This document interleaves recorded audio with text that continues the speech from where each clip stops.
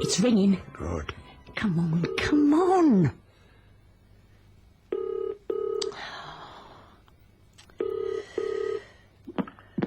Ah. 28473. Mr. Brown? Yes, speaking. Prestige Employment Bureau here, Mr. Brown. Good news. We think we've found you a job. Oh, yeah? One of our clients, the director of a large group of companies, feels he might be able to utilise your services. You sure you've got the right bloke? You are Mr. Brown, 72 Merchant Street. Yeah. Then there's no mistake, Mr. Brown. I'm a crane driver. What would a company director want with a crane driver? I don't know what the job is, Mr. Brown. I only know the salary is exceptional. Our client would like you to attend for an interview tonight. Tonight? Oh, no, sorry, it's out of the question. All applicants will receive an interview fee of £25, paid whether they get the job or not. What time tonight? If you'd be at the corner of Pitt Street and Eagle Lane, 9 o'clock sharp, our client's car will collect you. What sort of a car will it be? A Rolls-Royce. A white, chauffeur-driven Rolls-Royce. You'll be there. Excellent. What's the weather doing? Bucketing down. No, Edith. I think we're going to do it. I really think we're going to pull it off. In today's radio theatre, we present Movable Assets, produced by Brian Squires and starring Maureen Adair, Tom Meehan, Stuart Parker and Mike Westcott.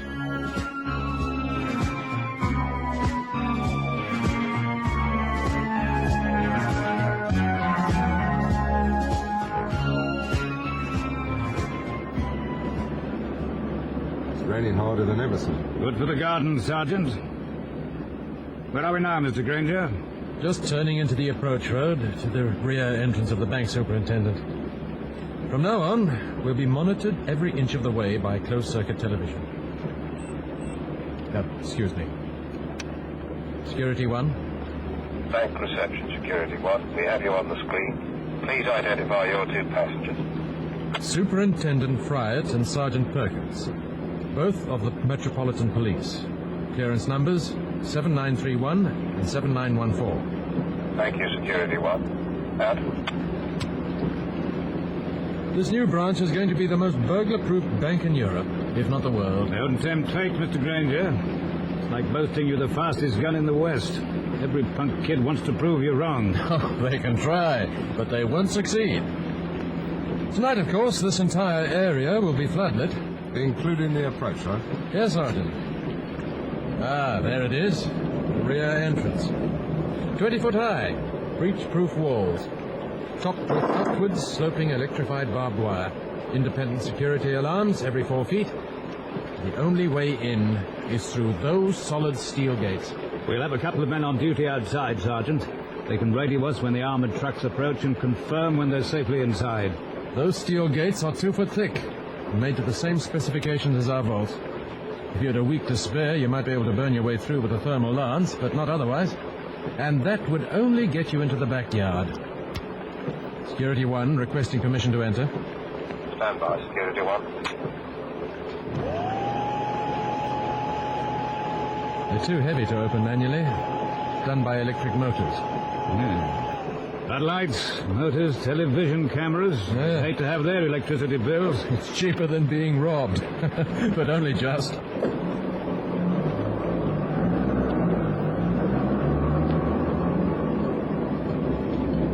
Well, here we are. Reception area. The heavy doors facing us give access to the vehicle lifts to the vaults. Everybody out! Everybody out! Please leave the reception area. Does that mean us? Yes, Sergeant. This is as far as we can go.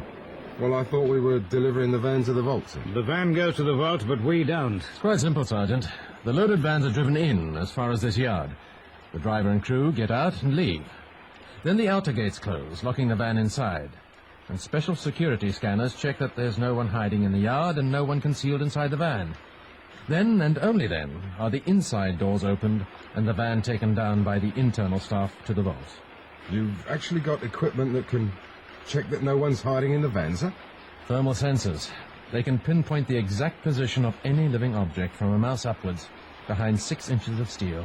And if they detect someone hiding inside? Then all hell breaks loose. All the alarms sound, the police are called automatically, video recorders switch on, and all vault doors and gates instantly close and lock. Everybody out, please! Everybody out! They're getting impatient. Oh, damn this rain. No raincoat, Sergeant? I thought we'd be staying in the van, sir. We'll shelter in the security lodge outside the gates.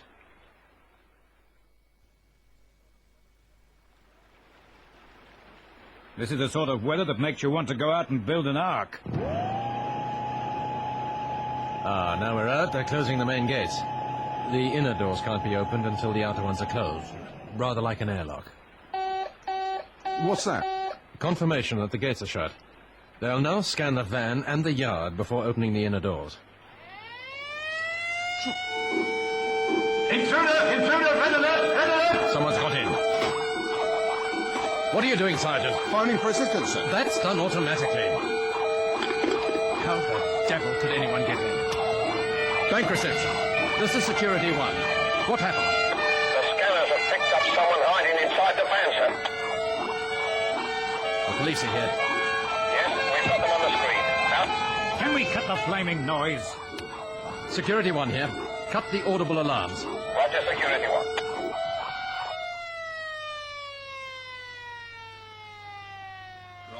What's going on? It's all right, Constable. I'm Superintendent Fryatt. They've got an intruder apparently hiding inside the security van. Get them to open the gates, Mr. Granger. They'll do that as soon as they've verified with the station that your policemen are genuine. I'll vouch for them. Time's wasting. We follow a set procedure. There's no rush. He can't get out. He's locked in. Ah. Stand by, the gates are opening. Right, inside. Surround the van. You two, cover the gate in case he makes a run for it. You inside the van. This is the police. We know you're in there. Be careful, Superintendent. He could be armed. He could be, sir.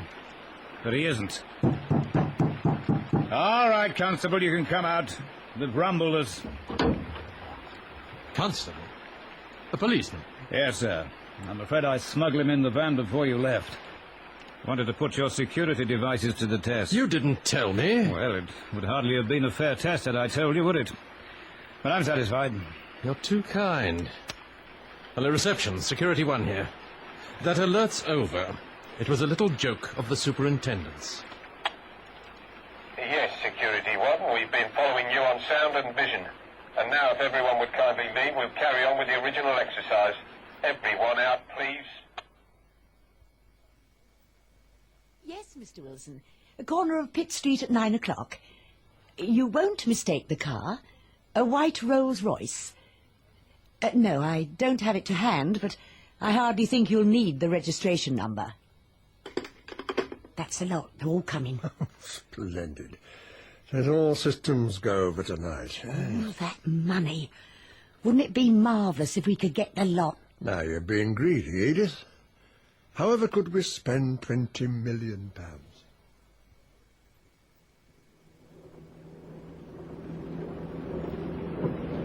I hope you were happy with our dummy run, Superintendent. I'll be a darn sight happier this time tomorrow when it's all behind us. When is this damned rain going to stop? Oh, I welcome the rain. If it's like this tonight, it should keep most of the villains indoors. Mr. Granger, you're shifting something like 20 million quid tonight. For that sort of money, even a flaming earthquake wouldn't keep them indoors.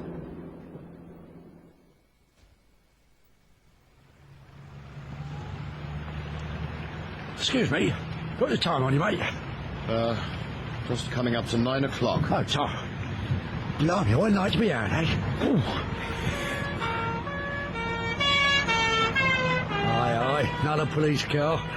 Rain's bringing them out like worms on a lawn. You wouldn't happen to have a cigarette on you by any chance, I suppose? There's a tobacconist over the road. Yeah, well, I haven't got any money. Then go without. I don't smoke. Yeah, I wish I didn't. When I was working, I used to smoke nearly 100 a day. Now I'm reduced to cadging.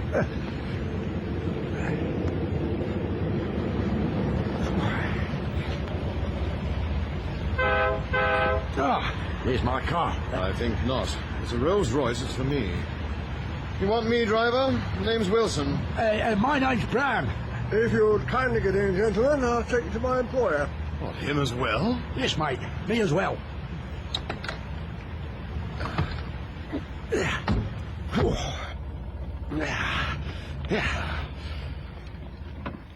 Now, this is your life, eh, Mr. Wilson?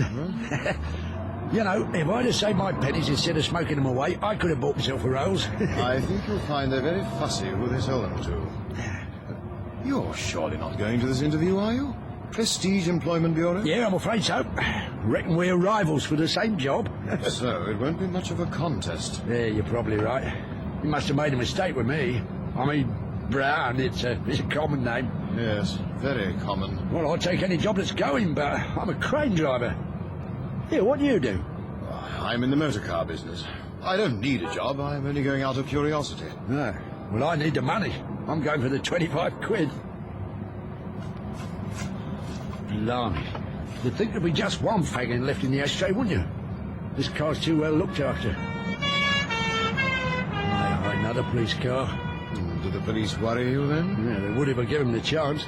Hey, some car, this, isn't it? Blimey, look. He's got a telephone. Don't touch it. Why not? My hands are clean. Hello? Yes, sir. Who's that? The chauffeur, sir. Do you want anything? Hey, it's a blooming driver. The car's so big you have to use the phone to talk to him. Look, you wouldn't have a fag on you by any chance, driver? Press the button on the armrest, sir. Button on the armrest? What, this here? Blimey. Cocktail cabinet, refrigerator, fags, and cigars. Thank you, driver, you're a prince. Here, I hope it's not a mistake. I hope we're really going to work for this geezer. Pass me a cigar, would you? Oh, I thought you didn't smoke. Just give me one. There you are. Thank you. Light? Oh, yes, me lord.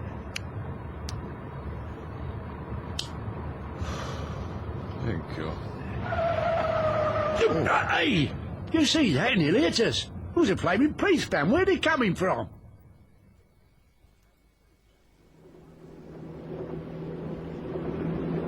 Watch it, Sergeant. You nearly run into that white Rolls. Sorry, sir. The rain's making driving difficult. Then drive slower, and we'll both end up in the back of a black Rolls, the hearse. Did you see those two characters in the back? They're smoking cigars a foot long.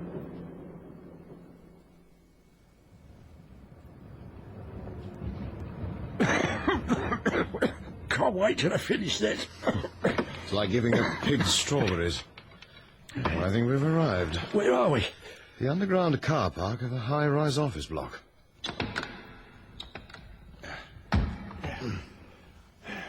Right, gentlemen, if you would kindly take that lift. It says private, the use of chairman only. That's right, sir. Mr. Merrick is the chairman.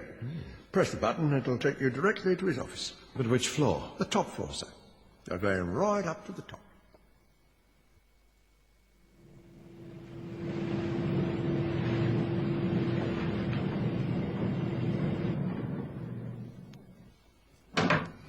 Right, here we are. Top floor. Centre's grotto. Ladies' corsets. Artificial fertilizers. Here, there's the chairman's office. Hey, what's that with you? You've gone green. I can't stand heights. We're not up high. We're only on the 25th floor. When I was working my crane, we were building these multi-storey blocks all the time. Very few of them fell down. Ha ha. Is my tie straight? Impeccable.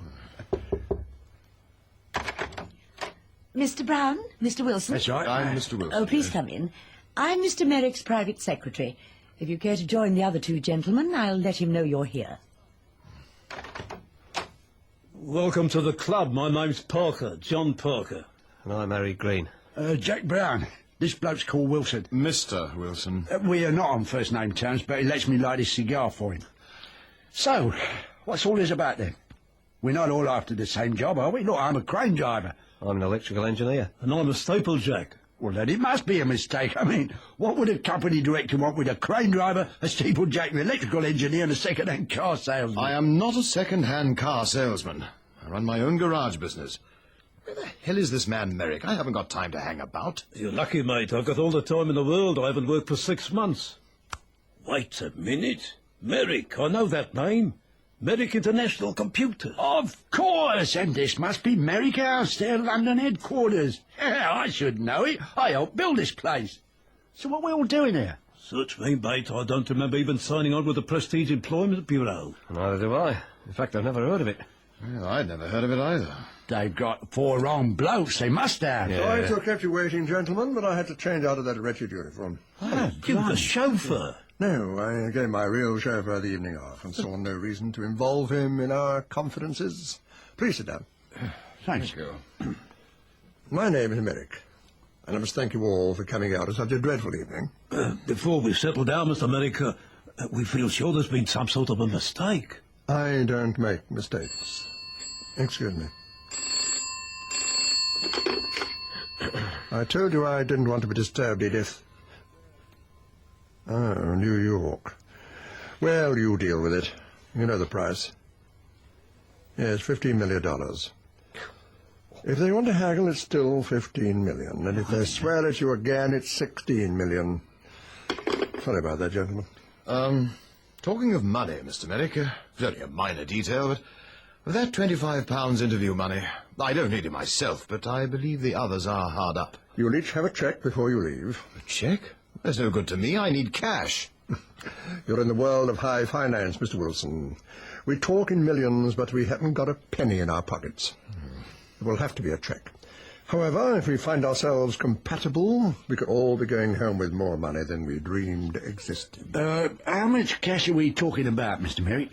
Enough to keep you in cigarettes for quite a few weeks, Mr. Brown.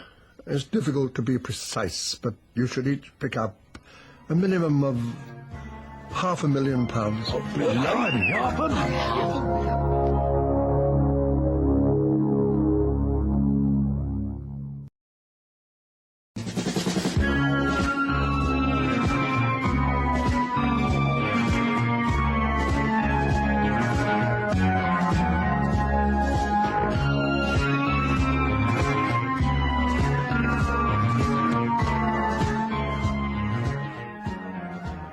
And I want roadblocks here, here, and here. Yes, right. And there is to be no traffic anywhere near this area once those security vans start to move. Right, sir. And I want everyone on this list brought in for questioning. Questioning? I just want them held, Sergeant. Once that money is safely locked up in the new bank, you couldn't let them go again. You don't think anyone would be daft enough to try anything, do you? I've got one of my feelings, Sergeant. One of my nasty feelings. £500,000 each? You're joking. I never joke about money. I take it that whatever you want us to do is all honest and above board. Oh, really, Mr. Wilson? If it were all honest and above board, do you seriously think I'd be talking to 4 petty crooks? Petty crooks? How dare you? Yeah, I dare you. Look, Mr. Wilson might be a crook, but I'm certainly not. What? Here, you can keep your £500,000. Just give me the 25. I'll even settle for your bus fare home. You're the crane driver? Yeah, that's right. You were working on that big city redevelopment site until they sacked you for selling off building materials that didn't belong to you. How do you know that? The same way as I know that Mr. Parker, our steeplejack, has seen many a prison cell from the inside for stealing lead from church roofs. And as for Mr. Green... Forget my cheque. I'm going. Please, sit down. We need you, Mr. Green. You know all about alarm systems. You were chief installer for global security. Until there was that nasty business of the missing electrical typewriter from a firm where you were installing an anti-theft system. One lousy typewriter. It was the 9 other lousy typewriters, plus the thousands of pounds worth of office equipment the police found in your garage, that finally made your employers lose faith in you. Yes? They bought Mr. Merrick. 15 million? Yes. Good. We'll have coffee now, Edith. Yes, sir. Now, who have we left out? Ah, yes, Mr. Wilson. Oh, Mr. Wilson isn't a crook. He's a respectable motor trader. Yes, I've been brought here under false pretences. Well, you know all about false pretences, don't you, Mr. Wilson? How many times you've been sent down? That's all in the past. I'll run through Mr. Wilson's references. Bags of convictions for confidence tricks and petty theft. Some of them involving elderly widows and trusting pensioners. That was a long time ago. Oh, granted. You've gone legitimate now with your used car business. Only there's been some doubt as to where you obtained your stock, hasn't there? I'm out on bail for car theft charges, if that's what you mean. That's exactly what I mean. You seem to know an awful lot about us. I have access to computers, Mr. Green. There's very little of our private lives that isn't stored away in a memory bank somewhere. Cool. My firm promised me faithfully that if I returned the loot, they'd keep their mouths shut. They said it'd be kept confidential. And so it was. I had to tap the confidential button before the computer would tell me. What made you pick us? I didn't pick you. My computer did. Huh? I asked it to come up with a steeplejack, a crane driver, a security alarms expert, and a car thief. I'm sorry, a garage proprietor. Preferably with shady backgrounds. It supplied your names almost immediately. Cool. Why that particular combination? Because that was the precise combination I required to enable me to pull off what must be the crime of the century. Ah, the coffee. Thank you, Edith. All right, gentlemen, please. Please, may I have your attention? Yes, of course, sir. Thank you. I am Police Superintendent Fryatt. The gentleman with me is Mr. Granger, Chief Security Officer for Bennington's Bank. We are jointly in charge of Operation Midas. The transfer at 2 a.m. tonight, or rather tomorrow morning, of some £20 million in gold, silver, banknotes, cash and securities from the old Bennington Bank in Queen Mary Street to their newly built prestige premises in Lombard Street. Rob a bank? Of course we're not going to rob a bank. We're going to steal from a bank. What's the difference? We're going to take the money before it even reaches the bank. Anyone want that last chocolate biscuit? Oh, well, by all means, have it, Mr. Wilson. Look, just what exactly are you proposing? This afternoon, Bennington's Bank closed down their old branch in the city and will be moving all assets to their ultra-modern prestige super branch, which opens for business on Monday. Yeah, I know that new place. I helped build it. And built it very strongly, I'm sure. Well, strong enough. You'll never tunnel, bomb or blast your way in there. And Global installed the security systems. You couldn't get within 200 yards of the place without being detected. Detection is what I'm extremely anxious to avoid. The assets, some £20 million worth, are being transferred under heavy police escort at 2 a.m. tomorrow morning. We will be using our new Mark IV armoured trucks. We will send one truck at a time. Only when we are satisfied that the first truck is safely inside the new premises will we send the second, and so on. We will not risk more than one truck on the road at a time, because each will be carrying in excess of £4 million. Trucks will travel along this route. Up St. Paul Street here, left along Ridgeway Road, Green Street, Ford Street, then down the private access road to the rear entrance of the new bank. And where'll the police be? Each truck will travel in a police convoy consisting of a radio car in front, motorcycle outriders, and another radio car bringing up the rear. In addition, there will be roadblocks at every turn-off. That's here, here, and here. Yes. Half an hour before the first loaded truck is due to leave, our traffic colleagues will close this entire area to pedestrians and vehicles and completely seal it off. Now, any questions? No wonder I've been hearing police sirens all night. Look, surely you don't expect a bunch of small-timers like us to knock off a security van with half the police force waiting for space on the pavement? Yes, Mr. Brown, that's exactly what I do mean. As soon as the armoured truck is inside the rear yard, all security arrangements come under the control of Mr. Granger and his staff. The money will be at its most vulnerable while in transit, gentlemen. But once it's inside our new premises, no one can touch it. We can't touch it whilst it's in transit. But once inside the new premises, it's ours. Ours? Surrounded by reinforced concrete, television cameras, burglar alarms, to say nothing of the police. One last thing. A police guard will be travelling with each truck. He will be a trained marksman, and he will be armed. You're expecting trouble then, Superintendent? I always expect trouble. And if an armed gang decides to have a go, I don't want a hiatus while we all race back to the yard to draw guns. We will be ready for them. No, Mr. Wilson, we will not carry guns, iron bars, nor pickaxe handles. There is to be no violence of any kind. We drive the armoured truck into the rear yard.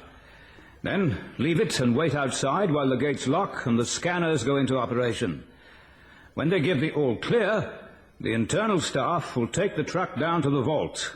Then, and only then, will the police convoy return to the old premises to collect the second loaded truck and so on. Any questions? Mr. Granger, aren't we taking a hell of a chance leaving the loaded truck completely unattended in the yard while your scanners operate? Oh, good question. The truck will be in a tight security area, behind 6-foot-thick walls, steel doors, floodlit, monitored by TV cameras, protected by sophisticated alarm systems, not to mention the presence of armed police waiting outside. I don't think our money could be safer. It takes 2 minutes for the scanners to complete their check, and during those 2 minutes the truck, bulging with gold and banknotes, is ours for the taking. With the police outside? Locked outside, and the bank security staff locked inside. All the time the scanners are operating, no one can get in or out. Including us? Excepting us. We're all wasting our time. I installed those systems. They're infallible. Even if you could get in, which you can't, you couldn't get out. These systems, the TV surveillance, floodlighting, alarms, scanners and beams, how are they powered? Electricity. And if we cut the electricity? If the power failed, all gates and doors would automatically lock tight. It's a fail-safe principle. But you couldn't cut the power lines. They're buried so deep you could dig for a week and never get to them. Let's assume we could get to them. What would happen if you cut the supply? Nothing. The bank has 2 separate supply lines. You cut one, the other one comes instantly into operation. Supposing we were to cut both cables? You couldn't even cut one. Humour an old man, Mr. Green. What would happen if both cables were cut? Well, should that happen, the bank's emergency generator would automatically cut in and restore full power. The emergency generator won't be installed until Monday. How do you know? I keep my ears open. I hear things I shouldn't. You can forget the emergency generator. All right. It's impossible to cut both cables, but if you could, the floodlights would go out and the TV cameras wouldn't operate, but the alarms and sensors would still function for 13 hours on built-in batteries. Bells would ring, sirens would scream, hooters would blast, and lights would flash in the local cop shop. The whole area would be ringed with police in seconds. Not so easy as you thought, is it, Mr. Merrick?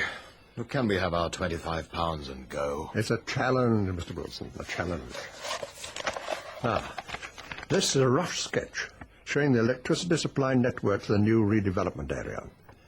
Ignoring the various substations, I see all supply lines emanate from this point here.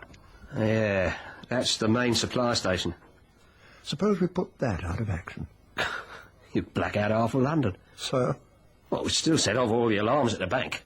These alarms which go off automatically when the power is out, are they common? Well, nearly all the city banks and safe depositories have them, as well as most of the big stores and factories. Hundreds of them. Just think, then. Hundreds of alarms, hooting, whistling, screeching, warbling, all over London. Eh? The police wouldn't know which to tackle first. There'd be utter confusion. And the armoured car truck would still be locked inside the yard. Waiting for us to lift it out. Lift it out? The new bank is on the edge of the building site for the city redevelopment area. And what enormous object is perched high in the centre of that site? My crane! My old crane! Could it lift an armoured truck? It could lift 4 armoured trucks. Oh, you're tempting me to be greedy. But alas, my plan will only work with one. Could you pick it up and swing it over to the rear road at the back of the building site? A piece of cake. Then we're home and dry. Edith, it's on. Bring the equipment. See this as well? I have no secrets from my secretary. Dump it on the desk, Edith. course. And please sit down. Mr. Wilson will give you his seat. What? Oh. Yeah. Thank you. You needn't take note, Edith. Now listen carefully. This is how we're going to steal ourselves a fortune. We get Mr. Brown up in the cab of that crane. From that height, you'll see straight down into the bank's rear yard, Mr. Brown. To help you, we've got a pair of handsome night glasses. Edith? Yes, here you are. So, the first armoured truck is the star prize. It'll be packed to bursting point with Krugerrands, gold sovereigns and small denomination banknotes. At a rough estimate, some £4 million worth. Give or take the odd halfpenny. Oh, I don't believe it. £4 million. Do you still want to take your £25 and go, Mr. Wilson? Anyway, as soon as the police leave it in the yard and the outer gates shut and lock, Mr. Brown signals Mr. Green. Where will I be? At the main substation, ready to cut off the power. Can we get in there? That's easy. They don't guard it. How do I signal him? He'll be more than 2 miles away. You'll each have one of these walkie-talkies. Pass them round. Mr. Green cuts the power. Everything goes black. Total confusion. And that's when you lower your hook. Well, we've got to have someone down there to fasten chains under the truck. We'll send someone down with the hook. It's large enough, isn't it? Yeah, well, it's big enough, but to get to it, you've got to crawl along the jib. 20 stories up in the pouring rain. Well, I expect Mr. Wilson could manage that. Me? Oh, no, definitely not. No, please, not me. Good of you to volunteer, Mr. Wilson. But we do have a qualified steeplejack in our team. I was wondering how I fitted into all this. So you drop down with the hook, you lash the chains round the truck, then hold very tight. Mr. Brown will lift you and the truck over the building site and lower you down into the rear road, where an empty removal van will be waiting. And where will the removal van come from? Now you come into it. You're going to steal it for us, Mr. Wilson. Then all we have to do is load the truck into the van and drive off to a lock-up owned by a friend of mine. Once hidden, we'll have all the time in the world to burn our way through to the loot. I invite your questions. Well, supposing someone happens to look up and sees a dirty great armoured truck swinging in the sky. People rarely look up when it's pouring with rain. They keep their heads down. Yeah. Besides, there'll be so much noise and chaos with the alarm screaming, they'll be too occupied to idly stare upwards. You've got it all worked out, haven't you? I didn't get to where I am today by leaving anything to chance. I take 50% of the total haul. You split the balance between you, which means your share should be, as I said, at least £500,000. Well, I don't know. It seems such a harebrained scheme. No, but it could work. It's got to work. What I don't understand, Mr. Merrick, is why a bloke in your position should involve himself in crime. Greed and revenge. I built this company up from scratch. Now it's on the verge of bankruptcy, thanks to Bennington's bank. They refused me the loan that could have saved us. So, when honest methods fail... Well, gentlemen, there you have it. Operation Midas. It's foolproof. It's infallible. Nothing can and nothing will go wrong.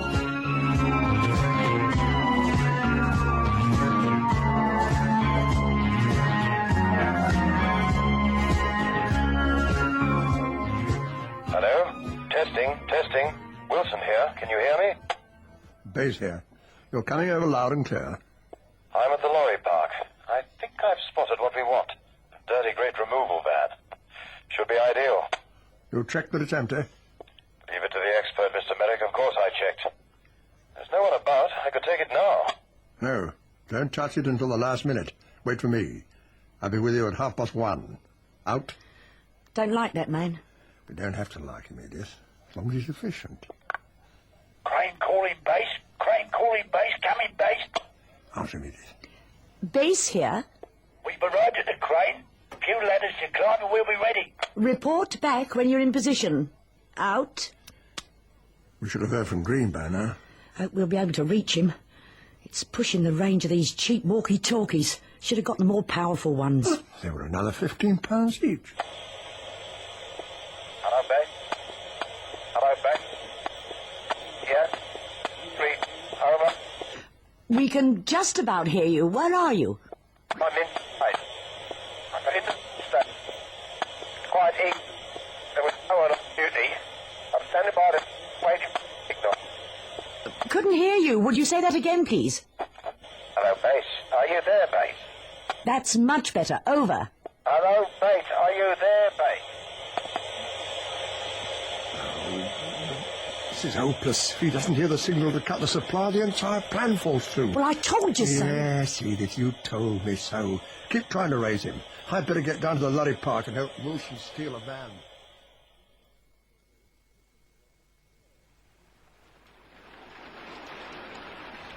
Well, here it is. What do you reckon? Yes, seems perfect. I wouldn't have picked it otherwise. Let's go inside. I'm soaked. Now, easy. Up you get. Now for the ignition.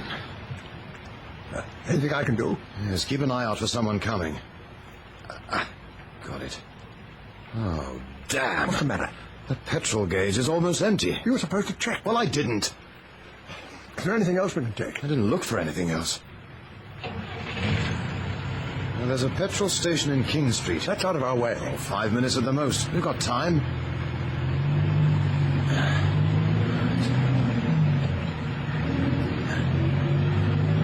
Police car. Oh, hell, what should we do? They can't be after us. We've only just stolen the damn van. They are after us.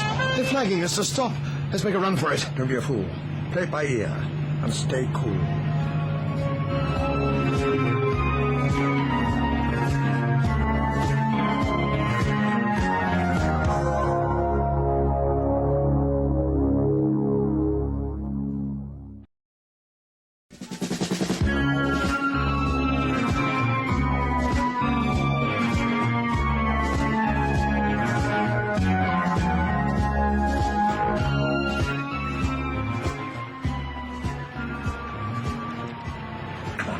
Play it cool. He's not looking for you. What's the trouble, officer? Where do you think you're going at this time of night? We're off to Leeds, picking up a load of office furniture. Well, you can't come through here. They're closing this road, sealing off the entire area.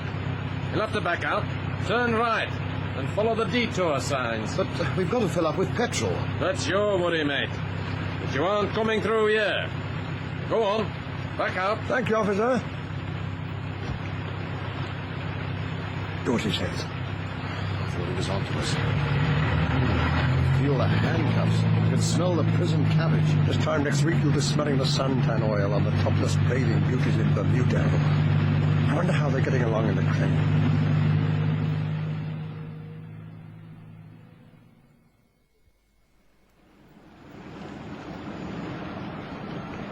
Blimey, look there. It's higher than I thought. I thought steeplechase in mine eyes. We don't, but they can see what we're doing. It's pitch black and pouring with rain. That jib out there'll be as slippery as hell. Hey, you can see the yard of the bank all floodlit.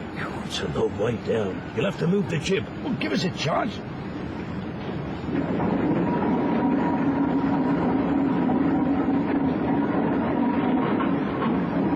There you are, sir. I'll let you know once I crawl out along the hook. Any sign of the removal van? Oh, I can't see it. Here, wait a minute, that could be it. That'll make sure. If it's a police mobile canteen, we're in dead trouble. Hello, Crane. Hello, Crane. We're in position. Can you see us? Hello, Earth. Yeah, we can see you. It's 1:45. Time for Mr. Parker to start his spacewalk. He's on his way. Out.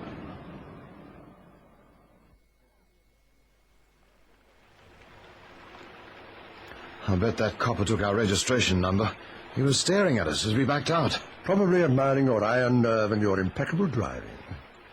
Is Mr. Parker out on the jib yet? Yes, there he goes. Rather him than me. Oh, Struth, what's the matter? He's fallen. Give me those glasses. Here. Oh, no.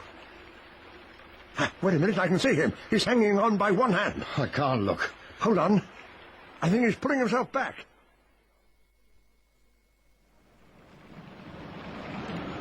Parker, you all right?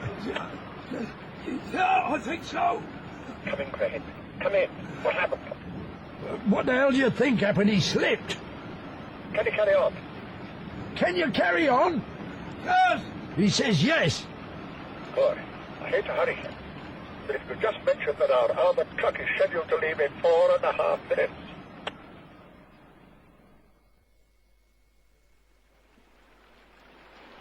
First vehicle loaded and ready to go, Superintendent. The intersection's clear, Sergeant. All clear, sir. Confirm they're ready to receive it at the other end, will you? Hello, bank reception. This is Mayday Control. Number 1 ready to roll. Are you ready to receive? Over. Hello, Midas Control. Ready and waiting for first truck. Over and out. All right, stand by. Motorcycle escorts, take up your positions. All right, sir. Convoy, get ready to move. Now!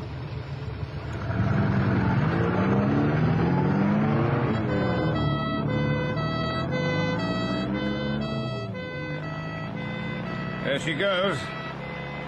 How much inside that little lot, Mr. Granger? Classified information, Superintendent. But let's just say you wouldn't get much change from a £5 million note. 5 million? More than I earn in a week. After tax, of course. Tango 1 to Midas Control. Convoy passing intersection now. Over. How long before you've got the second truck loaded? It'll be ready for when they get back. Hello, Control. Tango 2. Convoy passing now. Over. Just passing number 2 intersection, sir.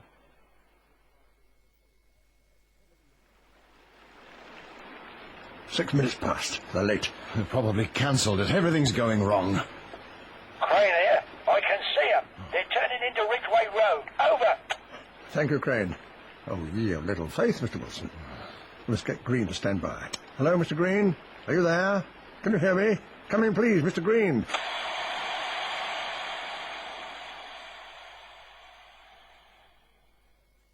Hello, Midas Control. Bank reception here. We've got the convoy on closed circuit. It's approaching the rear gate now. Thank you, bank reception. Prepare to receive the first truck. Inner doors secure. Inner doors secure. Stand by to open outer gates. Hello? Hello, Mr. Green. Can you hear me? Oh, damnation. Crane here. The armoured trucks reach the rear gate. Stand by to cut power. Don't abort till the last minute. He might be able to hear us, even though we can't hear him. It is the last minute. They're opening the gates. Hey, Mr. Green, if you can hear me, get ready. The truck is now in the yard. The police drivers are leaving. They're outside the yard. The gates are starting to close. Mr. Green, if you can hear me, cut the power now. Thank you, bank reception. First truck safely inside the yard, sir. Good. Is the next one ready yet, Mr. Granger? Oh, hell, what happened to the lights? Sergeant, find out what's happening.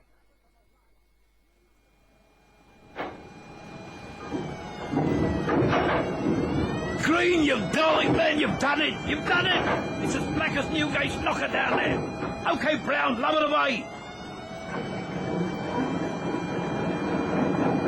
Listen to all those damned alarms!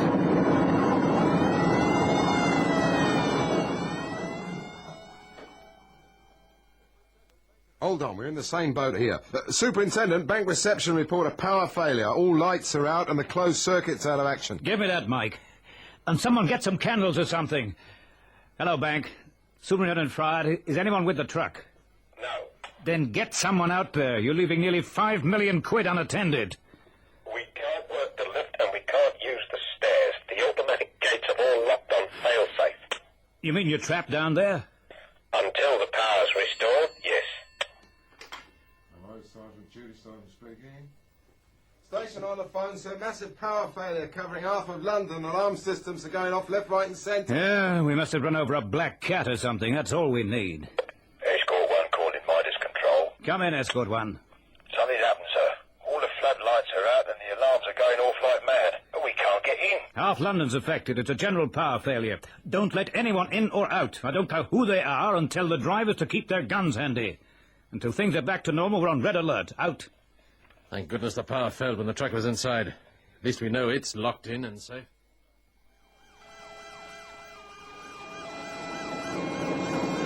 Down! Down! A little more! Hold it! The Eagle has landed! It's cacophony down here! Can you hear me? Just about. Now get those chains fastened and let's get you hauled up. What do you mean there's no candles? How on earth was I to know we were going to need them? Electricity emergency service on the phone, sir. No idea where the fault is yet, but they're working on it. All right. We can't do anything here. Get the car out, Sergeant. We'll go down to the new bank. You won't be able to get to the truck. I still want to be there. I've got one of my nasty feelings. Did you hear that? We've nearly done it. I've got the rear doors open. The truck will be coming over the wall any second. But someone's coming. It's all right. It's only me.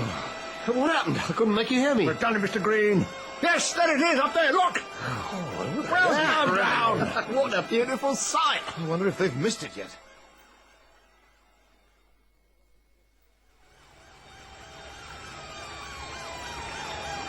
Well, what's the position? No change, sir. The truck's still inside. No one's been near nor by. Yeah, well, all I can see are closed gates. Are you sure the truck's in there? I drove it in there myself, sir. This is ridiculous. We've got to get inside somehow. Send someone to pick up a couple of extra long ladders. Where do we get them from, sir? Don't ask me. Use your initiative. Sir. I want someone in that yard with the truck. Come on, let's go, Sergeant. Where to, sir? Just cruise around and keep your eyes open.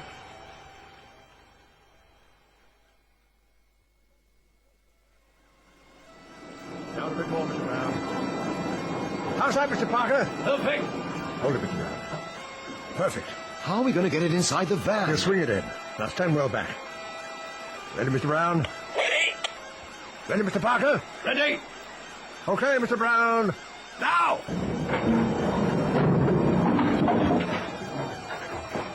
You've done it, Mr. Brown! Bullseye, first down. Hook release. Right. Haul up the hook, Mr. Brown, then get down here as quickly as you can.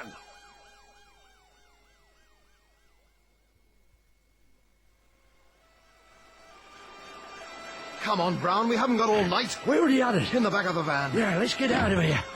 Blimey, I don't believe it. We pulled it off. We got away with nearly 5 million lovely quid. What's up? I don't know. Oh, no, the petrol. The tank's almost dry. What? We're on our way to fill it up when the fuzz turned us back. You bet. We were supposed to check the petrol before you nicked it. Well, I didn't. Well, he won't go without petrol no matter how many times you press a bloody starter. Hey, you lot in there. We're out of petrol. Oh, no! There's an all-night petrol station round the corner. Yes, but how do we get the van Well, there? how do you think we pussy? And that includes you, Wilson. Get out. We'll never push this way. Yes, we will. It's not fun. It's downhill all the way. Come on.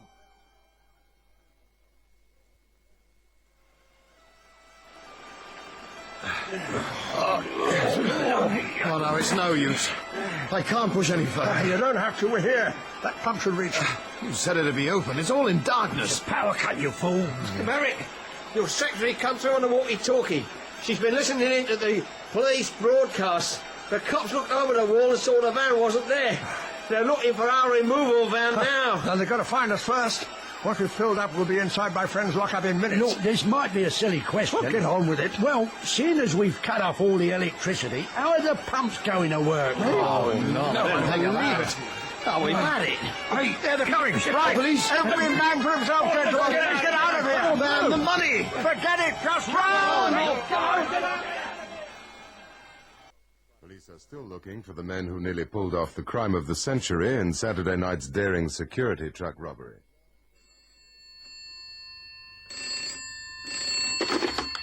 Brian? Hello, mate. Parker here. Have you told the cashier £24 check yet? No, not yet. Oh, don't bother, little nuts. All ours have. Oh, he's not getting away with that. That's what I thought you'd say. We're going to pay a surprise call on him in his office this afternoon. You want to come? What time? Meet us in the public toilets outside Medic House at 3. Oh, there you are. Others here yet? No. I've seen Mr. Merrick. He was getting out of his white Rolls Royce. Was he? Did you speak to him? No. Why not? Because he wasn't Mr. Merrick. Eh? No, Mr. Merrick's a fake, a phony. No wonder his checks bounced. Tell, there's no tell. Hey, mate, you got a towel? Sorry, sir. Sorry about that. Blimey. It's Mr. Merrick. What are you doing down here? I work here. What, in the gents? I need it. In the ladies. What? At weekends, we do office cleaning at Medic House. We have the run of the place. The boy may catch you in a big shot. Oh, such a crazy scheme, wasn't it? Would you have agreed to come in with me if you'd known I was a lavatory attendant? No way. Well, that's what I thought. Yeah, we came so close to pulling it off. My coat, please, Fred. Yes, sir. Allow me, sir. Got that new safe in you were talking about, sir? Oh, yes, but it's useless, in my opinion. Huh? Thousands of pounds worth of securities in there, and you can open it with a hairpin. Thank you, Fred. Oh, thank you, sir. You were surprised how freely people talk down here. Listen, Fred, or whatever your name is, lavatory attendant or not, if you get any more crazy schemes, I'll be proud to come in with. Yeah, me too. Funny you should say that. I had one of my regulars in last week, very talkative, works for the Bank of England. Now, I know it's supposed to be impregnable, but I have a plan. If we could get hold of a sewage worker and a potholer, I think I see a way. Fred! Oh, coming, sir. Coming!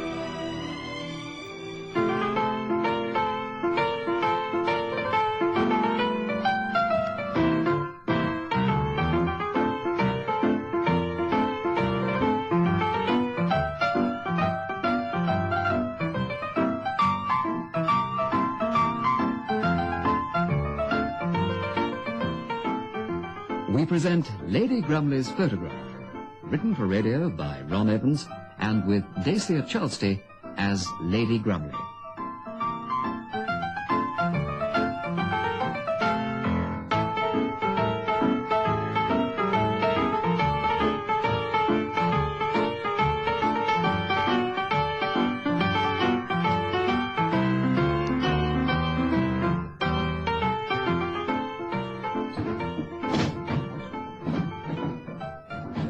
Stella! Stella, do you hear me, girl? Yes, Lady Grumley. I can't seem to find it. How can you possibly find it in there? I must look everywhere and... Logic, my dear girl, logic. Have you been in my bedroom this morning? No. Yet you had it in your hand an hour ago, am I correct? Well, yes, but... There can be no but, Stella. There is only one conclusion you can arrive at. It is not in my bedroom. Correct? Yes, Lady Grumley. Since I last saw you with it, you've been only here and in the bathroom. Yes, the bathroom. Oh, I remember now. Here it is. If only people would stop and think. Oh, very silly of me. Yes, very silly. Shall we go for our walk on the promenade now? I haven't come down to Brighton merely to view the sea from the inside of this hotel suite. Oh, yes, of course, Lady Grumley. I'm quite ready. And perhaps you are, but I am not. You're not? Can I go like this? Look at me, girl. Can I? But I can't see anything wrong. I mean... Take a look out of that window. Yes, down there. Do you see the wind stirring the trees? Oh, yes. My dear girl, does not that tell you something? Look, look. There's a wind blowing. And what month is it? September. Yes, September. So what does that tell us? Well, it's a breezy September day. Oh, dear, it is taking so long to filter through. My first question was, can I go dressed like this? Oh, yes. You need a coat. I'll get it, the blue one. Wait. I made a point of reminding you. It is September. From that you should have concluded that summer is over. You did realize there is a breeze, therefore it will not be a warm one. Tell me, girl, what is my blue coat? A summer one, lightweight. Now which coat will you bring me? The brown one, with the fur collar. Excellent.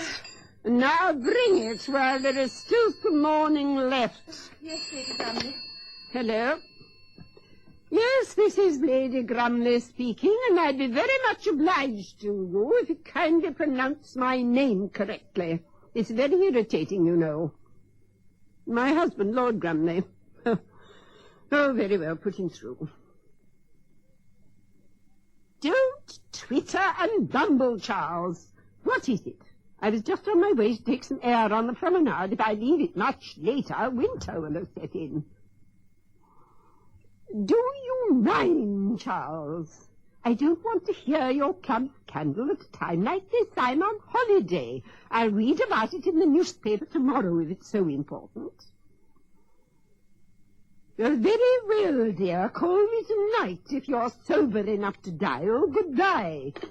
Here we are. The coat. Let me help you. Naturally. That's what you're here for. That's right. And the other arm. Oh, really, Charles, And can be the it down the front. As if I'm interested that they've just discovered that the club secretary was a member of the Communist Party in 1934. Who wasn't in those days? It was fashionable and adventurous. I might have been one myself for all I know.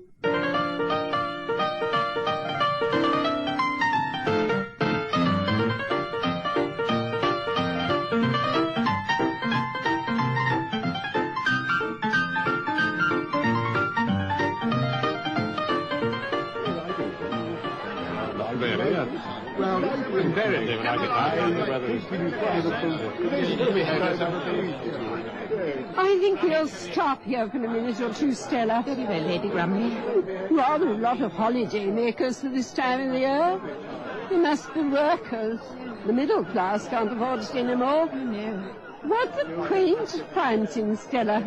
I don't remember seeing this before. The camera. You have brought it with you, I trust. Yes. Oh, yes, Lady Grumley. Well, a picture girl, standing here with my back to the fountain. Well, I'll just get it out. There is film in it. Oh, yes, Lady Grumley. I put a fresh one in yesterday before we left London. Ah, very well. Well, I'm ready. Well, hurry, girl. I can't hold this smile forever. It's bad for the complexion, you know.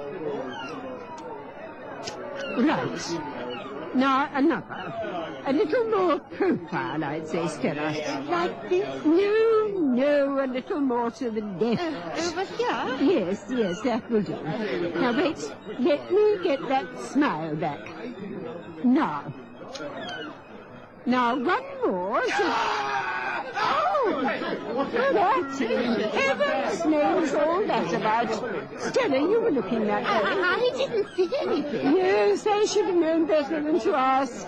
Oh, there's a man who's fallen down, and a lot of people are standing over him. Heart attack, probably. It's all these eggs and butter these men stuff themselves with. Oh, no, I don't think it was a heart attack, Lady Grumley. He had a knife sticking out of his back. Oh, how interesting. Well, that rules out accidental death and suicide. The policeman has taken over. He's moving the crowd back from the body. I should think so, too. People can be very good. Shall we go back to the hotel? I feel rather faint. Pull yourself together, girl. We're staying here to watch. Yeah?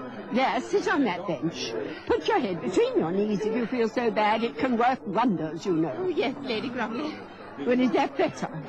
Yes, thank you. Fancy a murder right here on Brighton Promenade. I don't know what the place is coming to. It can lower the tone, you know. I heard that there used to be a lot of violence from the racecourse gangs here many years ago. Oh, that was before the Second World War. But in those days, they had the common decency to commit their hideous crimes in back alleys, and at night when law-abiding citizens were in their beds. Oh, I see the policeman has been joined by two colleagues. Oh, if I can get up on this bench... Do be careful, let me help you, Lady Grumley. There, now the view is better. I'd rather not look. Foolish girl. You sit every evening watching all the violence on television, and yet you go all pale and weak-kneed at reality. Oh, there is a difference. Nonsense. Oh, I can see the victim now. The policeman has moved the crowd well back. The knife is in right into the hilt. Oh, most intriguing. Ah, here comes a police car and the ambulance.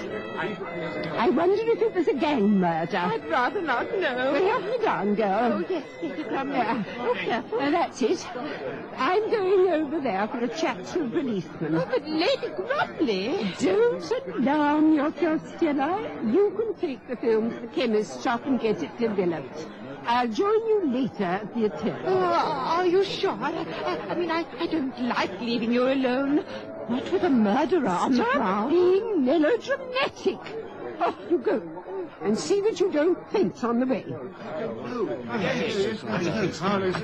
Did you actually see the crime committed, Mr. Stevenson? Oh, not actually. You see, it all happened so quick. Oh, very well then. Could you call in at the police station and make a statement then? Yes, missus, yes. Missus, I must warn you, young man, that you are addressing Lady Andrina Grumley. Yes, Lady Grumley. What can I do for you? You may put my name down as a witness. Oh, yes, certainly. You saw it all? I saw nothing, young man. I had my back turned. Oh, then you didn't see the crime being committed. I mean, you didn't actually... Constable, all I'm asking you to do is put my name and address in that little black book you are holding and record the fact that I was present. What did you see that has a bearing on what happened? I have no wish to be interrogated here in public, Constable. I shall tell your superior officer when he cares to ask. Yes, ma'am. So, can you open your book and write this down? Lady Grumley, and I'm staying at the Excelsior for the next week. Grumley. Please, Constable. One does not spell Grumley, Grumley. Sorry. My name is spelled Grolmondeley.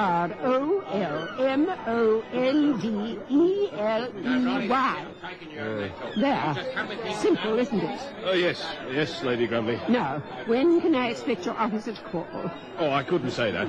Any time, I suppose. Make a note in your book, then, asking him to telephone first. Well, it's more likely he'll ask you to go down to the station to make a statement. No, very well. So long as he makes it a reasonable time. I like to sleep in the afternoon. Just 2 or 3 hours after lunch.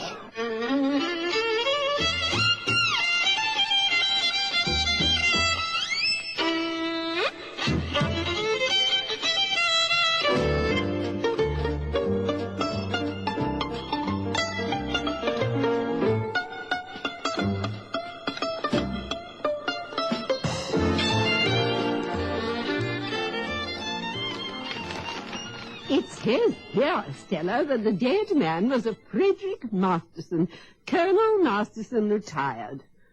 Oh, I do despise these people who carry their military ranks into civilian life. It is rather as though they are trying to compete with the aristocracy. I suppose it is really a form of inverted snobbery, the result of an inferiority complex. Oh, I do agree. Why, I remember... wonder who and what he was. I've no idea, Lady Grumley. Oh, you have connections in this demi-monde. A man like this Masterson would live in. Oh, well, I don't know. Social climbers and their like. Oh. Yes. Make a few telephone calls to your London friends and see if they have heard of the man. It says here he lived at Corridine House in Chelsea. A good class area, if I remember correctly. Shall I do it now? Well, of course, my dear. 1, 2, 7, 3, 5. Hello, is that Blanche? Yes, it's Stella. Have you read this evening's paper? Yes, I'm at Brighton with Lady Grumley. About that man who was murdered on the promenade this morning. Do you know him? Oh, Colonel Frederick Masterson. He lives in Chelsea at Corridine House. You do? Oh, are you sure of that? Oh, how very strange. Oh, what an awful man he must have been.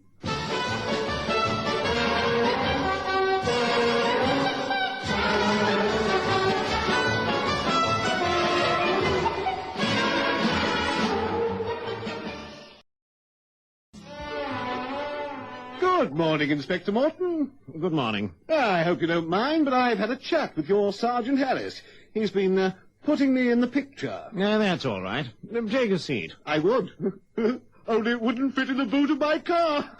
Yes, well, I wish I could feel as cheerful as you, Yardley. Oh, no point in being glum, old chap. I'll sort the case out for you in no time. No time at all. That's why the Chief Constable decided to call in Scotland Yard. He has a lot of confidence in your abilities. So have I, old chap. They don't call me Yardley of the Yard for nothing, you know. Did he specifically request for me to be put on the case? By name? By name. Excellent. That kind of thing's good in the promotion stakes. Yes, by heaven it is. Yes, well, this one isn't going to be as easy as the last murder you investigated. Oh, that's what they all say. But really, all one has to do is find the motive, the opportunity, and the witnesses, and Bob's your uncle. And what would you like to deal with first? I presume you know the details of the actual killing from Sergeant Harris. Yes, yes. For a public killing, there are remarkably few witnesses. No one who actually saw anything. Oh, the killer was clever and quick, you know.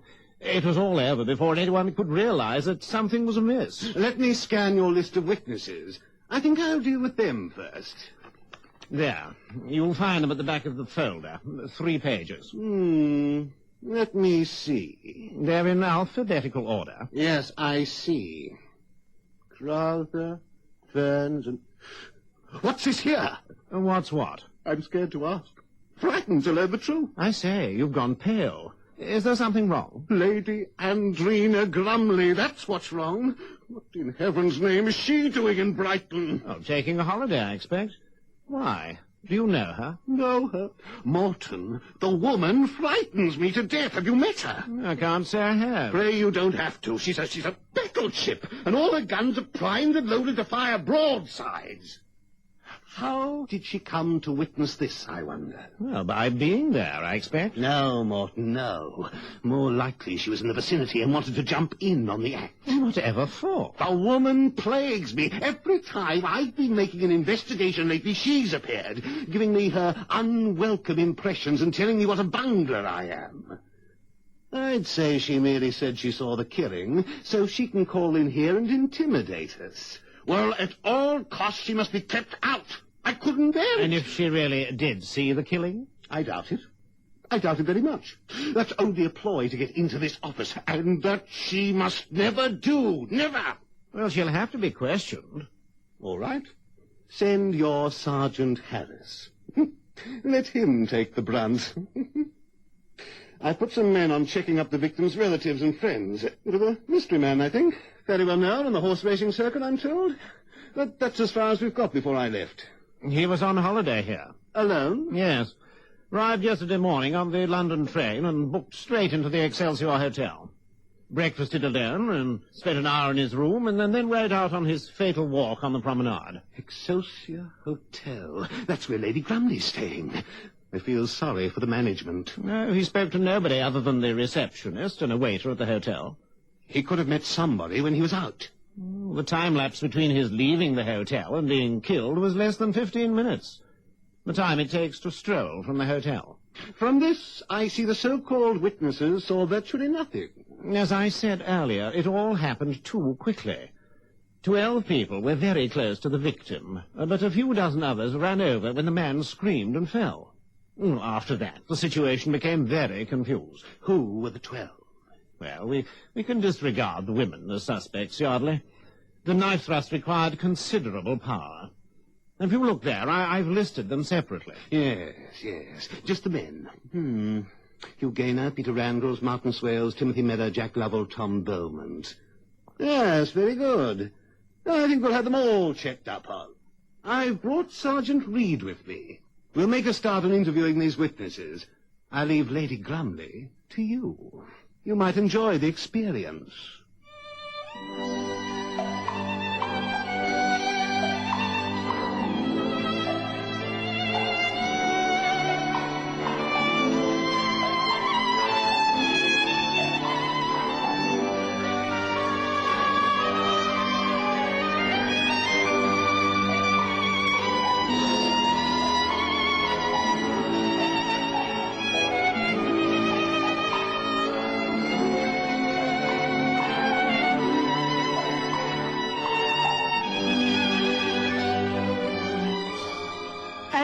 so glad you called, Inspector. I was going to telephone the police station to find out why my contribution to your case was being so criminally neglected. I'm Sergeant Harris, Lady Grumley. A sergeant? Do you hear that, Stella? They've sent a sergeant. I've been asked to take a statement. Indeed.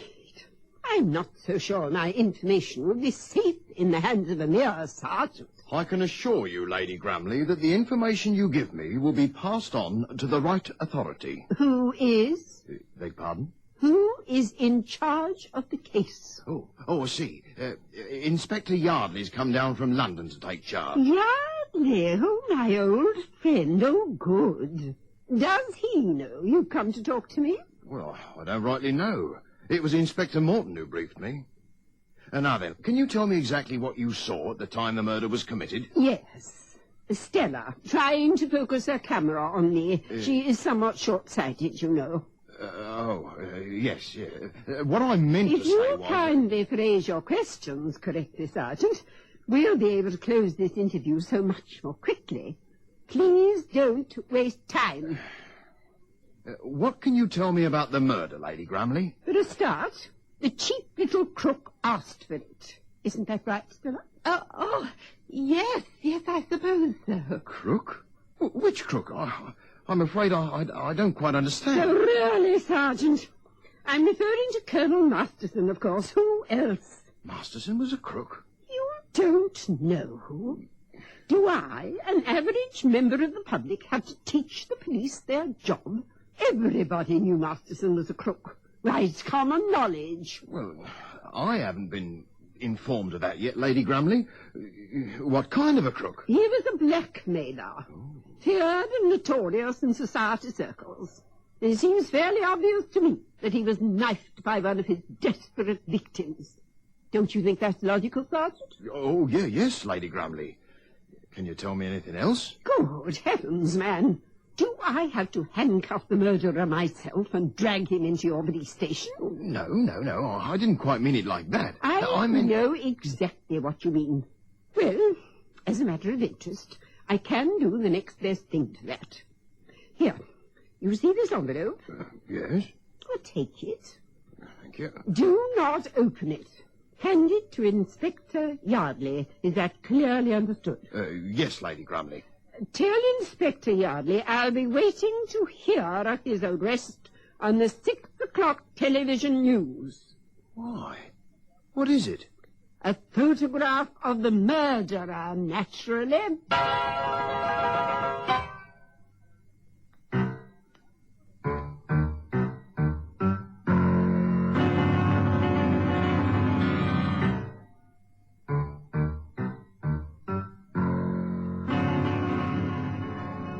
So, what did the old girl tell you, Sergeant? Oh, not very much, sir. Not directly, anyway. Did her ladyship give you a difficult time? Well, I found myself touching my forelock several times. I thought her type were long extinct. Did she have a nervous-looking woman with her? Oh, yeah. Stella Lombard. Ah, yes, her companion and doorbell. Miss Lombard is from a very good family, but far too meek to make her own way in the world. Well, what did you find out? Was her ladyship bluffing, or was she really on the scene at the time of the murder? Well, from what I can understand, Lady Grumley and Miss Lombard were nearby, but neither saw anything significant. Good. So we don't have to involve them in our investigation. I can write the old girl out. No, not quite, sir. She gave me this envelope. She did? What's in it? Oh, I think it must be some kind of a joke, sir. She says it's a photograph of the murderer. Sergeant, you must be pulling our legs. Take a look. Well, there must be at least 20 people in the picture. Not much help, is it? She said something about Miss Lombard taking a picture at the time it happened. Of course, the old bat could be right. It's more than likely our killer is in the picture. Well, they're all standing there looking very innocent and shocked like. Oh, by the way, sir, I didn't know the victim was a well-known crook. Nor did I, Sergeant. How did you come by this slice of information? Well, the old... Lady Grumley told me he was. Said he was notorious. She must have some reason for making a statement like that. I wonder if my boys in London have come up with anything yet. 5, 4, 1...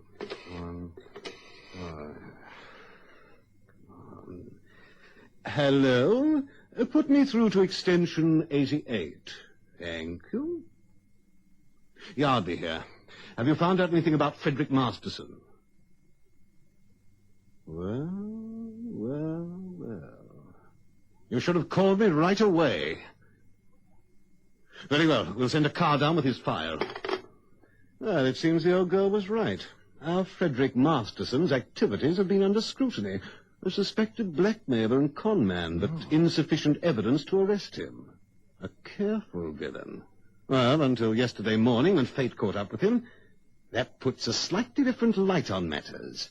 Blackmailer, eh? Could well have been one of his victims who did it. Yeah, that's what Lady Grumley suggested. Yes, she would.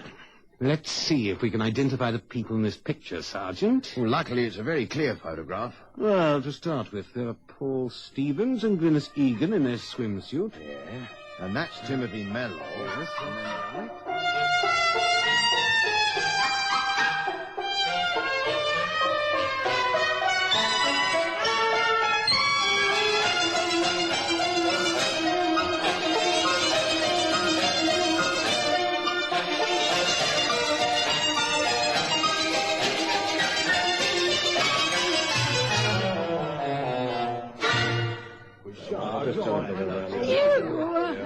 What are you? Oh, a sergeant. Yes, lady, I'm a sergeant. Well, now we've got that for, what can I do for you? I demand to know why the murderer of Frederick Masterson has not yet been arrested. Eh? Are you hard of hearing, Sergeant? What do you know about the murder, missus? Oh, why do they always put goats to meet the public in the police stations? I want to see your superior. You mean Superintendent Morton? I don't know the man. I want to see Superintendent Yardley. He knows me. Well, I can't say that I don't care what you can say. What he says is of more interest. Kindly tell him I want to see him now. Who shall I say wants him? Lady Andrina Grumley. And don't stand there gaping, man. Hello, ma'am. Come in. Lady Grumley. Thank you, Sergeant. Oh, so pleased to see you again, Inspector. Delighted to see you, my dear Lady Grumley. Please, take a seat. Here, let me. Thank you. I trust you're enjoying your holiday at Brighton? I enjoy myself wherever I go, Inspector.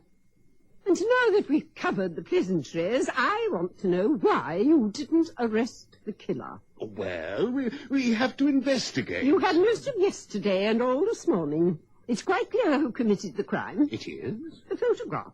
It's not every day you have the photograph of a wanted murderer given you, Inspector Yardley, I'm sure. Well, there were 17 people on that photograph, not counting your good self, Lady Grumley. It was a help, a very clear picture indeed. You studied it? Oh, naturally, with a strong magnifying glass. Then you'll know who the killer is. Well, the picture doesn't show the actual crime being committed, does it? However, it does tell us where everybody was placed at the time. Really, Inspector, it shows you the killer quite clearly. There is only one person whom it could have been. Who then? Do you mean to say you haven't worked it out? Where is the photograph? Here, in my drawer. I don't really see... Dear me, I don't think you studied it at all. And I certainly can't name the killer for you, because I only know his face. Show me which one you mean, if you please, Lady Grumley. There, that one. Obvious, isn't it? Yes, if you say so. Thomas Beaumont. Don't you agree with me, Inspector? Yes. Yes, quite. Thomas Beaumont, eh? Tell me why you agree with me. Well, You don't know, do you? You haven't studied the picture. I can assure you, Lady Grumley, that both Inspector Morton and I have Certainly you've looked at it, but have you read its meaning? Now look at that man there. Is he likely to have killed a man with his wife trailing along for the experience? His wife? How do you know that he has his wife with him? See the 2 parcels he has. That woman on the right is carrying 3 parcels from the same department store. From that, I conclude they're together. Yes, well, as it happens, you're right. That is Martin Swales and his wife, Georgina. And for the same reason, we can rule out that man and his wife. His wife? The dog lead in his hand. His wife must be the one carrying the toy pom. Yes. Peter and Sue Randalls. All the people are so mixed up, it's difficult to see who is with whom. On the contrary, it's quite clear. Now look at him carrying a coat over his arm. That must be his wife's coat. Ah, but it could very easily be his own. Not with a collar like that. And besides, the buttons are on the wrong side. Yes. And there is only one woman in the picture not wearing a coat, apart from that brave girl in the swimming costume. Yes, of course. That is Hugh and Lynn Gaynor. Those people on the right, we can also rule them out because they are running into the picture and would have been far too far away to do the stabbing. Correct. That leaves one man and one woman. The man is your culprit. Ah, but as you said, a man is unlikely to take his wife along to commit a murder. Those two are not married. I know that, but how do you? The girl has no ring on her left hand. She could be his girlfriend? In which event she would be an accessory after the fact, and I think you will find that they are strangers to each other. Is the man Thomas Beaumont from London? Yes, but so were the Gaynors, the Randalls, and the Swales. Arrest this man Beaumont, and I think you'll find he will readily confess. How do you know the girl didn't do it, Lady Grumley? Really, Inspector? See how thin her arms are. Yes. The knife has been plunged into Masterson's back all the way to the hilt. Yes. I think that if you dig deep enough, you will discover that Beaumont was one of Masterson's blackmail victims.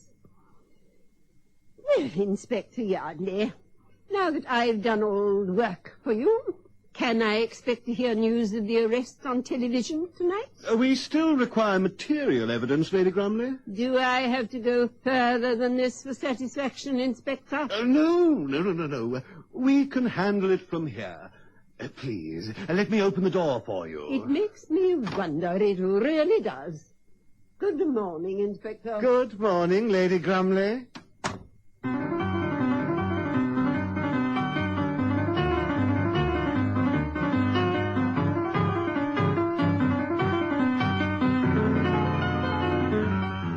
Stella, where are you? In the bedroom. Bring my coat, I'm going out. But you've only just come in and lunch. Don't argue with me, Stella. I don't need lunch. I am already overweight. Oh, you've only reminded I me, don't Lady... need to be reminded when to eat. My stomach tells me that.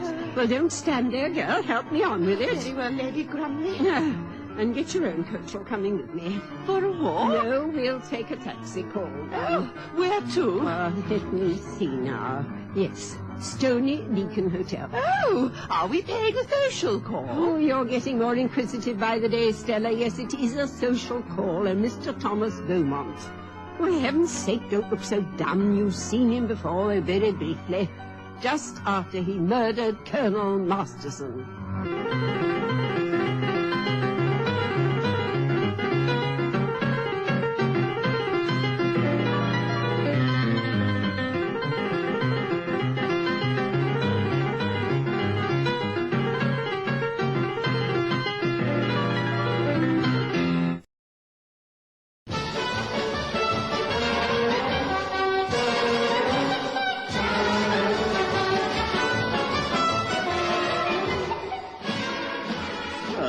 As you can see, the evidence in this picture points right at Beaumont. Very clever of you, Yardley.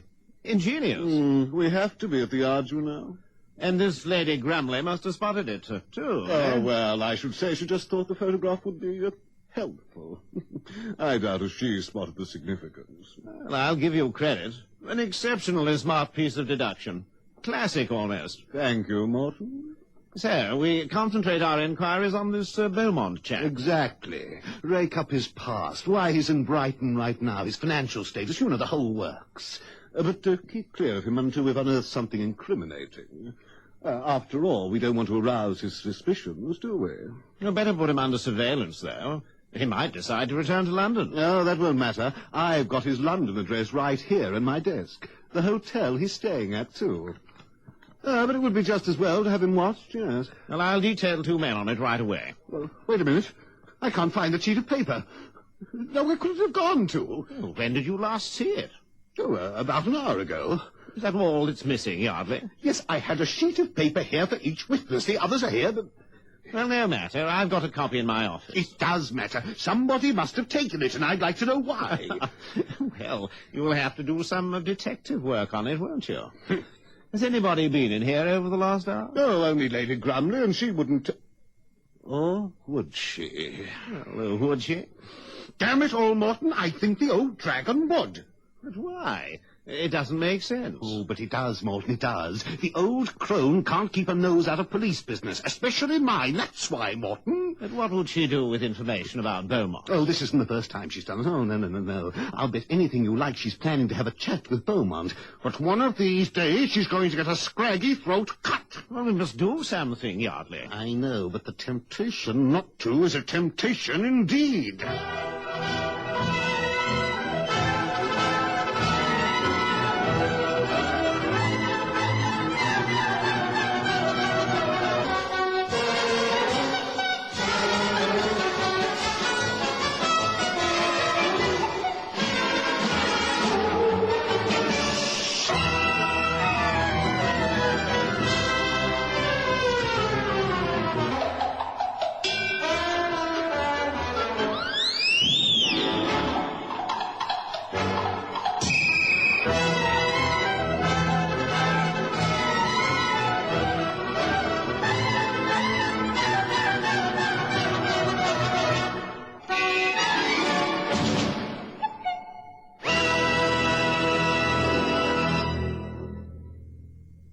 Well, even though I've lived most of my life in Hereford, I can't truthfully say I know the Hampton Smythes. From what you tell me of them, they're rather outside my social sphere. How very odd, Mr. Beaumont. I thought everybody knew the Hampton Smythes. I really did think we had some mutual acquaintances. Do we know anybody else in Hereford, Stella? No, Lady Grumley. You're looking very pale, Miss Lombard. Are you feeling out of sorts? No, I'm fine. Stella has rather a delicate nature. I do my best to try and build her up. Rather an uphill task it is, too. Well, it was very nice of you to call in and see me. The murder was horrid, wasn't it? I think Brighton is beginning to lose its tone. Yes. I wonder what made Colonel Masterson come to Brighton. Perhaps he had a blackmail victim living here. Pardon? A blackmail victim. Surely you knew he was a professional blackmailer, Mr. Beaumont. Yes. You weren't his only client. What did you say? Oh, Stella's friends tell her that he had all kinds of victims. I mean about... About your being one of his victims. Well, of course you were. Why else would you kill him? Are you suggesting that... Please, Mr. Beaumont, don't upset yourself. I think a lot of people would have done the same in your place. This is preposterous. How dare you come in here and say There that, is that no I could... call for you to be ill-mannered, Mr. Beaumont. It is a sign of bad breeding. Oh, I feel a little sick. The bathroom is over there, I take it, Mr. Beaumont. Yes, on the left. Oh, thank you. Now then, Mr. Beaumont, I can't really believe that you're going to deny killing Colonel Masterson. I do deny it. Oh, you're going to be very sorry if you do a foolish thing like that. Foolish? How can it be foolish? The police will dig up all your past and display it to the public. Negate the very reason why you paid blackmail money to Masterson in the first place. Is that what you want? I've done nothing that I'm ashamed of. Oh, we all have our little secrets. I could tell you things about myself that would make what little hair you have stand on end. I was quite a gal in my younger days. Stella, I thought you felt sick. I'm all right now. Thank you, Lady Grumley. Well, I was a bit indiscreet a few years ago, I admit. It's something I wouldn't like to be made public. There you are, Mr. Beaumont. Is that what Masterson found out? Yes. I mean... Come now, why fight shy of telling me the truth? Have a drink. It will make things much easier. You don't mind?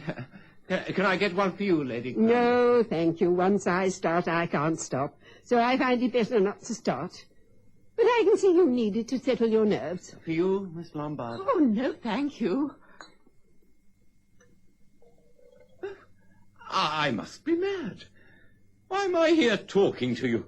You're trying to make me admit to something I didn't do. Well, I won't. Never. I didn't do it, see? Oh, a man who tells such blatant lies can be such a bore. Really, Mr. Beaumont, you must pull yourself together and face facts. My dear friend Inspector Yardley could knock on that door any minute with a warrant for your arrest. Your friend? My dear, dear friend, yes.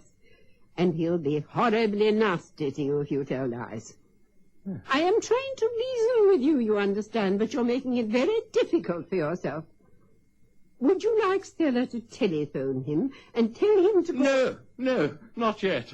Well, very well, then. Have another drink. Steady yourself to face the inevitable. Yes. Tell me, who are you? Why should you come here and make those preposterous allegations? There you go again, Mr. Beaumont. You must accept the fact that we know the truth. My interest in this is purely passing. Now, all you have to say is, I killed Masterson because he was blackmailing me. And you'll feel so much better.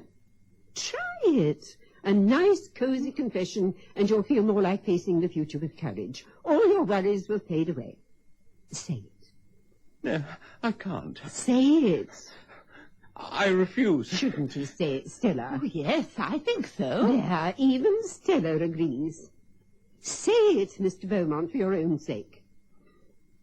Yes, I killed Masterson, and I'm glad. Ah, that is even better. Do let me explain. It's a long story. Oh, certainly. Explain by all means. Why else would we be sitting here all agog with suspense? Masterson first contacted me 3 years ago. I was quite wealthy then. He'd found out about my indiscretion and... Well, what else could I do, ladies? I couldn't pay any more. I'd thought about it. And so I followed him down here to Brighton and so... What could that be? Don't be alarmed. See who it is, Stella. Well, of course it might just be the maid to turn down the bed. Ah, Lombard. Is Lady Grumley all right? Of course I'm all right, Inspector Yardley. Come along in. Lady Grumley, what might you be doing here? You've met Mr. Beaumont? Not yet. How do you do, Beaumont? Hello, Inspector. This is Inspector Morton and Sergeant Harris of Brighton CID. You didn't answer my question, Lady Grumley. Mr. Beaumont has been telling us a most intriguing tale. The reason why he murdered Colonel Masterson. Isn't that correct, Stella? Thomas Beaumont, it is my duty to arrest you for the willful murder of one Colonel Frederick James Masterson. I must warn you that anything you say will be taken down and might be used in evidence against you.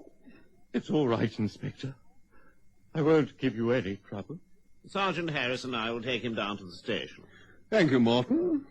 I'd like to say a few words to the ladies before I go. Come along, Beaumont. Good chap. Yes, that's okay. Poor man, I feel quite sorry for him. He could have given you the same treatment as he gave Masterson. No, I don't think so. It was a very dangerous thing to do. I hope you're not going to lecture me, young man. Stella, put that gin bottle down this instant. No, I shan't lecture you, Lady Grumley. My eloquence would be wasted. Exactly. All I wanted to do was satisfy my curiosity, which I did. Come, Stella, my stomach is rumbling. I won't allow you to talk me out of my dinner. Missing luncheon was bad enough. Oh, but I didn't... Silence, girl. I'll take you back to your hotel in my patrol car. Very kind of you, Inspector, but I think we'd much rather walk. Besides, I'm sure you'll be too busy now, tying up the loose ends. Perhaps we'll meet again, in London. Yes, Lady Grumley, in London. But only if you can run faster.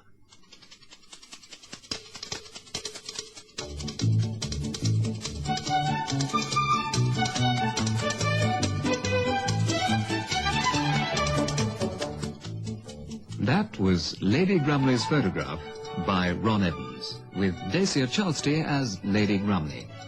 Stella Lombard, her companion, was played by Gillian Lomberg. Police Inspector Yardley by John Kingley. Inspector Morton by Tony Wood. Sergeant Harris by Frank Graham. Tom Beaumont by Ivor Kisson. And the police constable and desk sergeant by Tommy Reed. Lady Grumley's photograph was produced in our Durban studios by Don Ridgway.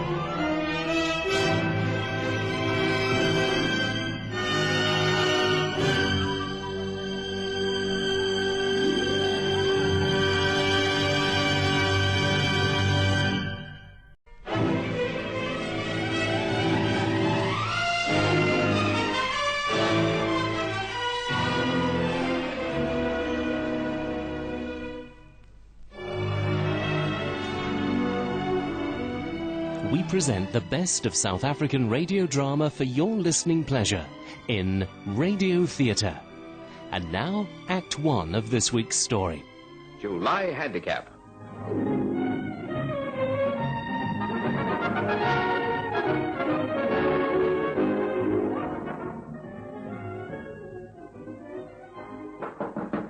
Come in. Masterson's statement's ready for you to sign, Mr. Ward. They have to have it by 4 o'clock. Oh, yes, I'll sign it right away. Have Jackson take it. Yes, here you are, sir. Thank you. Darling. Shh, the door's open. No one can hear. Just a minute.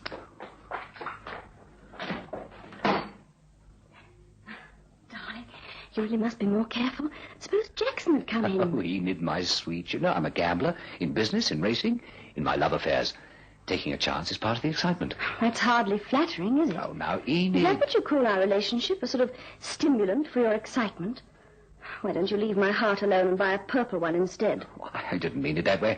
After all, you're married to a very nice guy. I like Peter very much. This is getting more fascinating by the second.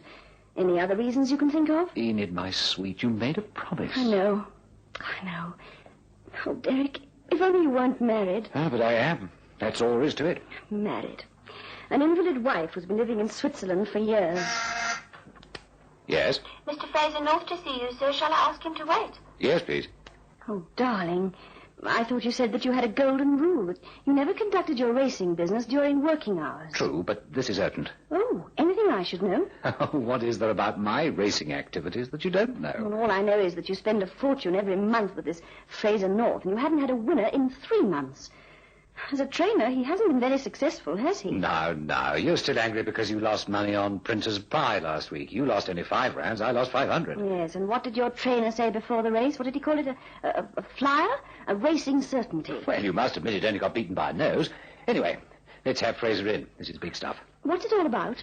Remember my telling you that about 18 months ago I paid 500 guineas at the yearling sales for Plutarch? Came from the estate of old man Nielsen? Yes, you entered it in the juvenile plate. It came last. I told you it would. But, that horse is going to make us our fortunes. Where have I heard that before? He was out of Pretty Polly by Tetrarch. Tetrarch's sire was the famous Patriarch, probably the greatest stayer bred in this country. The last race was much too short for him. We're running Plutarch on Saturday. King's Emerald, sure to be a hot-pot favourite. We'll get 8s to 10s on Plutarch. Just a minute. Yes, Mr. Ward? Show Mr. North in, please. Right, sir. I'd better go. As it is, Fraser North suspects there's something between us. What do you care? He's not likely to tell Peter. Oh, I've reached a stage where I don't care whether he does. Oh, Derek. Oh, now, let's not go over all that again, dear. You know as well as I do that... Good afternoon, Mr. North. Oh, hello, Fraser. Come on in. Good afternoon, Mr. Ward. Mrs. Bentley. Good afternoon. Will that be all, Mr. Ward? This document must go off. Oh, yes. Right. It is signed, isn't it? Yes, sir. I'll see you later, Mr. North. I suppose you'll be at the races on Saturday? Oh, I don't know, really. It depends on what my husband's doing. Oh, she'll be there. I've told Enid about Plutarch. Still so confident, Fraser? Confident? Look at this, sir. He did a gallop this morning, a mile straight at 1 minute 32 seconds. The course record is 1 minute 34. Here, show me. 1 minute 32 seconds. Why, you'll be a second patriarch. The bookies are in for a surprise on Saturday. They are, but don't you say anything to anybody, will you, Mrs. Bentley? I promise I won't. Well, run along, Miguel, and get that document off. I've not met anyone near the stables while we've been training Plutarch. Jimmy Duplessis has been sworn to secrecy. That's what worries me. You know how these jockeys talk. Oh, not Jimmy, Mr. Ward. He knows that if we all play our cards right, there's a fortune in it for all of us by the time next July comes round. He'll be 3 years old then, and he'll make some of the fancied horses sit up. Do you still think that with careful grooming, Plutarch can make the July? I don't think, sir. I know it. And you've given Jimmy his instructions for Saturday. He's got to watch King's Emerald and beat him, but we don't want any runaway wins. Do you understand that? He understands all right, sir. After all, he's got his sights set for the July, too. You can tell Jimmy from me that if we pull that one off next year, he'll get a nice fat bonus, all right. Oh, it's not only that, sir. Jockeys may be a cynical lot, but there's not one who wouldn't give his right arm to be able to say, I rode a July winner. Come to that, the same applies to us trainers, too. And owners. Oh, I won't pretend I follow the sport of kings for the sheer joy of it. I'm in it to make money, not to lose it. And that 35,000 rand stake money isn't exactly hay. We keep talking about the July, but so far Plutarch hasn't galloped beyond a mile. You know his pedigree. He's a stayer, and 10.5 furlongs is just the right distance. You see... Well, he'll have to run quite a few races before he gets to next year's July. Let's concentrate on next Saturday's race first.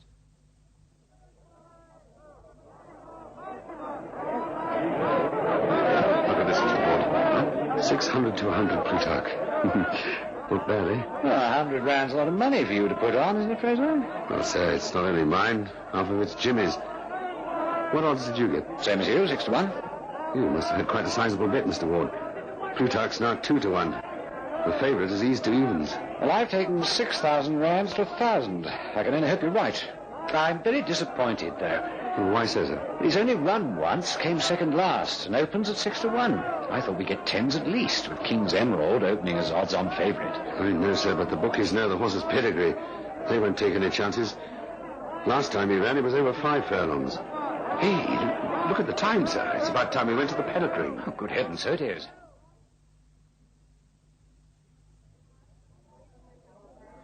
Where's Jimmy? Should have weighed in by now. I must say, Plutarch certainly looks a picture. So does King's Emerald, sir. Oh, don't tell me you got cold feet at the last moment. If Plutarch doesn't win, I'll boil you in oil. He'll win. He's got to. Well, what is it? Number 5, bed and breakfast. Well? That's bed and breakfast, been sent down from the Rand. He's a full brother to Plutarch. What? Don't you remember, Mr. Ward? There were only 2 yearlings who came under the hammer from the estate. I bought one for you. That was Plutarch. The other was bed and breakfast. He went up to Joburg. We've been so busy worrying about King's Emerald... Here, where's the race card, quickly? What's he done? Oh, let's have a look. Oh, nothing, sir. Came 5th in the juvenile plate at Turpentine.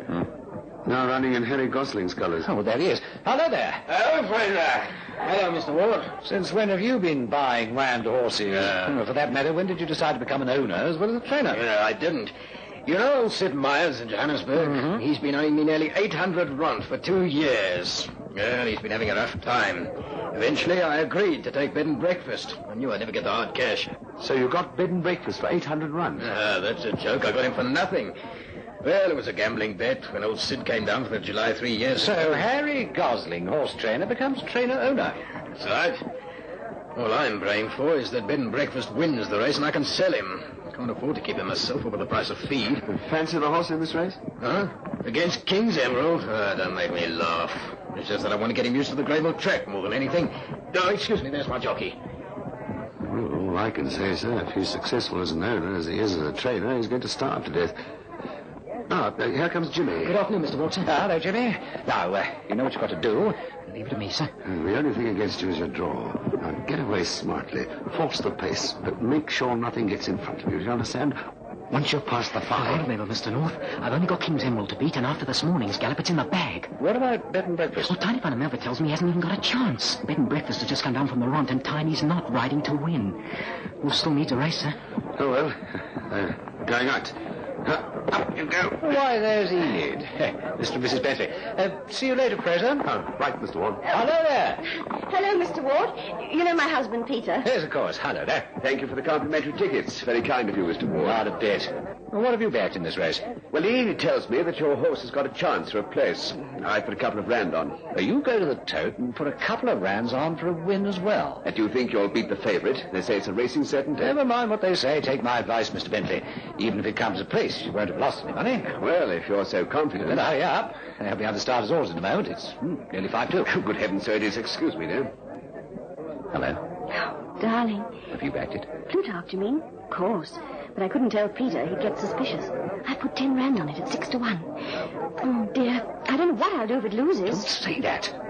Sorry. That's a very unlucky thing to say on a racecourse.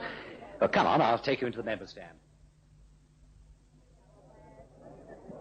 And now they're under starter's orders for the 4th race over 1 mile. Passionate Ladies playing up a bit. Greek Senate's gone out of line.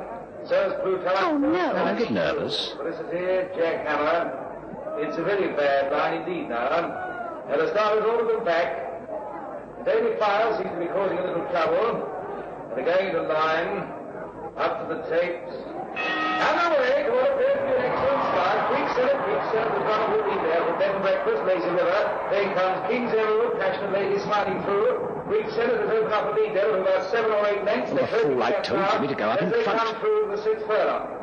King's Emerald is almost alongside Greek Senate, immediately behind his Passionate Lady. Then comes Plutarch, one obscured for the moment. It's bed and breakfast. And now King's Emerald is going to the lead. Greek Senate looks like in trouble there. Yes, it's King's Emerald from Passionate Lady. Then comes bed and breakfast. And alongside bed and breakfast is Plutarch, followed by Smiling Through and Jack Hammer. And that's the order of the moment. King's Emerald the favourite, a clear length lead from Greek Senate, Passionate Lady. And now it's bed and breakfast. Bed and breakfast is going terrifically well. Looks as if he's overtaking the favourite. And now Plutarch comes on the scene with 2 furlongs to go. It looks like a match between these 3. And it's bed and breakfast in the lead. And now here comes Plutarch. Plutarch going terrifically well. Plutarch looks like a winner at this stage. It's less than a furlong to go. Bed and breakfast has got back. It's Plutarch followed by King's Emerald. And Jack Hammer there on the scene. But Plutarch looks like winning it now. Yes, it's Plutarch first past the first. Followed by King's Emerald, Jack Hammer, Passionate Lady, Greek Senate, and bed and breakfast. Plutarch beats the favourite there by at least 2 lengths. Darling, we've won. Oh, sorry. I thought you were Peter. Hello, Peter. I didn't see you standing there. Obviously not. What do you mean? Oh, let's go round the back. I have to lead my horse into the winning enclosure. Then we'll go and have a celebration drink in the members' lounge.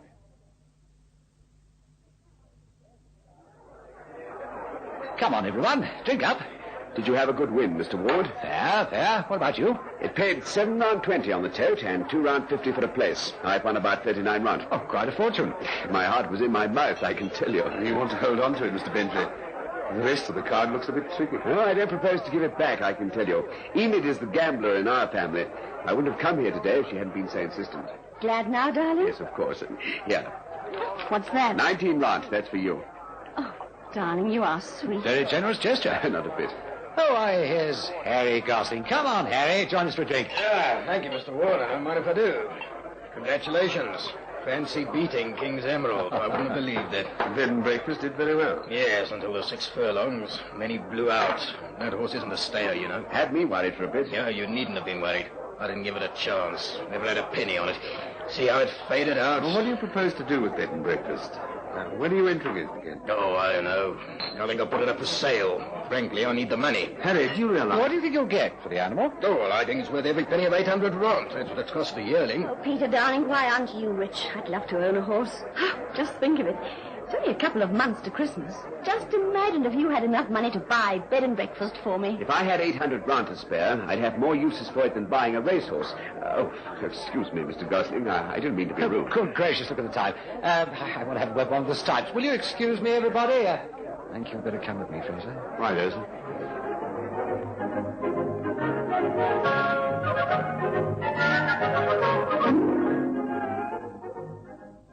I brought you in here because there's nobody likely to come in for a few minutes. Did you hear what Harry Gosling said? He wants to sell bed and breakfast. I told you so, didn't I? He's the worst judge of horseflesh on the turf. Couldn't do the distance, indeed. Doesn't he know its pedigree? I'm sure it'll go a mile, but whether it'll go 10.5 furlongs... Shh, somebody might hear you. That's just the point. He doesn't. Don't you see? He's taken bed and breakfast into his stables in payment of a debt. Oh, he'll find out soon enough. We've got to buy it from him. What with Plutarch and bed and breakfast, why, we could... I want bed and breakfast. Well, as soon as he hears you're after bed and breakfast, he'll begin to have second He'll thoughts. find out soon enough anyway. A couple more races, it must be obvious to even an idiot like Gosling that he's got a champion bred in his own down-and-out stables. I've got it. What's that, sir? A plan. A plan, my worthy North, and I'm putting it into execution on Monday.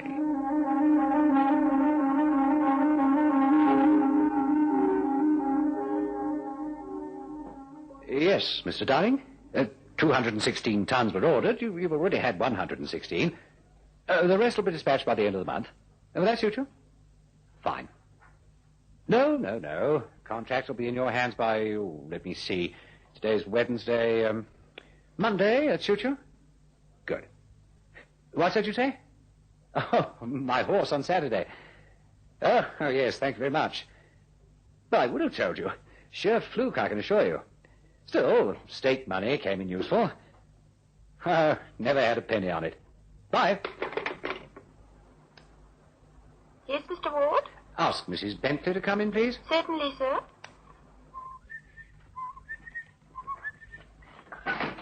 Do you want me, Mr. Ward? Oh, yes, please. You're marvellous. I got the cheque from the bookie today. I feel so rich.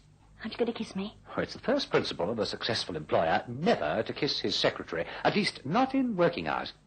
Here. Come here. Now, I'm going to make you really rich. Did you really mean what you said? That you like to own horses? Mean it? Oh, you're teasing me. I'm not, darling. You heard Gosling say he wants to sell bed and breakfast. The fool. Horse worth thousands. He's willing to take a paltry few £100. Just the amount of money that Myers owed him. Now, if we don't work fast, somebody's going to buy that animal and we'll all be ditched. Ditched? Well, what do you mean? Bed and breakfast is a full brother to Plutarch. They both have the famous patriarch strain in them. They're thoroughbreds, aristocrats. But what's that got to do with my becoming a racehorse owner? How would I explain it to Peter, even if you did give me the money? You couldn't. He's going to give it to you. What? Leave it to your Uncle Derek.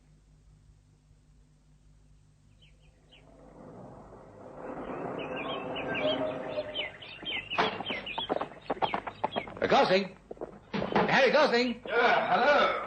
Hello, Mr. Ward. Didn't expect to see you in my stables. Oh, the fact is, Harry, I had a meeting at the club and I've got a marvellous idea. No? What's that? Well, you're anxious to sell bed and breakfast, aren't you? Oh, I don't know about anxious. He's a fine animal. And once I get him distance... Of course he's a fine animal. You want £800 for him, right? Right. You know we're trying to raise money for a swimming pool. Well? We'll raffle bed and breakfast, a Christmas raffle.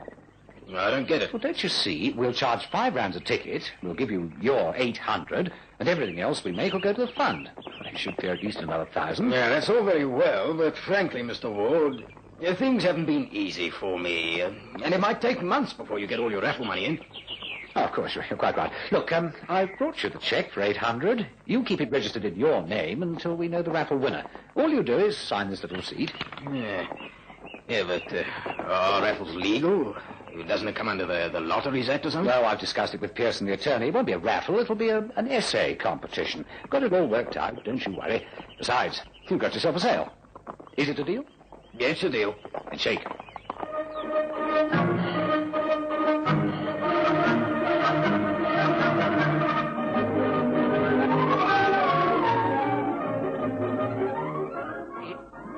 It worked like a charm. I don't understand. I thought you were going to fix it so that I own bed and breakfast. I have, my love, I have. As I shall be organising the raffle or competition or whatever else you'd like to call it, I shall see to it that you do win. No, that's too much. I don't mind putting something across the bookies, but to fake... Oh, who said anything about faking? You do me less than justice, my sweet. I shall take 250 tickets, each in the name of Enid Bentley. You're almost certain to win. That's more than I would have had to pay for the horse. Oh, it's too risky. I'm your secretary. People will say... All right, your husband will win it. You told him that you wanted a racehorse. All we have to do is to persuade him to buy a raffle ticket, and bed and breakfast becomes his. Then yours. And between us, we'll clean up. I still don't understand why you're so anxious to get hold of bed and breakfast. Because he's yet to prove himself. By now, everybody knows that Plutarch is a possible July winner. I've got to race him to win. But supposing there's an upset next year, nobody seems to realize that his brother, Bed and Breakfast, can do the distance. Ooh, what a clean-up. Oh, £5 is a lot of money for Peter to pay for a raffle ticket. You leave it to me. The tickets will be ready by Saturday. I'll persuade him on the racecourse. Oh, there you are. Wife told me you might be racing today. Is she here? Yes, she's got to take some tuplers. Oh, by the way, have a little bet on the next favourite, Phantom Phil. It's 2-1 on. I can't afford those sort of odds. It'll win, though. But supposing it doesn't? Oh, well, it's up to you.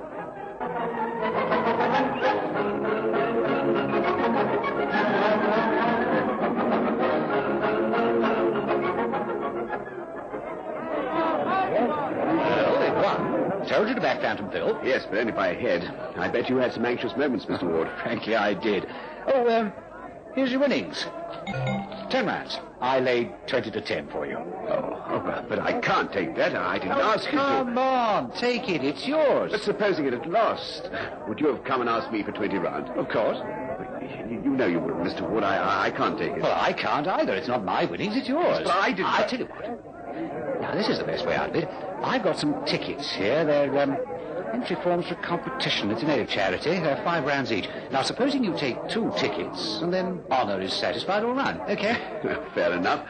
What do I win? That is, in the unlikely event of my being successful. A racehorse called Bed and Breakfast. Oh, hello. I wondered where you got to. You know that Christmas competition they're running? Your husband's just taken 2 tickets. 2?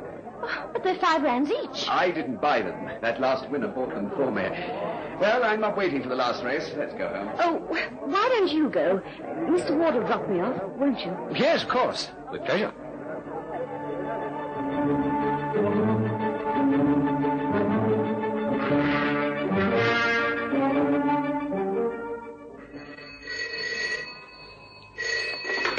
Hello? Darling. Hello. Who is it? Hello? Enid? Derek. Oh, darling, can you talk? Yes, it's all right. I'm speaking from the upstairs phone. Clever the way I foisted a raffle ticket on Peter, wasn't it? Now you're going to have your Christmas present. How do you like the idea of being a lady owner? Oh, marvellous. I'm not so sure that Peter will give the horse to me. Of course he will. You know, you could wind him round your lovely little finger. The and on swines. your way The to double-crossing office, swines.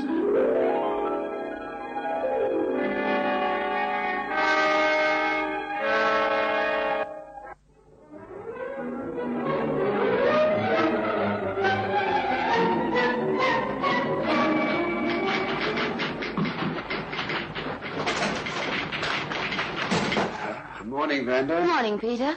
Oh, what's the matter? You're not looking so well. I'm not feeling too well. Well, you'd better be. The boss wants those plans ready by lunchtime. You promised him on Friday they'd be ready. I know I did, Vanda. Well, is it that bad? Worse. Oh, look, Peter, I nearly finished my drafts. Would you like me to have a go at it for you? No, thanks, Vanda. I'll be all right. Vanda, what does a person do who's been married to someone for 5 years and then finds out that she's nothing but a cheat? Don't say it. Don't say anything that you might be sorry for later. Sorry for? I overheard a conversation between my wife and her boss. I didn't mean to eavesdrop. The telephone rang. I was just leaving the house. I picked up the receiver. So did Enid on the extension upstairs. What a blind fool I've been. All those tickets for the races, all the money she's been winning. Have you spoken to her? No, I just walked out of the house and came here. Then don't. Don't do anything that might ruin both your lives. Everybody knows what Derek Ward is like. He has no morals at all, either in business, in racing, or with women. I know this, that if the Stipes could catch him out once, he'd never get near a racecourse. He's one of those few who give racing a bad name. I didn't know that you cared so much for horse racing. Well, you don't know very much about me, do you? No, not really, come to think of it. Well, before I married Hugh, I used to go racing with my father quite a lot. And, well, who can escape Derek Ward on the racecourse? Do you know, I wish I could afford to own a horse. Here. Well, what's that? Oh, it's some Christmas competition. The winner gets a racehorse worth 800 rand called Bed and Breakfast. As there'll be about 1,000 tickets, I don't suppose it's worth much. Please take it. As a matter of fact, there's 2 of them. Oh, but Peter, how sweet of you, but I Oh, couldn't... please, you'll be doing me a favour. These tickets were given to me by Mr. Derek Blooming Ward. Now, I'm beginning to see why. Please take them off me, Vanda. Bed and breakfast, eh? Oh, well, if you insist, but thank you. Now, before we get down to getting those plans out for the boss, promise me you won't do anything drastic. Well, I'm sure this business between your wife and Ward is not as serious as you think. Just let her know that... I'll tell you what. Would you like me to talk to her? Would you?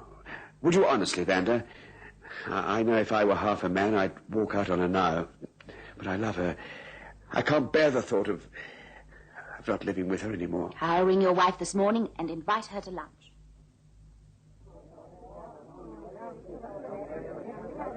Can I pour you some more coffee in it? No, thank you. It's all your own fault. You might have known that Peter would be on the other extension line. What am I going to do? Do you really love your boss? Yes, I think so. I've never said anything to Peter because, well, there was no point.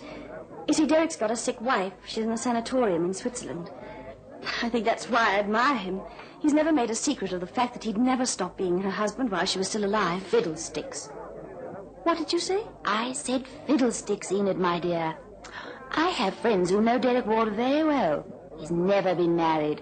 He's a gay, ruthless, middle-aged monster of a bachelor who trots out the line of the sad, consumptive wife, brings tears to the eyes of all the girls. How noble, how self-sacrificing.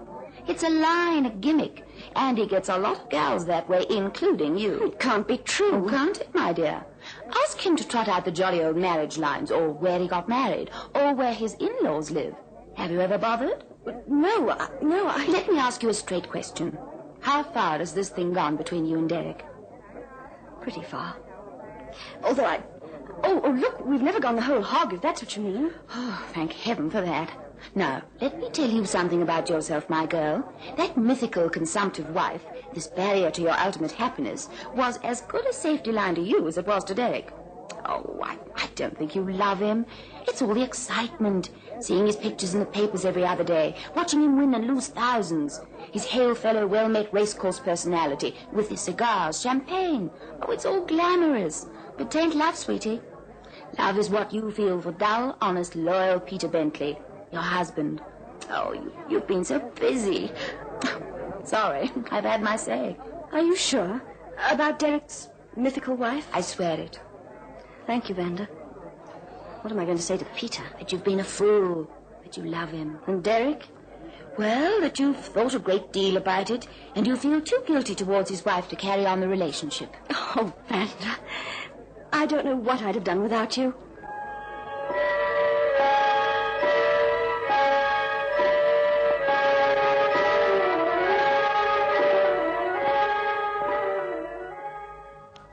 Yes, Mr. Ward? What's happening? Haven't you heard from the Excelsior Secretarial Services yet? No, sir. They'll send somebody round as soon as they can. Well, tell them they're not doing me any favours, but I must have a secretary. Yes, sir. Walking out on me like that, after all I've done for her. Women. Bed and breakfast. What about the horse? Yes, Mr. Ward? Another thing, get hold of my trainer, Fraser North. Tell him that he's to meet me at the club for lunch. It's urgent. 2 more off the shelf, please. Fraser, the draw took place last night for the winner of the essay competition. The ticket holder is in the name of Peter Bentley. So your secretary's husband now owns Bed and Breakfast? My ex-secretary. She walked out on me. Winning for you. You know how well I treated her. You know how I let her in on the Plutarch deal. And what does that mean, Mr. Ward? That horse, Bed and Breakfast? If Bed and Breakfast stays in the Gosling stable, it hasn't got a hope of winning a decent race. You're going to take him over. They can't afford to pay the trainer's fees. But will he agree? Why not? I'll pay the feed, and in return, he'll give me a share in the horse. Oh, seems fair enough. Every racing journalist, every big punter's watching Plutarch.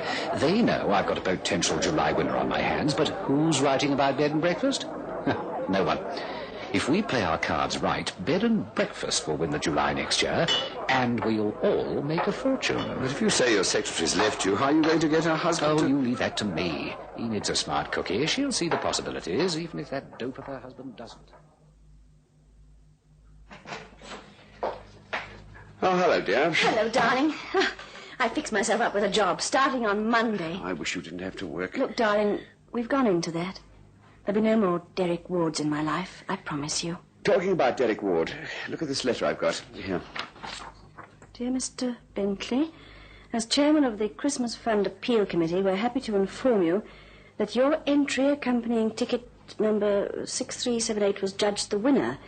This means that you have won the prize of a race horse named Bed and Breakfast, which is at present being housed at the Gosling Racing Stables.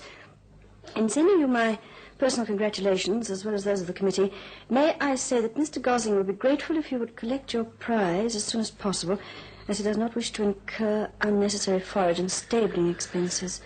Yours sincerely, Derek Ward. Oh, I told you this would happen, darling. Yes, I know. As he bought all those entries himself, it was inevitable that I'd win, I suppose. Are you sorry I gave the tickets to Vanda? No, I'm glad. I don't want anything to remind me what a fool I've been. What do we do now? Just write the swine a note, saying that we don't own the tickets. But the real winner is Mrs. Vanderpool. Now look what's happened. He didn't give it to Enid as a Christmas present. He gave the tickets away. Legally, the horse belongs to a Mrs. Vanderpool. Vanderpool? Unless we work fast, all our plans will come to nothing. Now get hold of her, offer to train the horse for her, offer to buy it from her. No, don't do that. That'll cause one or two of the boys to start thinking. No, leave it to me, sir. I think if I offer to take care of a new acquisition and give her credit until the horse begins to win stake money, Mrs. Poole will agree. I hope you're right. And remember, that horse mustn't gallop beyond a mile until we've laid our bets for next year's July.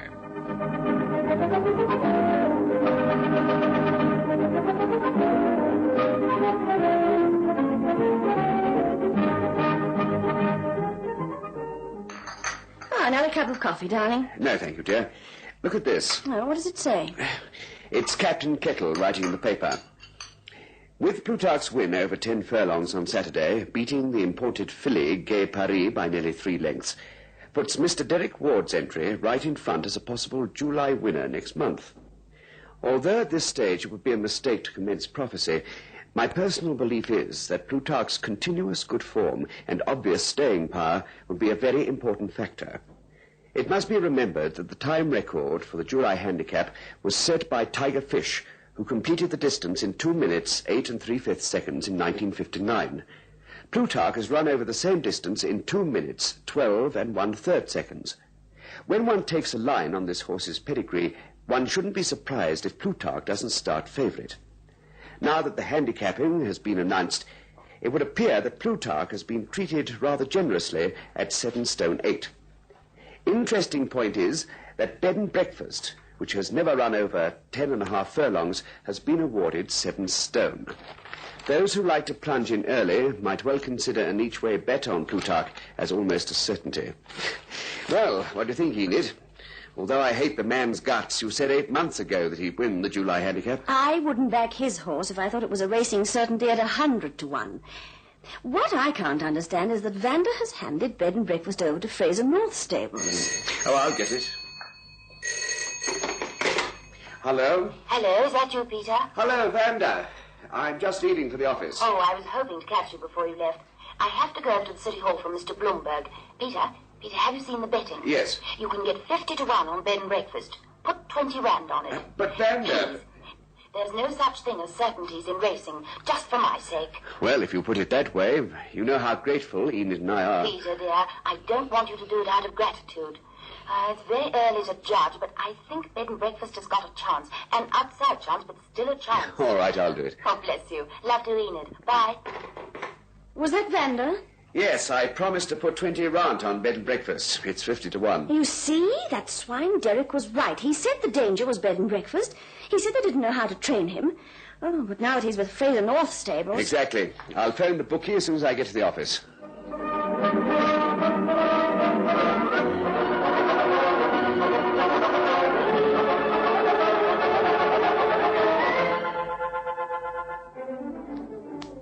Mr. Ward? I want you to get me Mr. Jaime Lofter. Yes, Mr. Ward. Indian Chief 5 to 1, Plutarch 5 to 1, Moon Astronaut 12 to 1, Parmahem 14 to 1. Yes? You're through to Mr. Lofter. You're through, Mr. Lofter. Speak up, please. Hello, Mr. Ward. Long time no see. I've got a commission for you. I want you to get through to every centre in the Republic. I've got 20,000 rands to spend on... I know, Mr. Ward. You don't have to tell me. Plutarch, worth as much as that? Not Plutarch. Bed and breakfast. Bed and breakfast? You must be kidding. He's never run more than a mile in his life. Do you want to take the commission or don't you? Take it? Oh, who wouldn't? If that horse wins, we clean up $500,000 rand. But, Mr. Ward... Look, we've no time to lose. I want you to get hold of your stooges, spread it out, 2,000 rands each. But they'd better place their bets the same time exactly. As soon as it's known that money's come in for bed and breakfast, particularly this sort of money, the price will come tumbling down. Have you got 10 reliable men round the country? Oh, sure. Right, Jaime. I'll let them place their bets at exactly 2 o'clock. Now, this is going to shake the book somewhat. You're telling me. Excuse me, Mr. Walter. When do I get my cheque? You'll have the cheque this morning. This is the biggest coup since racing. That's if it wins. It'll win, all right. Don't you worry. Considerable controversy in overseas tennis circles. Racing. With still a month to go, the July handicap scene has taken on a sensational new pattern as far as the advanced betting is concerned. Less than 2 days ago, Indian Chief and Plutarch were undoubted favourites at 5 to 1, whilst 3-year-old Bed and Breakfast at 7 stone was considered the rank outsider at 50 to 1. Now it has joined Plutarch and Indian Chief for favourite honours. They are each quoted at 6 to 1. This is the most sensational betting upset in the history of the South African turf. It will be remembered that despite the distance, the draw has always played a big part in the result of the July. All 3 horses are very well drawn indeed, yet Bed and Breakfast has shown nothing at trial gallop so far to warrant his sudden favouritism. Rugby. In a speech this afternoon, the chairman of the... Oh, do you hear that? A horse we backed at 50 to 1 is now only 6 to 1. Oh, Vander, you're wonderful. Oh, no, I'm not. By the time the race starts, Bed and Breakfast will be hot favourite, probably 6 to 4 or 2 to 1. Now, if I were you, I'd wait a while and then back either Indian Chief or Plutarch. But, Vander, I don't understand you. It was you who asked us to back it. Tell me the truth now. Did you put on more than 20 rand? No. You didn't put any money on, did you, Enid? You know what you promised. I've learned my lesson. I've kept my promise, darling. Vander, why have you changed your mind? Oh, I'm sorry, Enid, dear. I've deceived you. I had to do it. You see, I wanted to make sure that if anyone asked you if you'd backed the horse you nearly won in the Christmas competition, you'd have to be able to say yes. If it got to the ears of Derek Ward that you hadn't backed it, well, he'd begin to smell a rat. I don't understand you. Bed and Breakfast doesn't stay over the mile. But don't you understand? That's what Derek Ward wanted everybody to believe. He's a full brother to Plutarch. No one's extended him. Frankly, I couldn't understand why you allowed yourself to be talked into letting Fraser North handle your horse for you. He used to say to Derek... Never mind what Fraser North says to Derek Ward. I'll tell you what, Mr. Ward, we'd better start letting Bed and Breakfast have its head. We've yet got to convince ourselves that it can stay the 10.5 furlongs as well as Plutarch. Oh, don't be silly. Of course it can. It's only a week to go. Gradually does it. Oh, what does Rocky think? Well, he's not at all that confident. I mean, he's never been allowed to extend the horse, has he? Look, if you told Rocky to gallop that course tomorrow morning and let Bed and Breakfast give all it's got, with all those snoopers around their stopwatches, oh, you know what's going to happen. I can imagine. The evening papers will be full of it. Sudden reversal of form. Bed and Breakfast shows the rest his heels. Oh, the bookmakers will pulverise me. Oh, live and let live. We're taking 250,000 rands off them. Let all the mugs back Indian Chief or Plutarch or Gay Paris or any other horse. Let me let you into a little secret, Fraser. I've tipped the bookies off that, in my opinion, Plutarch will finish behind Bed and Breakfast. I don't agree. Hey, wait a minute. You're beginning to fall for the newspaper propaganda. Has Rocky galloped the horse over 10.5 full out? No. Well, there you are. And I won't forget you, Fraser. How much is the stake money? 35,000. Well, if Bed and Breakfast wins, you get a third. How's that? It's very generous of you, sir. Well, I must get back to the stables.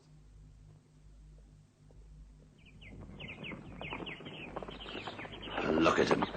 Honest-to-goodness racing journalists. Bookies, spies, curious spectators, all trying to find the answer to the riddle. What's going to win the July on Saturday? Who's bed and breakfast racing with? Black Maria. Oh, he's striding out well. Yes, but wait till he gets out to the milepost. Did you tell Rocky to give it all he's got? Yes. Here they come. Oh, look at this. Black Maria's pulling away from bed and breakfast. Told you that horse doesn't go more than a mile. I know.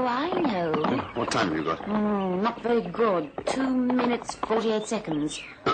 Here comes the power of the press. Good afternoon, Mrs. Poole. Hello, Fraser. Afternoon, Mac. Well, Mrs. Poole, I timed your horse's gallop. Being a bit cagey, aren't you? Why? What do you mean? 2 minutes, 48. I spoke to the jockey. He said he was going full out. That's not going to win the July, is it? Why don't you give the public a break? No, just a minute, Mac. Mrs. Poole loves racing and wouldn't do anything to spoil the game. Just what do you mean by giving the public a break? Look, there's been a fortune put on bed and breakfast. Now, bed and breakfast is a full brother to Plutarch. Suddenly, the rank outsider becomes favourite from 50 to 1 to 6 to 1. What gives, Mrs. Poole? Why don't you show the public what this horse really can do? Oh, you timed it. You timed the gallop. Is that a fair indication of bed and breakfast's chances on Saturday? Yes. Rocky made as if the horse was a great miler. After that, Black Maria streaked away. What is this? What am I going to tell my readers? Oh, never mind the big boys. What about the others? The man who loves racing and likes a little gamble. The men and women who keep racing going in this country. What are they to think? You can tell them what I've said all along. Bed and breakfast has been entered for the July for the excitement of the race. I can't understand why he's been made favourite. And I think I'll be very lucky if he runs a place. Oh, but I doubt it. And what do you say, Fraser? Mrs. Poole is the owner, but as the trainer of bed and breakfast, I'll go along with what this lady says. I don't think the horse can go the distance. I think 10.5 furlongs is too much for him. And you'll allow me to publish this in tonight's paper, Mrs. Poole? Why, yes, you have my permission. You realise one thing, the public are inclined to follow the big money. There's many a punter who will back bed and breakfast because it's a favourite. And your statement will put a number of them off. And if it does win, someone on the course will want to lynch you. Never mind what my trainer says. You published my statement. Bed and breakfast cannot win. And one more item of news. Mrs. Vanderpool, who became the owner of Bed and Breakfast as the result of a competition last Christmas, told a racing journalist today that, in her opinion, Bed and Breakfast was not suited to win tomorrow's July. She felt that the 10.5 furlongs would prove too great a distance. Nevertheless, at the call over this evening, Bed and Breakfast hardened to firm favourite at 4 to 1, with Plutarch and Indian Chief sharing the second favourite honours at 5 to 1.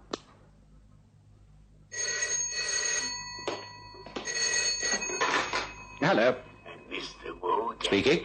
You seen the paper this evening, Mr. Wood? No, but I've just heard the radio, if you're talking about Mrs. Poole's statement. She says he hasn't got a chance. Look, Mr. Wood, the boys have been following you. I mean, to stick 20,000 rand on a horse, that's no way.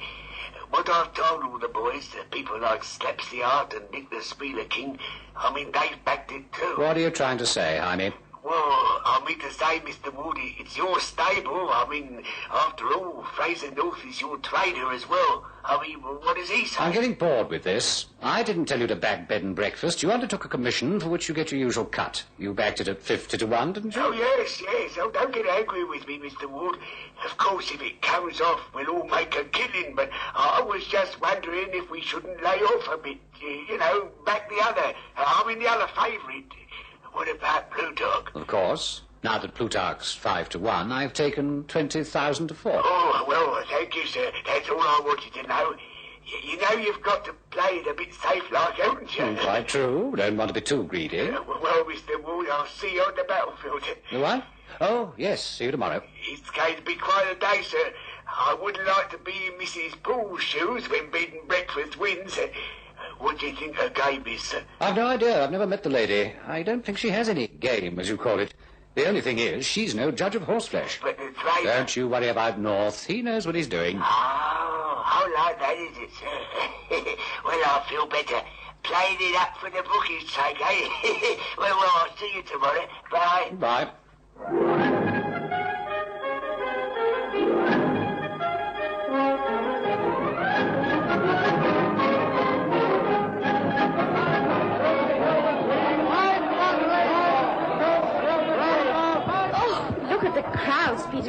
exciting. Yes, of course it is. Looks as though the world and his wife are here. Thank you for bringing me, darling. I know you didn't want to. Well, we had to come. Couldn't let Vanda dine. That's not being here in case the horse wins. Surely she wants to see the race. Oh, she's coming, all right. It's just that she wanted us to represent her in the paddock before the race. There's something up her sleeve, but I don't know what it is. Oh, don't they all look magnificent? Yes, this is the part of July I like best, the parade. Doesn't Plutarch look wonderful? So does bed and breakfast. Guess what? I'm going to the tote to have a place bet on smiling through. Well, if you feel like it, you better hurry up. The race is due to start in about 5 or 6 minutes. Senate isn't quite in. They're being walked around again. Henderson on Lazy Rivers put up his whip. Seems to be something wrong there. No, it's all right. And the favourite bed and breakfast is playing up a bit too. The whole line's broken. Black Maria, Passionate Lady, and Felicity are holding back. And the starters order them in again. And away to a very good start indeed, for the race now worth 35,000 run, with Black Maria showing. Then comes King's Emerald, Indian Chief, one obscured there. It's Bed and Breakfast. Bed and Breakfast has gone up in front to join Black Maria. Plutarch's there. Nothing in it at this stage. They're a rather bunched field. Now it's Gay Paris that's taken over. Gay Paris slightly ahead of Bed and Breakfast. Plutarch's lying very handy there, with Indian Chief almost alongside. And then comes Jack Hammer, King's Emerald, alongside Jack Hammer. Palmer Ham with Felicity in the rear of the field. Past the 8 now, still no change. Jack Hammer's gone through there. Jack Hammer with Levison up has found an opening and taken over the lead. It's Jack Hammer, Bed and Breakfast, Plutarch, then comes Indian Chief and Passionate Lady together. Immediately alongside is King's Emerald, going very well indeed. And now comes Black Maria smiling through, Moon Astronaut, Palmer Ham, Gay Paris, and Felicity. Felicity still in the rear of the field as they pass the drill hall into the 7th. And Bed and Breakfast has taken over again. Bed and Breakfast, King's Emerald, Plutarch. These three are now showing a tremendous pace, and the pace is really on. Could be anybody's race at this stage. And here comes Indian Chief. It looks as though the leading favourites are going to fight it out. But it's Bed and Breakfast dominating. Bed and Breakfast, the length away from Indian Chief, Plutarch. Alongside Plutarch, still King's Emerald, smiling through, has come on the scene. But it's still Bed and Breakfast as they go around the curve towards the subway. Bed and Breakfast has extended the lead now, very clear lead indeed. Bed and Breakfast, today's favourite, is beginning to look the winner as they reach the subway. Bed and Breakfast beginning to look in trouble there, though. Plutarch has taken over. Bed and Breakfast has dropped back. And it's Plutarch, and now smiling through, is making a forward move. And there's Indian Chief, and it's 2 furlongs to go. And it's Indian Chief fighting it over King's Emerald and Plutarch. And Plutarch has taken over. No, King's Emerald. What a race this is. Less than a furlong to go. It's Indian Chief, Plutarch. King's Emerald is knowing it between these three. And Jockey Anderson giving Indian Chief the whip. Indian Chief, and now it's King's Emerald. King's Emerald. It's Plutarch. Plutarch still there. And it's anybody's race. And now it's King's Emerald's going in front. And it's King's Emerald. King's Emerald is the winner of July. It's smiling through second. Plutarch third. And Indian Chief fourth. Well, that certainly was some race. And while they're waiting for the official numbers to go up, there's no doubt about it that Sir Richard Ellsworth, is King's Emerald, is this year's winner of the July. A fabulous race, with smiling through, making a last-minute burst to snatch second place from Plutarch. Oh, quickly. We have to go to the unsaddling enclosure. Ah, there's Vanda. Doesn't she look pleased with herself? Anyone think she won the race? Look, Derek Ward leading in Plutarch. Let's go and congratulate him on getting third. Hello, you two. Wasn't it exciting? Didn't Bed and Breakfast run well? Run well. It looked at one time as though he was going to win. Just like I told you, he's a miler. Oh, the distance was too much. But he's going to win a lot of races. Oh, I'm very pleased with him. Uh-oh, here comes Mr. Ward and his trainer. Congratulations on getting third place, Derek. Vanda? Yes, little Vanda. You two know each other? I will now divulge my carefully guarded secret. I once worked for Derek, if that's the right description. A matter of fact, I was what you might call his girlfriend. Oh, but he couldn't marry me, you see. He had a sick wife in a sanatorium in Switzerland. We had a lot in common, my father being a steward and a race owner. In fact, it was my father who owned Tetrarch, and my grandfather who owned Patriarch. What is this? Mrs. Vanda Poole is supposed to own Bed and Breakfast. That's right, dear. Vanda Anderson, whom you loved so dearly, got a little wise and married Hugh Poole. Trouble with you, Derek, is that you wouldn't listen. I told the whole world that Bed and Breakfast wouldn't go the distance. You thought you knew better. It's a conspiracy. A rotten, dumb... Now, steady on. There was no conspiracy. You were so full of yourself you wouldn't listen What are you looking so pleased about? I'll tell you what I'm pleased about. But the best horse won the race. I thought at one time that Plutarch might take it. And bed and breakfast? What did you think of bed and breakfast? Same as Mrs. Poole. I didn't think he could win. You put a fortune on it. I didn't. Why, you listen to me. No, Mr. Ward. You listen to me. I train horses, like my father did before me. It was Dad who trained Tetrarch and Patriarch. Vander's father was one of the straightest men on the course. Pulling a betting coup before the bookies know what hit him is part of the game. But I've never given instructions to pull a horse in my life. And if you'd have done so, you and I would have parted company. You big-shot gamblers think you know it all. You don't keep racing going. It's those who run their horses for the love of the sport. The trainers who want to get their animals to such a pitch of condition that they become an honor to their stable. What is all this holier-than-thou stuff? You knew what I was doing. Of course I did. So long as you didn't do anything crooked, that had nothing to do with me. Didn't it? You helped to ruin me, you swine. You're no longer my trainer, do you understand? Oh, come, Derek. Are you the man I once knew? What was that you once said? You're a gambler in business, racing, and your love affairs. Taking a chance was part of the excitement. Do you remember? Well, you've had an exciting day today, haven't you, darling?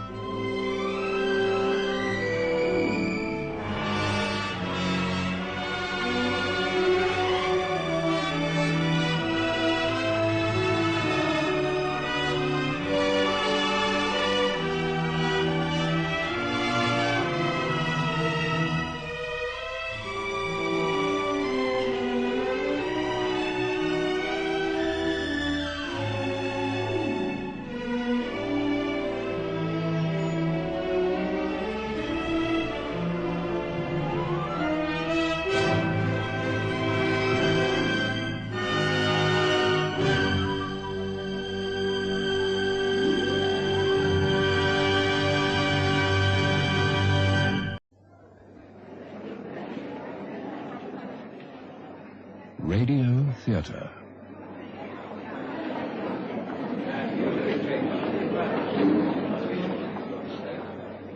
This week in Radio Theatre we present Jeannie by Amy Stewart.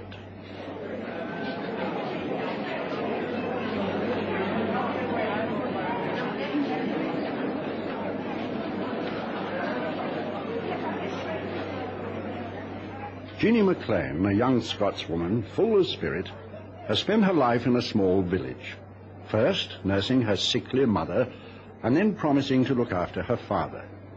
She is tied to a strict and irascible old man. On his death, she is 31. He leaves her £2,000 and Jeannie decides to spend it all on a holiday in Vienna before taking a job as a housekeeper. The story of Jeannie is a most entertaining light comedy laced with romance.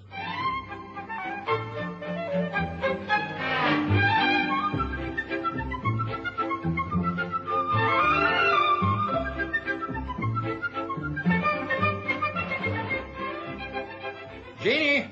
Aye? Come here a minute. I can't. I'm changing my dress. Do as you're told. Come here, I say. Father, can you not give me a minute's peace? What is it? Your sheets, they're down. Down? Oh, no! Oh, no, they're all dirty, my sheets. Oh, no. Have you saved them? Aye. Are they torn? No, but they're dirty. Well, that doesn't matter. Doesn't it? I'll need to wash them all over again. So long as they're not torn. That's all you care. It's the pin limit. Dinna use swear words. What else will I use? I'll no have any bad language, not in this house. If you want to swear, you can go somewhere else. I wish I could. I'd give him a soul ticket out of this... out of this one-eyed wee town. Is that what she calls it? That English hussy? English hussy? Mrs. Whitelaw? You were quite content with your lot before she came on the scene. Was I? That's all you know. Since Angus Whitelaw was daft enough to marry her, you've not been the same lassie. Lassie? Do you mind how old I am? Age doesn't matter. You're a lass until you're a wife. And what opportunity have I had to be a wife? There's not an unmarried man in the place. Not that I'd have him if there was. Chance is a fine thing. And that's what I've never had, a chance. Oh, talk sense. I am talking sense. I've not had a holiday since Mother died. Well, you get a day in Glasgow 2-3 times a year. What can you do in a day? As much as is good for you. Hello? Oh, hello, Mrs. Whitelaw. What you want to borrow this time? I don't want to borrow anything. Father. She's forever asking you to lend her things. She always pays me back. Aye, short measure. Manners, Mr. McLean. Father. You Jezebel. Oh, I'm sorry. I'm awful ashamed. Oh, don't worry, Jeannie. I can look after myself. What you doing? I'm at my sheets. The storm blew them down. I've got to do them again. Oh, what a shame. Shame? It's the pink limit. If there's one thing I hate washing, it's sheets. Well, why don't you send them to the laundry? I do. The laundry? I'd like to see Father's face if I suggested it. You know, Angus didn't like it at first, but I put my foot down. Look, I'm going to the pictures. Why don't you come with me? How can I? I've got these sheets to wash. Leave them in to soak. Oh, I can't. Besides, Father doesn't like me going to the cinema. Well, don't tell him. Say you're going for a walk. Oh, I can't do that. It'd be a lie. What's a lie, more or less? I'm a stickler for the truth. Besides, I'd require to ask for the money. Then take it out of the housekeeping. I don't get any housekeeping. He doles it out. Just what we need. Oh, heavens. I wouldn't put up with that. Wait a tick. I'll look in my bag. Perhaps I've enough for us both. Oh, no. I can't let you pay for me. And why not? I can't accept what I can't return. Go on. Don't be so proud. I'm not proud, but I hate a sponger.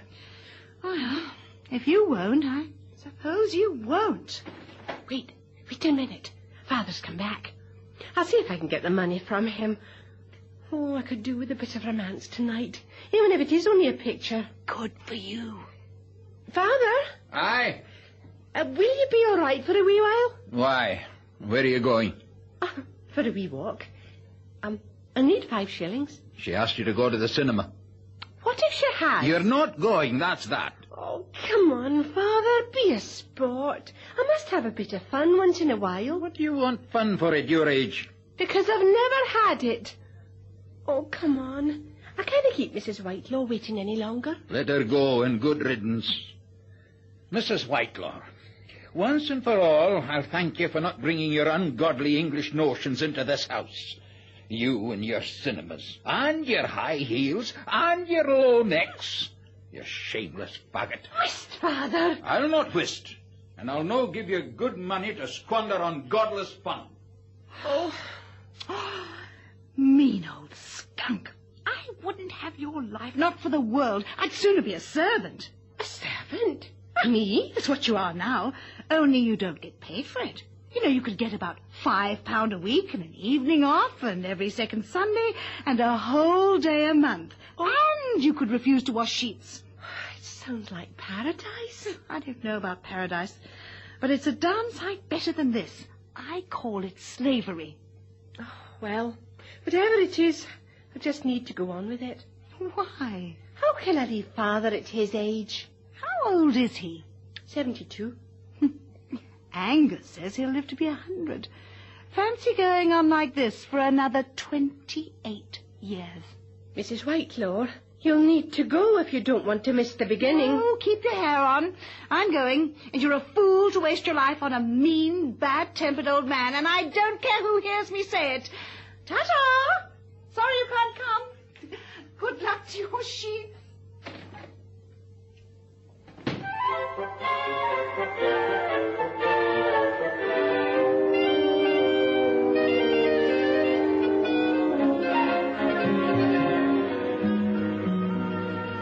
It's no use, Maggie. I'm not having her to live with me. Cousin or no cousin. Whist, she'll hear you. She can't. She's away at the cemetery planting flowers on the grave. Anyway, why should I have her? Well, she's your cousin, too. You've got a spare room and she could help with the kids. Well, you'll have to have her half the time, then. Only on a visit. If I had Jeannie, I'd never get rid of her. Neither would I. Oh, if only she didn't look such a sight. Her hair, just like a rat's tails. She could have it parent. But would she? She's that old-fashioned. Not even a dab of powder on her nose. Oh, if only she'd get married. Married? Who'd have her? Plainer girls than her get a husband. Oh, she's too old. How old is she? 31. I saw it last night in the big Bible. Aye, well, she's got her £2,000. Aye. No, I can't do it. I've got Dotty. She's nothing to say for herself. Oh, hasn't she, though? Oh, that's where you make a mistake. Jeannie, I thought you were doing it at the cemetery. I was. I'm back. I may as well tell you I've heard every word. You might have had the decency to let us know you were here. Well, I hadn't, and I'm glad. Now I'll answer you. First, let me start with the powder. If Father had caught me using it, he'd have taken his stick to me. And as for me having nothing to say for myself, if you'd spent your life in this one-eyed wee town, your conversation would have worn a bit thin, too. You shouldn't have stayed. Someone had to look after Father. As you say, I'm 31. Perhaps that's a bit too old to get married, but you'll be surprised to hear it's not too old to enjoy myself. And I'm going to, if it takes the whole of my £2,000. What on earth do you mean? But I say, it's the first time I've had any money of my own. I'm going to spend it. What will you do when your money's all gone? I'll go as a servant. A servant? You cannot do that. Can't I, though? It's what I've been all along, but I didn't get paid for it. Now I will. How are you going to set about enjoying yourself? I'm going on holiday. Oh, where to? As far as I can get for my money. Oh. My first stop's Vienna. Vienna? Why Vienna? I've heard about the Blue Danube on Mrs. Whitelow's radio. I want to hear it played at the source. It'll be an awful expensive fare. Oh, that's nothing to me. I'm going to throw money about for a change. I like to think it was Father's. That'll add to the fun. Well, I suppose if you've made up your mind, it's no use trying to argue with you. And if you've got time, send us a postcard of Vienna. Oh, and Jeannie, try using a wee bit of powder on your nose.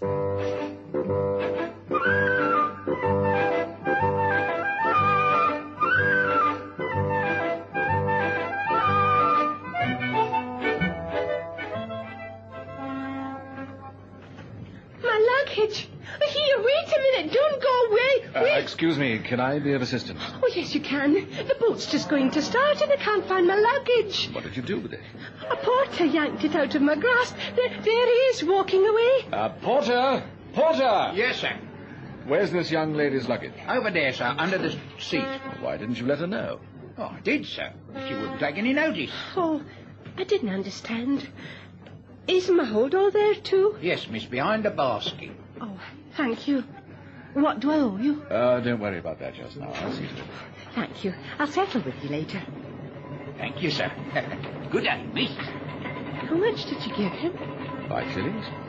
5 shillings? Well, if you think it too much, give me what you'd have given him yourself. Oh, no, indeed. I must pay my debts. You just took me by surprise, that's all. Here. Go on. Take it. I can't afford it. Well, if you insist. I do. Thank you. Oh, look. We're away. If you'll excuse me, I'll get where I can see everything. Thank you again for your kindness.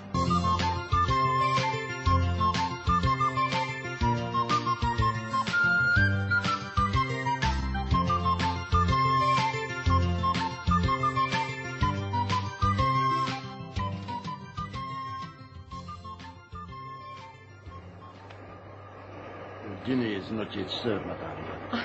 Just sit and wait. May I have your ticket, please, madame? Oh, what ticket? For the first service, madame. I haven't got one. Oh, then I'm afraid madame must wait for the second service. Oh, I see.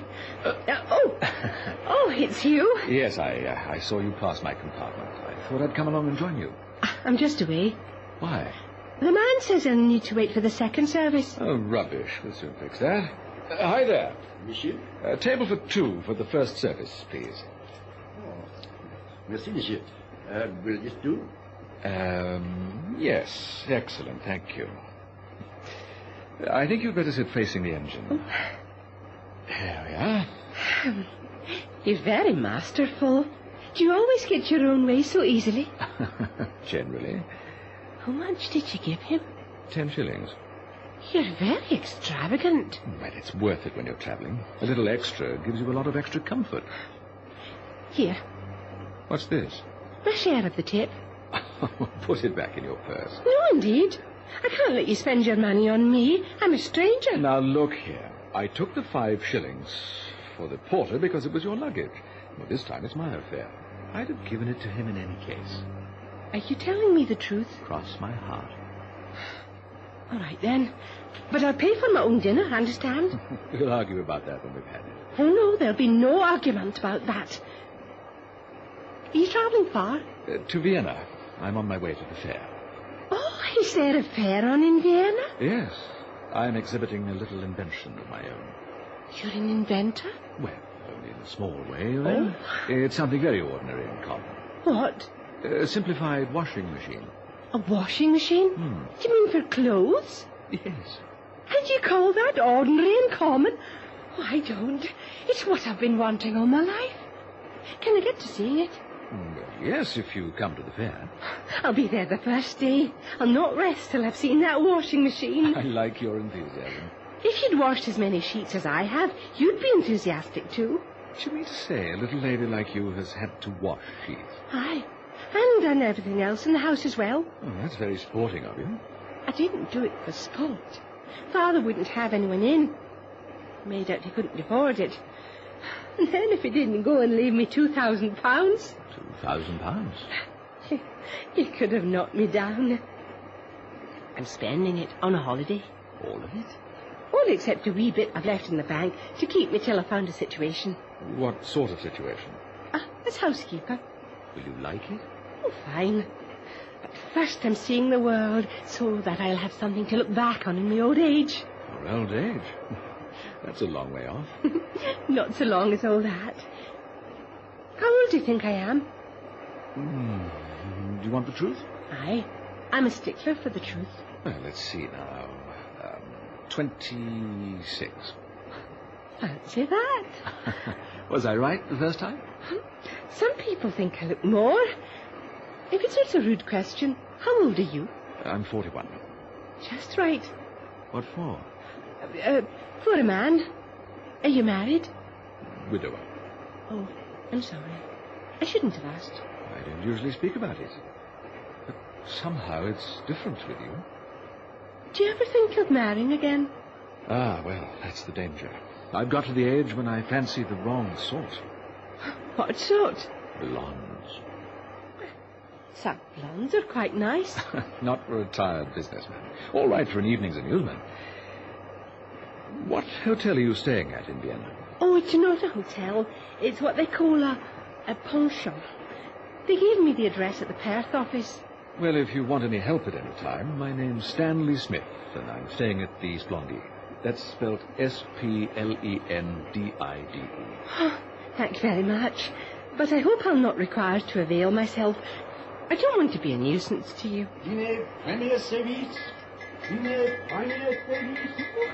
What's he calling? Dinner, first service. Does that mean I can start? Yes, in a few minutes. Not before it's time. Oh, isn't this exciting? Eating dinner on a train?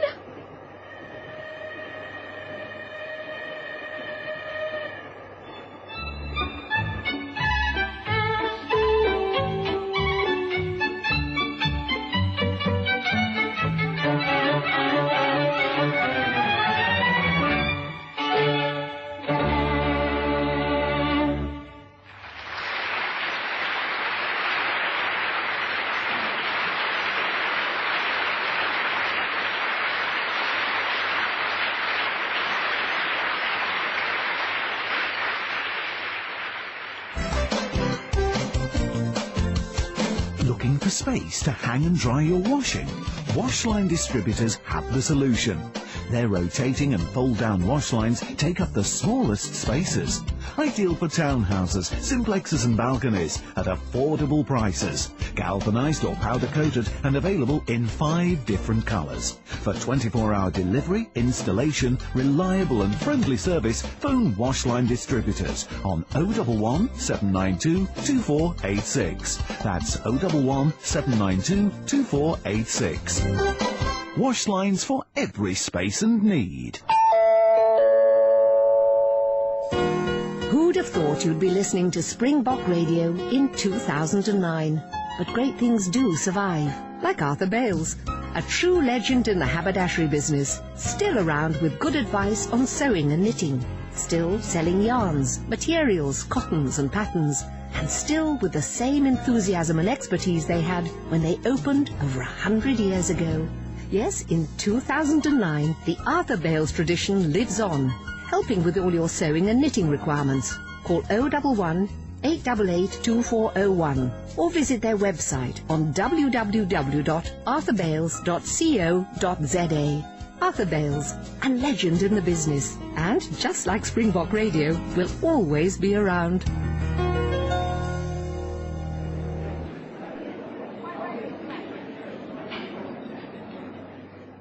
And now, Act 2 of Jeannie.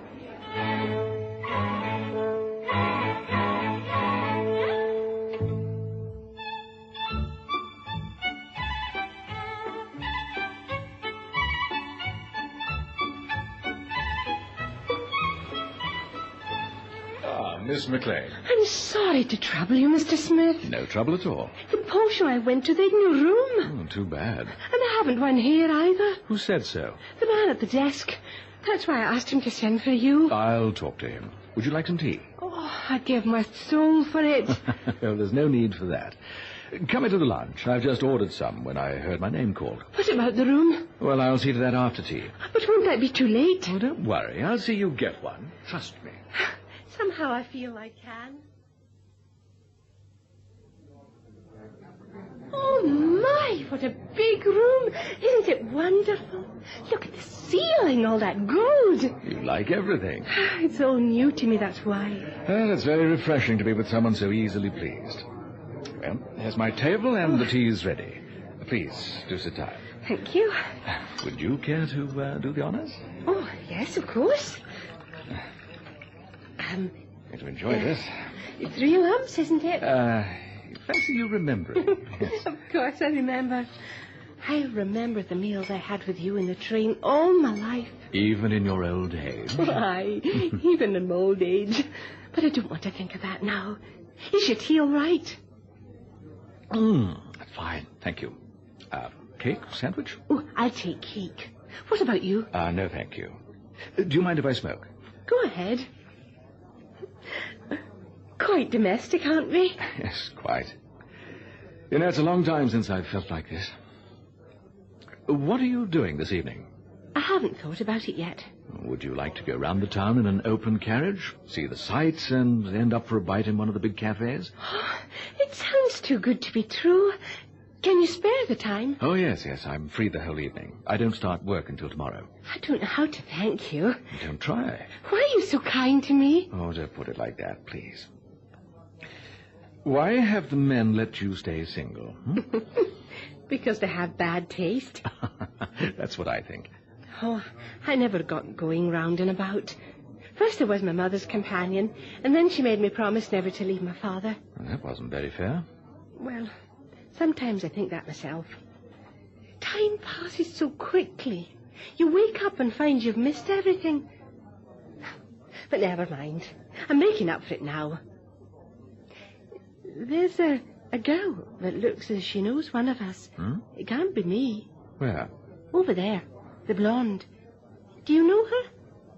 No, I've never seen her before in my life. She's smiling at us. Well, it must be someone else. I'd better see to your room. Here's yesterday's paper. Oh. Something for you to look at while you wait. Thank you. I won't be long.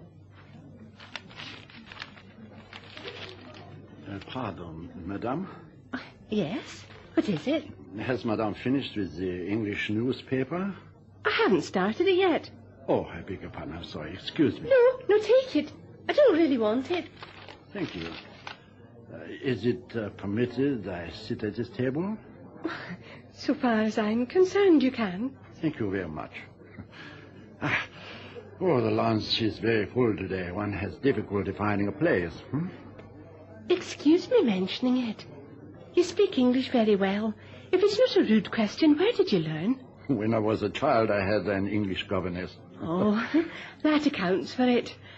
I wish I could speak languages. Oh, it's not necessary. It's English. One can go anywhere. Oh, no. I tried to get a room at a place where they couldn't understand a word. It was awful awkward. Madame is a stranger in my country? Only just come. Oh, so you have not yet seen Vienna? Only from the taxi window. I'm going round the town tonight with Mr. Smith, a man I met on the journey. He's awful kind. Kindness is much in these so hard days, madame. That's what I think. I'd sooner have a kind man than a handsome one. He looked after my luggage and saw that I had my meals. Oh, mind you, I settled up with him. I insisted on that. I hate a sponger. A what, madame? A sponger. Someone that lets the other body pay for everything. Oh. Madame travels alone? Aye. I beg your pardon? Yes. Well, it is not agreeable for a lady to travel alone. It's better than not travelling at all. Oh, so madame has a taste for adventure, This is my first chance. My father died a few weeks ago and left me his fortune. Oh, yes? So I'm taking a wee holiday before settling down. Vienna's my first choice. Oh, so I'm honored. Oh, were you born in Vienna? Oh, yes, indeed. Here, my card, madame. Count card. Are you a count? A real one? Yes, madame. Oh, fancy that. I'll need to write and tell my cousins. They'll be awful jealous. Listen. Do you hear what they're playing? The Blue Danube. Oh, the very thing I came for. And I'm hearing it the first day. Oh, at last. I've got something I wanted at last. I'm hearing the Blue Danube played at the source. Oh, my, that's nice. Do you mind if we keep quiet while we listen to it? Of course.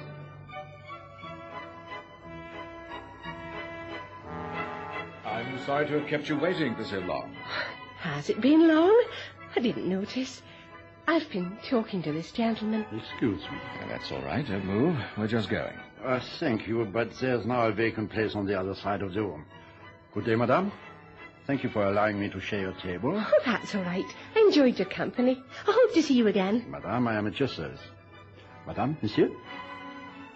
Who's your friend? He's the Count. Who told you? Is it? Here's his card. It's all right. Anyone can see at a glance he's an aristocrat. Look, I don't want to interfere, but you must be very careful who you pick up. Mr. Smith, I'll thank you not to talk to me like that. I don't pick people up, but I'm polite enough to answer when they speak to me. What about my room? Did you manage to get one? A room with a bathroom. Oh, thank you. Would you like to go and have a look at it? The page here will take you up. You mean I have a bathroom all to myself? Yes. And can I get taken a bath whenever I like? Yes. Oh, wonders will never cease. I'll go back to our table and wait for you.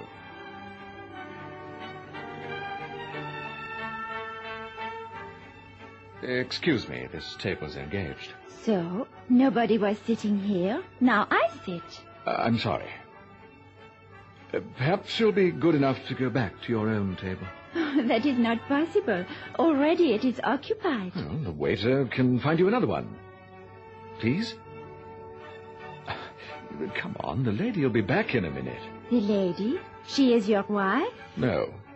Anyhow, it's none of your business. Come along, please. I make a mistake. I think the hair look at me across the lounge. I smile. I think the hair is interested. I'm sorry. I'll pay you the compliment of telling you you're the sort of girl any man would have to look at twice. I give the hair also a compliment. When I see him, I say to me, there is a man. At last, there is a man. How nice it shall be to talk with him. Perhaps to pass a little hour together with him, to have a dinner, a cabaret, to show him a little of the life of Vienna before so hard a week at the fair. How do you know I'm for the fair? For what else come a man such as the Herr to Vienna? Not for to waste his time in amusement. Is too serious, no? Well, I'm serious about my work, but I know how to enjoy myself, too. What was it you were saying about dinner and cabaret? It cannot interest the Herr. Oh, but it does interest me. The trouble is, I'm rather busy this evening. What about tomorrow? Tomorrow is Saturday. On Saturday, I go into the mountains.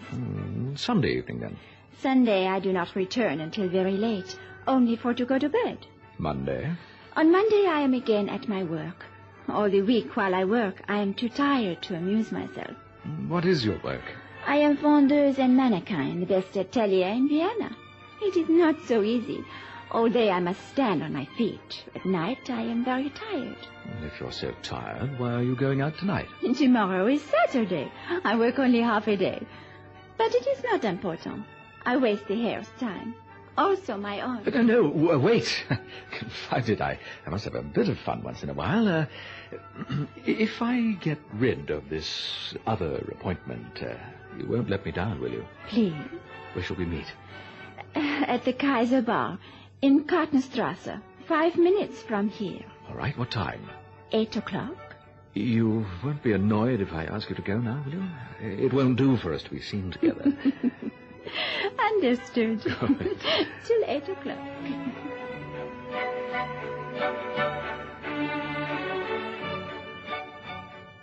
Oh, I've seen my room. How do you like it? It's like a palace. What time do you require me tonight? Well, as a matter of fact, I'm afraid I've got a little disappointment for you there. Oh? Yes, I met a business friend just now in the lounge, a sort of chap that might be useful to me. The washing machine and so on. And tonight's his only free night, and he wants to talk shop. Would you be very disappointed if I asked you to postpone our little outing? Do you mean you want to get out of taking me round the town? Don't put it like that, please. Could you make it another night? I'll just have to. Business is business. What will you do with yourself? Oh, I'll just take a bath and get into my bed.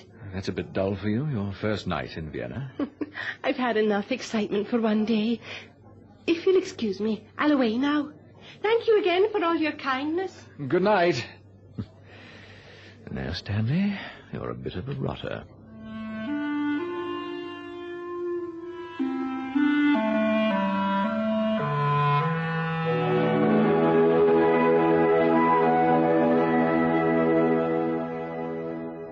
Good morning. Oh, good morning, Count. Isn't it a beautiful day? Yes, did they give you a comfortable room? Give is hardly the word. But I must say it's nice. Mind you, they know how to charge. Oh, if Madame can afford to pay. I can do that, all right. But I don't like being robbed. Well, who does, Madame? Did you enjoy last evening? Well, no, as a matter of fact.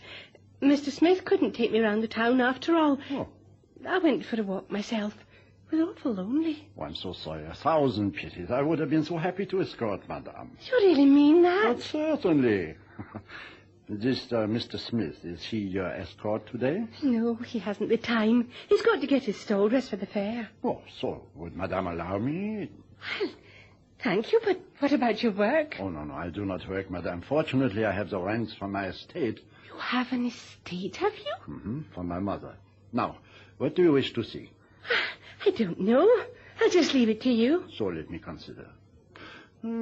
First, I think the Spanish riding schools, and after a little lunch, the Palace of Schönbrunn, where lived as a girl Marie Antoinette.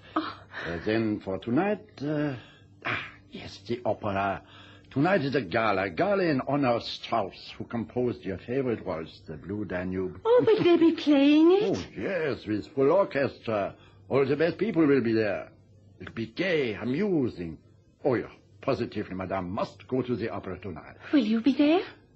No, Madame. Don't you want to go? Oh, I would love to. Then why don't you? Because for a few days, a week perhaps, I must live very quiet.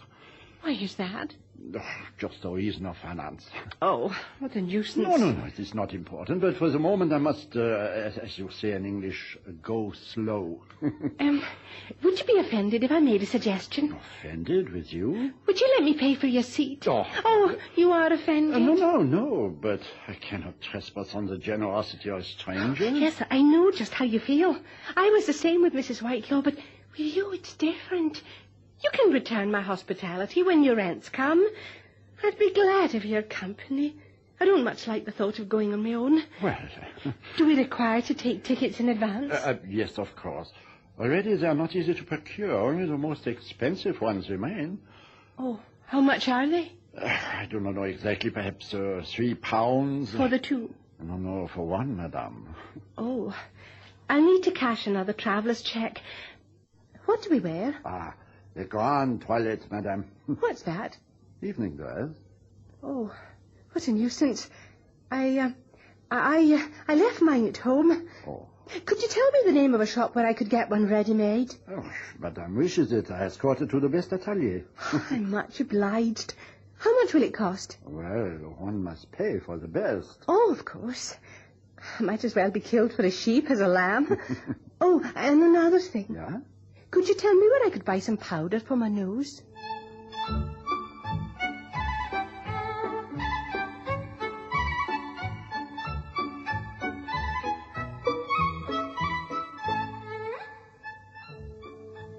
Good evening. Good evening.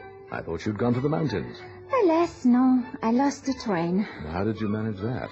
A client, a stupid client who does not know how to buy. Positively, she must have a new evening dress. I put this one, that one, the other one. She says not a word, but sits and looks at me as if I'm a wild beast in a cage.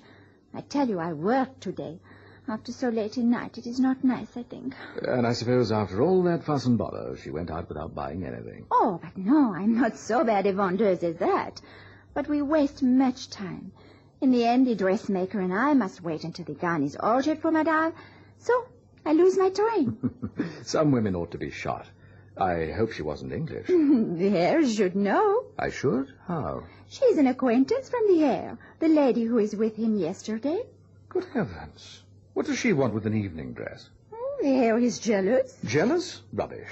I've only known the woman a couple of days. She's not my sort at all. What is his sort? Well, that's telling. You enjoy yourself last night? Oh, yes, very much, thank you. You do not ask me to have a little drink? Well, to tell you the truth, I'm waiting for someone. A business friend. That's why I didn't ask you to sit down. Oh, pardon, I get up at once. If you like to order yourself something in the bar, you can put it down to me. Oh, merci.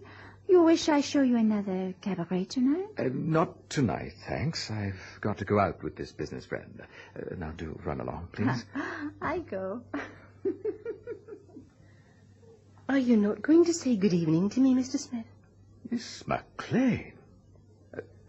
Well, good evening. Do I look nice? Yes, very. I've been to the dressmaker's. I can see that for myself. Do you approve of my choice? Not bad. But what have you done to yourself? It's my face. Heaven alone knows what they did to it. I've a whole chemist shop in my bedroom. You know, if you asked me your age tonight, I shouldn't guess you at 26. More like 16. We'll split the difference. Am I too bare? No. I wanted something more covered up, but the saleswoman wouldn't let me. She was in an awful blather. I gave in for the sake of peace. And guess who it was? You've got new shoes, too, I see. Aye. Pretty, aren't they? I got new stockings, too. I feel just like a princess. I was just going to send a note up to you to ask if you'd have a bite of dinner with me tonight. Oh, thank you very much, but I'm engaged. Oh? What are you doing? I'm going to the opera. By yourself? No. Who with? The Count. The one you picked up last night? Mr. Smith, for the second time, I'll thank you not to speak to me like that. Have you made any inquiries about him? No, I didn't need to. I go by instinct. Sometimes instinct can be wrong. Oh, I know that. I've just had the experience. I may as well tell you. I saw you last night with that blonde when I went for a walk. Oh? I wish you goodbye. Madame. Oh, Count, there you are. Oh, Madame. Am I all right? All right. Madame is a queen. I thought I was going a bit far when I called myself princess. Is it time to go? Yes, if you wish to hear the overture. Oh, I want to hear everything.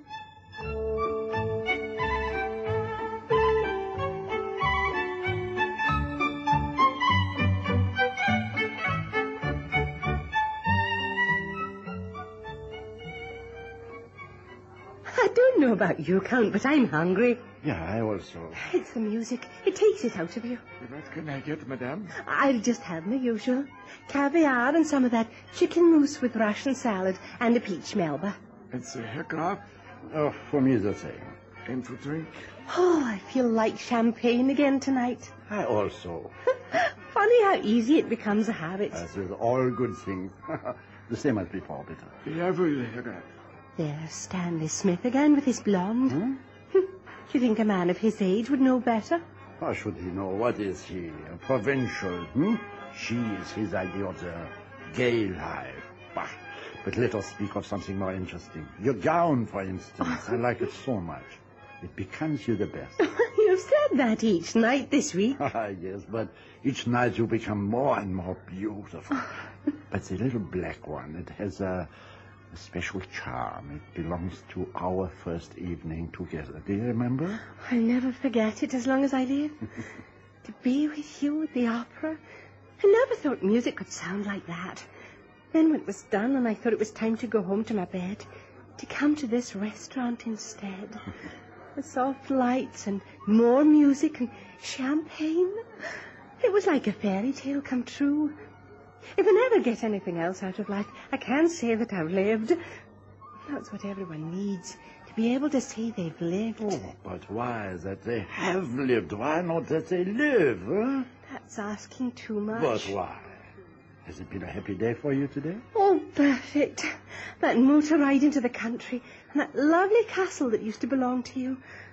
How can you bear to look at it after it being in your family all those hundreds of years? Because soon, perhaps, it shall be in my family again. Oh, how? Oh, one hopes, madame, one hopes. Hope's all that's left to us sometimes. No, don't speak sad. Tonight we must be gay. Count, I've got something to say to you. Yeah, listen, with 2 ears. Tomorrow I have to go home. Oh, but no, madame. I must. But, madame, you tell me you stay here 1 month. Now, after only 1 week, you go. Why? I can't tell you. After our so happy days together? Oh, they've been the happiest of my whole life. I didn't know I could be so happy. I thought I'd missed it. Then do not go away. Stay here in Vienna, with me. How do you mean, with you? Become my wife. Your wife? Oh, how can I let you go from my life? Now that I experience the joy of your company, I, who have gone through so much, know again the spring of love in my heart. You do this to me. Is it too much to hope that I do this also for you? Oh, darling, say that you love me. Yes, I do. Silly, isn't it? Oh, silly. How can you say such a thing? To love is the most beautiful, the most wonderful, the most... Good evening, Miss McLean. Oh, it's you, is it? Good evening, Herr Smith. Good evening. I've just come across to remind you that tomorrow's the last day of the fair, Miss McLean. What about it? I thought you wanted to have a look at my washing machine. I did, but not now. Why not? You know quite well. No, I don't. Go on, tell me. I told you I was a stickler for the truth. Is that enough for you? Not quite. If you must have it in black and white, you made an arrangement with me. I was quite willing to let you off for business, but not for a blonde. That's a slight I can't forget, nor forgive. I see. As you're here, you can be the first to congratulate me. Congratulate you? On what? The Count and I are engaged to be married. Married? You're very rude. I mean to be. Good evening. What a cheek. Oh, I congratulate you, madame. Among her many attributes, she has dignity. Ah, good. Already I see her as so gracious chatelaine of the castle which has been in my family for so many hundreds of years. You mean the one we saw today? The one we have seen today. Now, when? How soon shall this be? We'll need to wait a wee while. Wait, but what for? For your rents to come from your estate. You do not trust me? Of course I trust you, but we'll need something to live on. So, if you trust me, may we not continue to live on your fortune? Oh, my fortune's done. I beg your pardon? My money's finished. But you told me your father died and left you his fortune. Oh, so he did. £2,000. I thought it would last forever, but it's gone. After paying for my clothes and for my room at the hotel and the extra meals and the trips we've had, I've now just about enough to get home. Why, Count, what's the matter? Are you not well? What? Will I call the waiter to bring you some brandy? No, brandy, thank you. No brandy.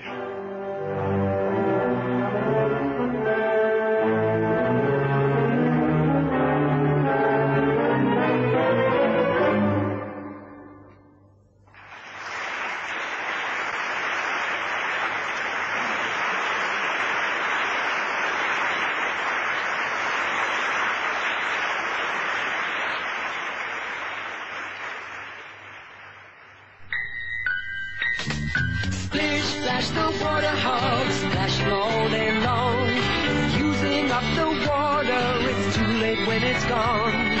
If you want to help him, this is what to do.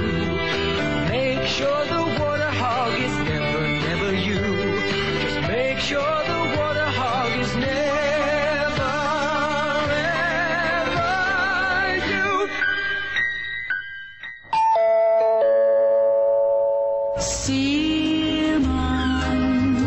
Die goeie ou dae van Springbok Radio is terug. 20 onverkrygbare liedjies nou op 1 CD. Met al jou gunstelinge: Virginia Lee, Cora Marie, Anton Goosen, Sonja Herold, Cupido en vele meer. Herleef Springbok Radio, Afrikaanse treffers.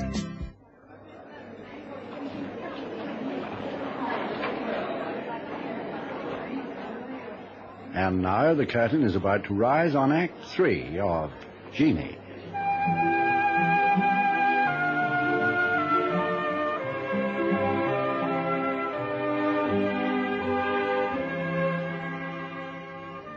Does Mrs. Murdoch live here? She does. Oh, could I speak to her, please? Aye. Is it Jeannie McLean? Aye. Come in. You're late. I know, I'm sorry. The tram put me down the other end of the street. Did you tell the conductor the number? He said it would be another 5p. I didn't see the sense in paying another 5p just to go the length of the street. It stretched longer than I thought. What previous experience have you had? I kept house for my father. Have you no been in service before? No. What about your reference? I haven't got one. But how am I to know you're respectable? By my looks. You can't go by looks. In that case, Mrs. Murdoch, I'll just wish you good night. I'm sorry to have wasted your time. Now, wait a minute. Not so fast. Perhaps we can come to an agreement. What wages do you expect? £1 a week. £1 a week? Mercy on us. Who do you think my husband's made of? What do you usually give? 10 shillings. As you haven't a reference, you'll be lucky to get that. Are you a good cook? Aye. Are you a good washer? Aye. But as I stipulated in my letter, I don't want to do it. Well, who do you think's going to do it if not you? Do you not send it out to the laundry? The laundry? What next? I never sent a thing to the laundry in my life. Oh. What outings do you give? Every other Sabbath after tea and an evening every other week. Every other week? Aye. And a whole day a month? Half a day. After you've washed up the dinner things.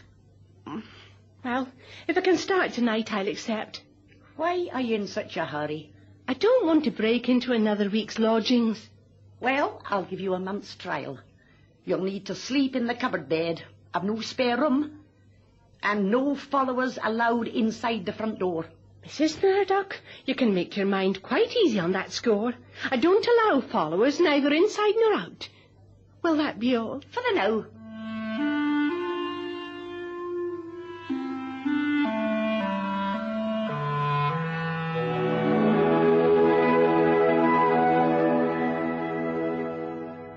Jeannie, what's the meaning of this? Meaning of what, ma'am? The dinner dish is not washed up yet.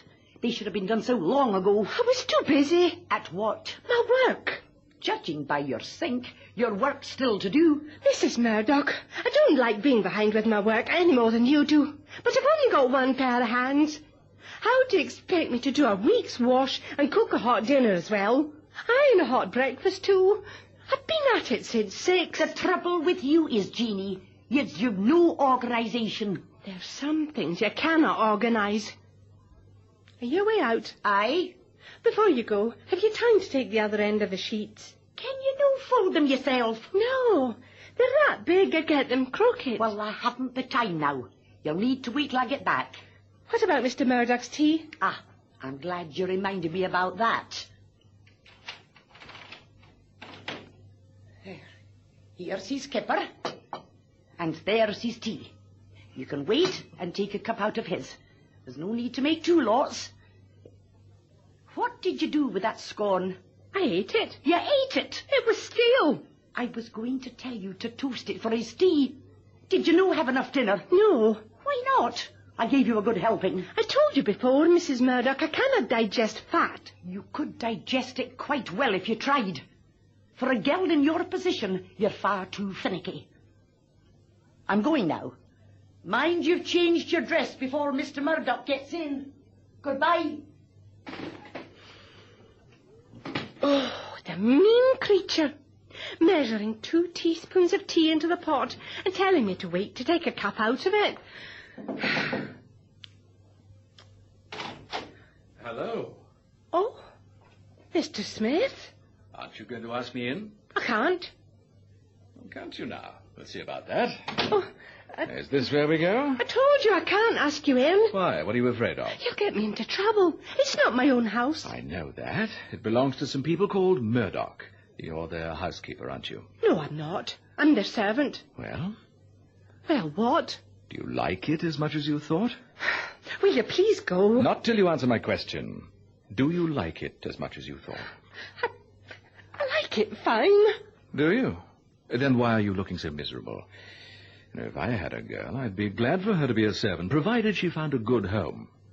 It's a more natural job for a girl than a shop or an office, but I don't think much of this place. Couldn't you have found something better? No, I hadn't looked at a reference. I had to take what I could get. You don't need a reference. They'd only need to look at you. Aye, that's what I thought. I was wrong. I answered advertisements till I was sick. When I applied here, I was at my wit's end. And now you've wormed it out of me. Will you please go? I want to be by myself. Why did you run away from Vienna?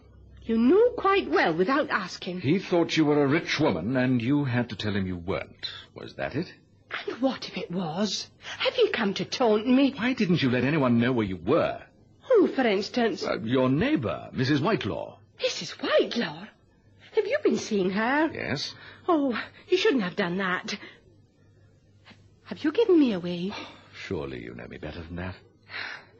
I wish you'd go. He'll be in for his tea. I suppose that was Mrs. Murdoch I passed on the stairs. Did she see you stop at the door? Would it matter if she had? Aye, it would. I'm not allowed followers. I mean, gentlemen. Thanks for the compliment. But don't be alarmed. She didn't see me. I'm not such a fool as I look. I'm glad of that. You can still hold your own, I see. I don't want anyone to know what a sapsy I've been. Spending all my money so quick and having to come back from a holiday so soon. You don't mean to tell me that you spent all that money in a week? Aye. £2,000? You're a bigger fool than I thought. You don't need to rub it in. How much did you give him? Who? The Count. How much did you give him in hard cash? I didn't give him anything. Oh, rubbish. Come on, out with it. How much? Mr. Smith, you're being very impertinent. If I like to pay for our outings, that's no business of yours. Did you pay for them yourself or hand him over the money to do it for you? Handed it over, of course. I thought as much. Did you count the change? No.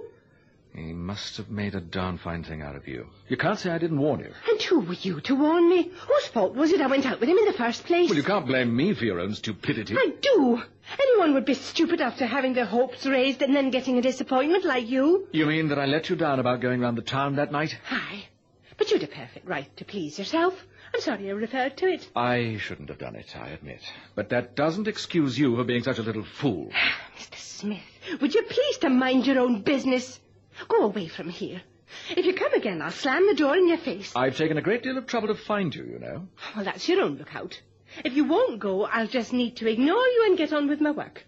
I've got these sheets to do. Here, you can't manage those by yourself. I can manage quite well, thank you. No, you can't. I'll take the other end. There. When I was a kid, I used to give my mother a hand with the folding. You see, I'm doing it right. She gave me a hot, dripping toast for being a good boy. Have I been a good lad? Oh, no, please, don't cry. I don't know what on earth I'm crying for. I do. You're crying because things haven't turned out as you expected. This place has got you down. Come on out of it. Where'll I go? Come with me. Mr. Smith, what are you suggesting? I'm suggesting that you marry me. Marry you? Yes. What for? Fun. Is this a joke? No. You mean you'd marry me when I was down and out like this? What difference does that make? It makes a lot of difference to me. Oh, thank you very much. I'm very grateful to you. Don't put it like that, please. But I am. You've given me back my self-respect. That's a big thing. Had you lost it? Of course. You're bound to lose your self-respect when you think someone's wanted you for yourself and then find out it's for your money. Especially when your money's all gone. That's a bit of a pill, isn't it? Well, what's your answer? No. Why? If you think I'm the sort to take advantage of your kindness, you don't know me. Kindness? What else is it? Why else would you ask me? I told you, for fun. You make me laugh. That's easy. Men like you laugh at anything. How's your blonde? I don't know. I thought you were in love with her. I thought you were in love with the Count. What answer have you got to that? Just that I was in love with him. Well, come to that, I was in love with the blonde. It took me exactly a week to get over it. Just as it took you exactly a week to get over your Count. It didn't. I'm not over him. I'm in love with him still. That's why I don't care how hard I work. It tires you out. You can't think so hard when you're tired out. You must go now. I've got to get this kitchen cleaned up before he gets in. When's that? 6:30. Well, then you've just got time to give me a cup of tea before I go. When the kettle's boiling on the hob, here's the teapot. She's been a bit mean with the tea, hasn't she? Where's the caddy? She keeps it locked. Does she lock everything? Aye, I told you I had no reference. Good heavens. Oh, no, stop that. I'll lose my place. Well, leave it to draw for a minute. I see the cups are ready. I'll put the tray on this table. Milk and sugar. She's been a bit mean with the milk as well. Now, my dear, pour out the tea. Well, don't look as if the end of the world's come. Here you are. Thank you. Not bad. Do you remember the first meal we had together? Oh, I'll never forget it. Neither will I. It was the first time I ate a dinner I hadn't helped to cook. I hoped you were going to say because of the pleasant company. As I remarked before, hope's all that's left to us sometimes. You didn't remark it to me. Did you really mean what you said about still being in love with the Count? No, not really. It was only the way he kissed my hand. It seemed like romance. But what's the use of romance if there's no truth in it? I'm a stickler for the truth. That's why I finished with you. Both of you deceived me. I'll never trust a man again as long as I live. I hate lies. Considering you're such a good little liar yourself. Me? Mm-hmm. A liar? What you mean? How old are you? Oh, a woman is allowed to take a slice of her age. It's understood. And it's understood a man's allowed to say he's met a business friend, or words to that effect. What made you so angry was not so much the lie as the fact that I wanted to go out with the blonde instead of you. Well, I'm sorry. It was very silly of me. Showed my bad taste. And I can promise it will never happen again. How did you know I told a lie about my age? I saw it on your passport. Why should the cheek to be looking at my passport? Well, how could I help it when you showed me your photograph? Oh, that awful thing. Jeannie. Who gave you leave to call me by my Christian name? Mine's Stanley. I know that, Mr. Smith. Miss McLean, if you'll let me call you by your Christian name, I'll throw in a washing machine. Oh, that's bribery and corruption. I may not be able to kiss your hand as well as the Count, but I can try. You're doing fine. Will you marry me, Jeannie? If you really mean what you said about the washing machine, I do. then I have no alternative. Stanley.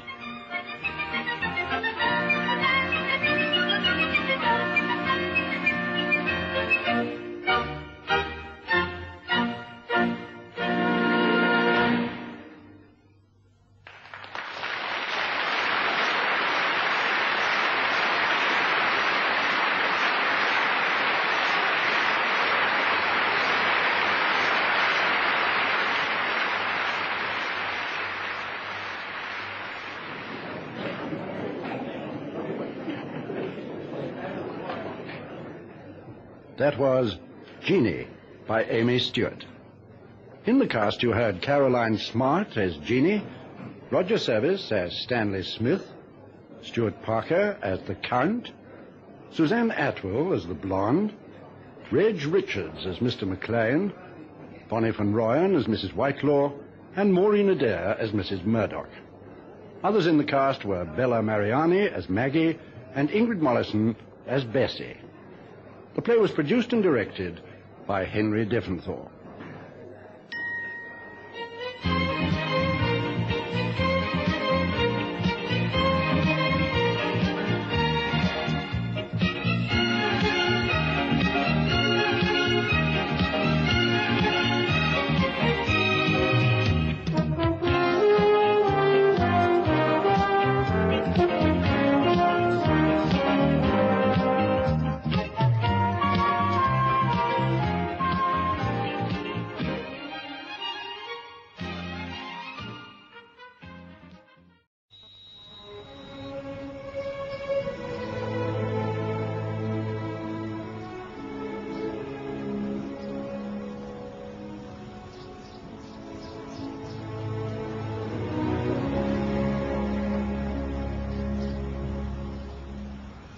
I brought your supper, my lord.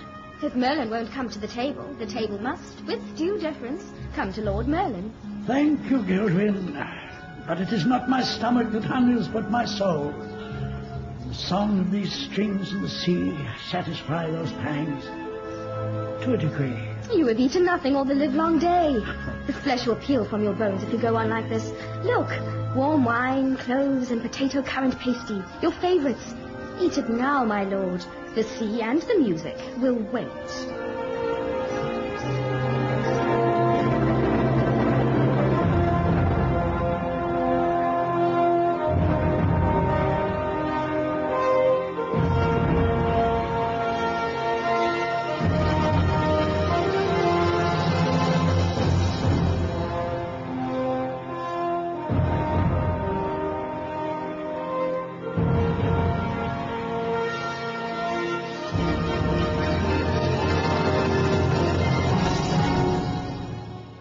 We present Roger Service as Arthur and Brenda Radloff as Guinevere in The Day the Unicorns Danced, a play for radio by Jean Henderson.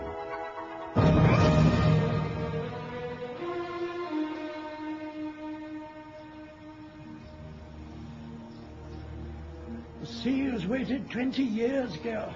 The mist shrouding it have waited. I have waited. England has waited, but the waiting will end soon. The mists will melt. The white horses of the tide will bear him shoreward, back here to Lioness, where he will again take up his shield and restore to Britain her pride and her peace. So is his destiny, and so it will be. I honour your faith, Lord Merlin. The truth to tell, even envy it a little. I wish my convictions were as strong. Oh, you doubt your convictions, Gilwyn? Does not the one contradict the other? Not doubt, my lord, but I sometimes question. Oh, question we must, child. How otherwise would we ever learn? Sometimes all questions are not necessary, for the answers are already there. Simply, it is a knowing that runs through one's veins as the rivers spill to the sea. The old laws of moon and sun and earth. There's no shadow of uncertainty in these teachings. We know the truth of them. Is that why you are so certain King Arthur will return from the dead? He merely rests a while in Avalon to be healed of his wounds and balance his soul with the forests and the fields. He's much to do in this mortal realm before he can enjoy the immortal freedom of the valley. My mother often tells me how much your longing saddens her. You loved him like a son. I was his mentor, his confidant, his guide, his companion. even his wizard. Oh, Arthur, the games we used to play. Is it true you used to change him into all manner of creatures? Animals, birds, even ants to teach him the ways of nature? Oh, the making of spells, aye, yes. He made a splendid falcon, but a very unimpressive mole, as I recall. He never acquired the taste for worms. Oh, but you must know all about that. Your mother must have regaled you over the years with these stories. Not many. She hardly speaks of him. I know she mourns him still. And I know she mourns the Lady Guinevere. I'm told they were very close. Aye, they were. She and I often sit outside of an evening and talk of the Queen. Is she also in Avalon? Queen Guinevere? No. No, she's not in Avalon. Where is she then, my lord? All mysteries are unveiled in the fullness of time, child. I don't understand you, my lord. Oh, well, one day, when you're older, wiser, you will understand many things. You haven't forgotten, my lord, that tomorrow I will be 20. But I doubt I shall be any wiser. Oh, yes, 20. 20 years past, you bowled your way into the world like a jelly-limbed calf. And 20 years past, Arthur fell in battle like an arrowed hawk. A first breath taken, a last breath gasped. Thus stitches time her tapestry. Thus she powders the bones and leathers the hide and makes age our prison. Oh, I never think of you as old, my lord. Oh. Although I know you have the wisdom of the ancients. I can't imagine you ever growing really old. I doubt I can grow any older. Your mother will tell you, if she's not already. I am as old as the lost realms of the past, and as young as the undiscovered ones of the future. As old as the epic of Gilgamesh, and as young as the prose that has not yet been penned. As old as the ash grove, singing its secrets to the twilight from the cliff's ridge, and as young as the seeds it is yet to spawn. There is no growing older when one has drunk the grapes of time. But wiser? Ah, yes, wiser. I could well grow wiser. And I will, just as soon as Arthur returns and imparts to me the mysteries of the veil. And it's closer than we think, his return. Why do you say that? I hear in the echo of the waves something he said once, twice, words he spoke. The second time they staggered from his throat like a speared fawn, bloodied and dying in the dawn light. If I'd not heard the words before, I might not have understood them, so feeble was the tongue that spoke. But the first time, they sprang from his lips like sunlight shafts on water, leaping with joy and pride, alive with laughter, young as the dew.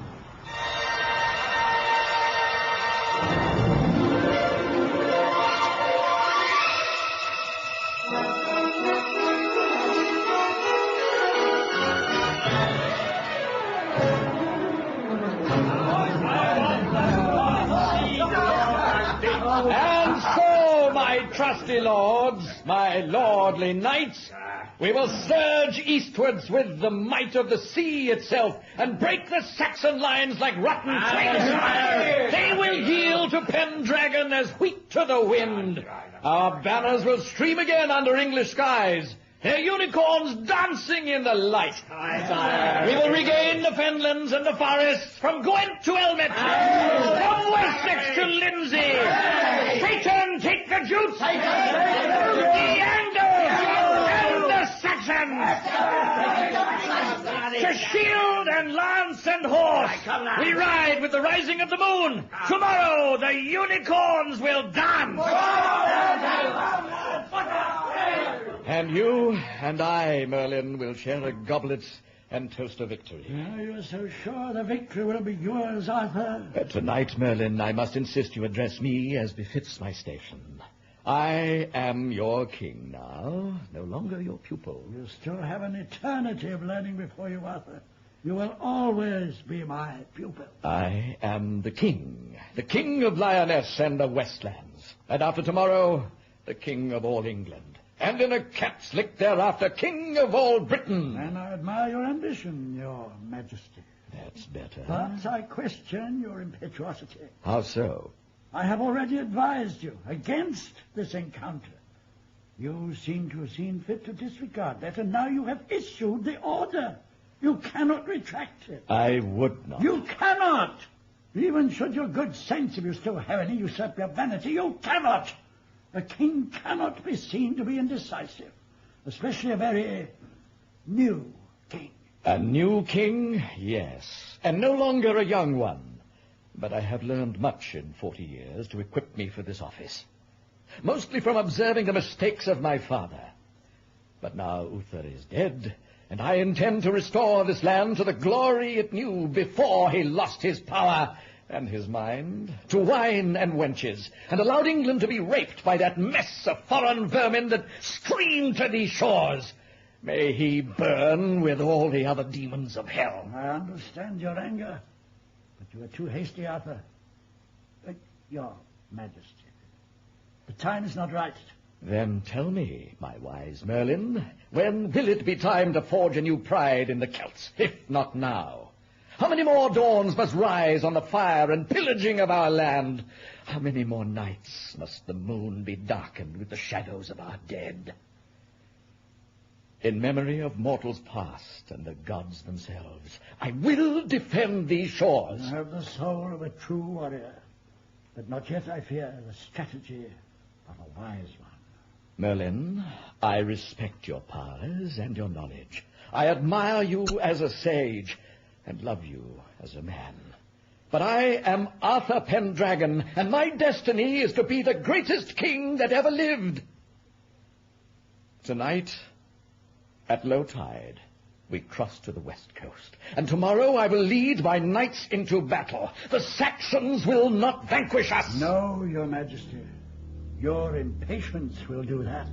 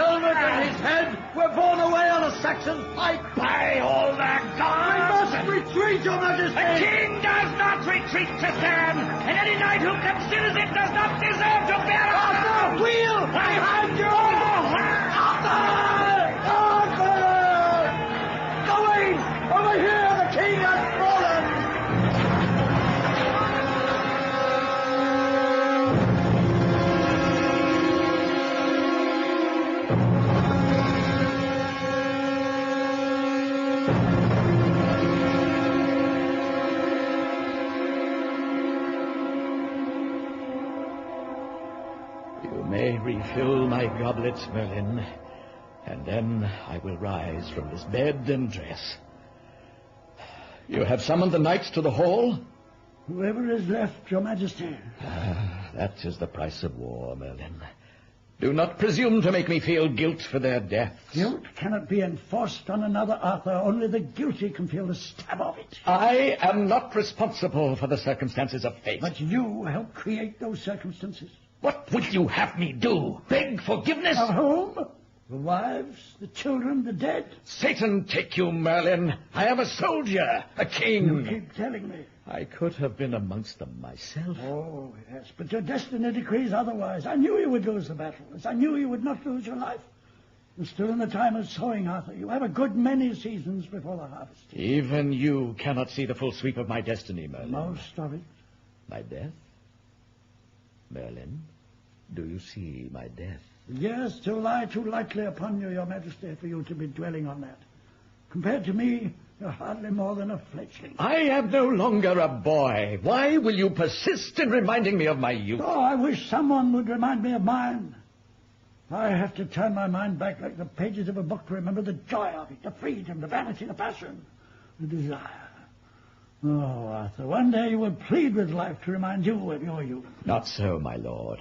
I have yet to plead with anyone, not with friend nor foe, not with the despised nor the loved. Even the oak bends to the wind, Arthur. In time, the stoutest rocks crumble to the sea. I am neither oak nor rock. I am flesh and blood. I am therefore more vulnerable than any stick or stone. Your defeat, I see, has not conquered your complacency. At the next new moon, I ride again. And this time we will return victorious. So it is written, but only with the help of Clydach. Clydach? I know no such man. Woman. Merlin, you play tricks with me, or your mind plays tricks with you. Do I need a milksop wench to win my wars? No wench, Arthur, no milksop. The high priestess of the waterlands. Since the towns were ponds, the hills were antheaps. She's been woven into your destiny. You have not spoken of this before? We've only now reached the time. In what manner is she part of my destiny? Tonight, under the fullness of the moon, on the shingle of the lake, you will see for yourself in what manner. Is this more of your wizardry, Merlin? I am too busy for that now. Call it what you will. It is the cornerstone of your future. We will meet on the 11th hour at the lake beneath the cliffs of Epona. You come along.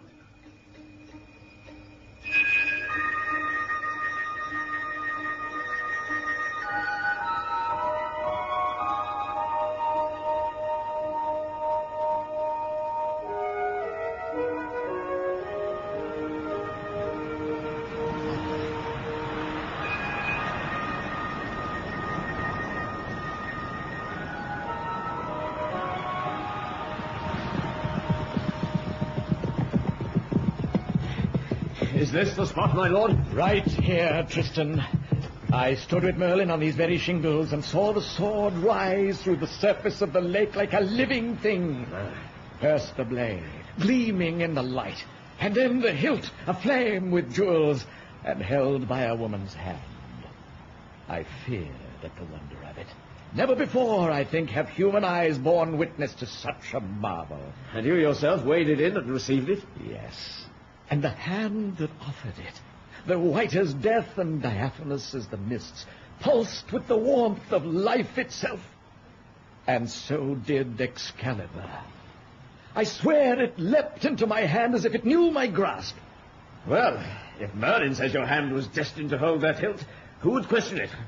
For my part, I think I'd rather favour holding the hand of the damsel who gave it to you, if Merlin's description of her holds true. Yes, we are well acquainted with your chosen pastimes, Sir Knight. But my days are too filled with more important things. You play the lover, I'll play the king. Kings have been known to play both, Your Majesty. Not I. The wiles of a woman are more deadly than a scorpion's sting. Rather would I face the Saxon hordes in the dust of battle than one petticoated wench in a perfume bar. I have always found them more alluring unpetticoated. I'm sure you speak from great experience. I do, sire. But alas, experience does not always assure one of a victory in the game of love.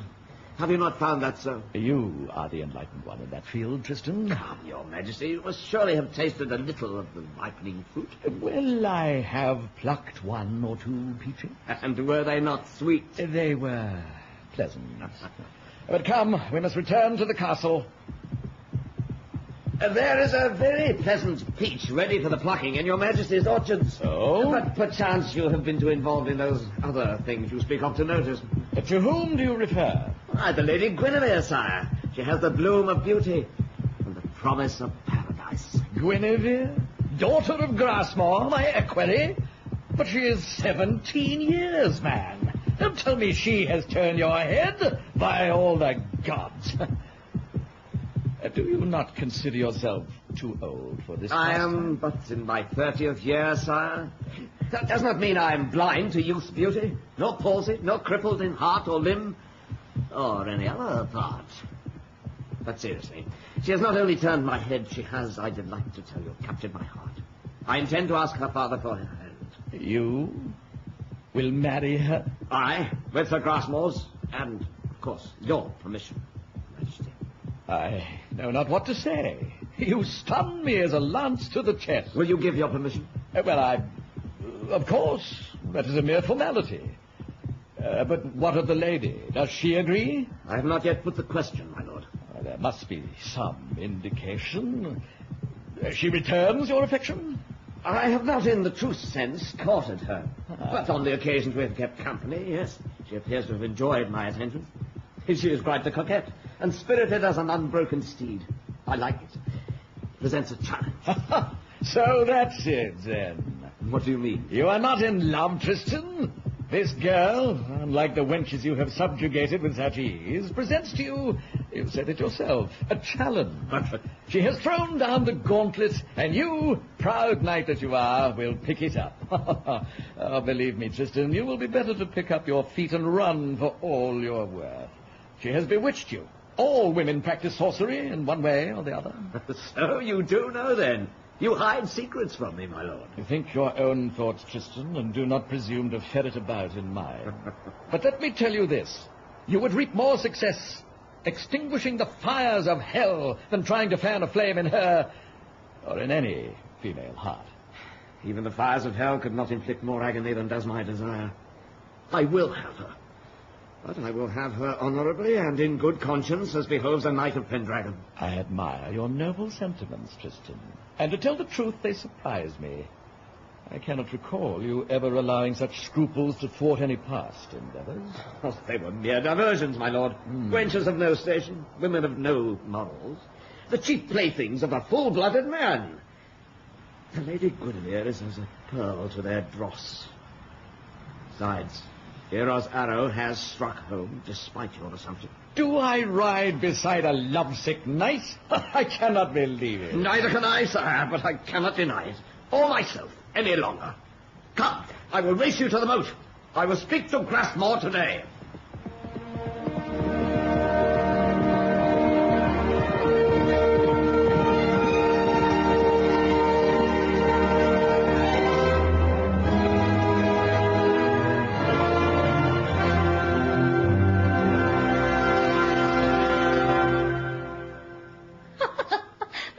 Tristan, surely you cannot be serious. I can, my lady. But it appears you cannot. Why do you laugh? Oh, in a few months I've been at court. We have talked together. And walked together. And walked together. Very 3 times. You have kept count. And now, unexpected as a summer storm, you ask my hand in marriage.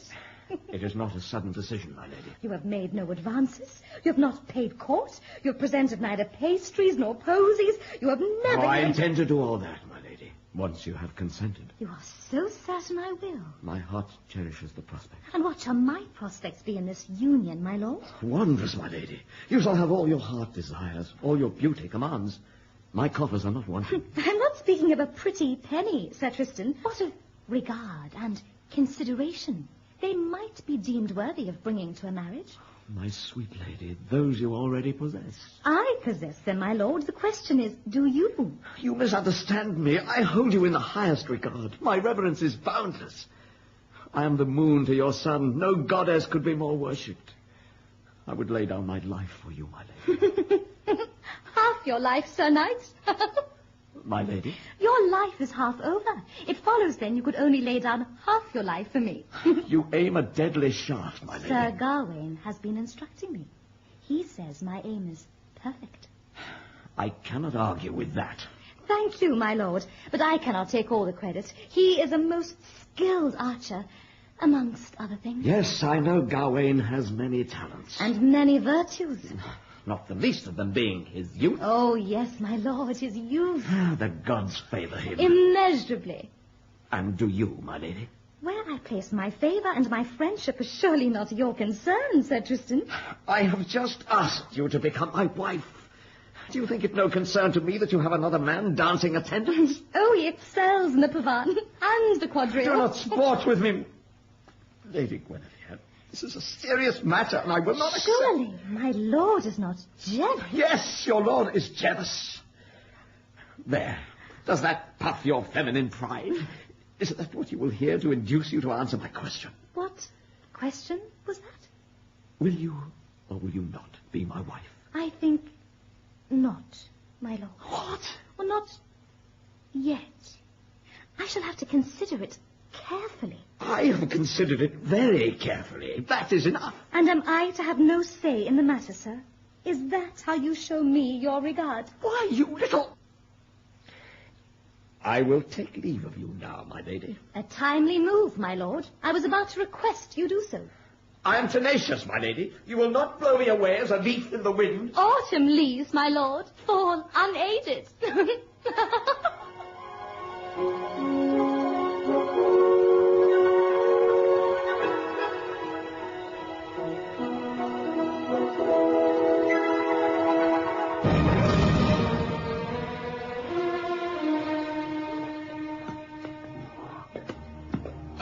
Well placed, Gawain. What a thrust! Oh, he is brilliant with horse and lance, is he not, Tristan? I'm sure the Lady Guinevere would agree with you, your majesty. Oh, come.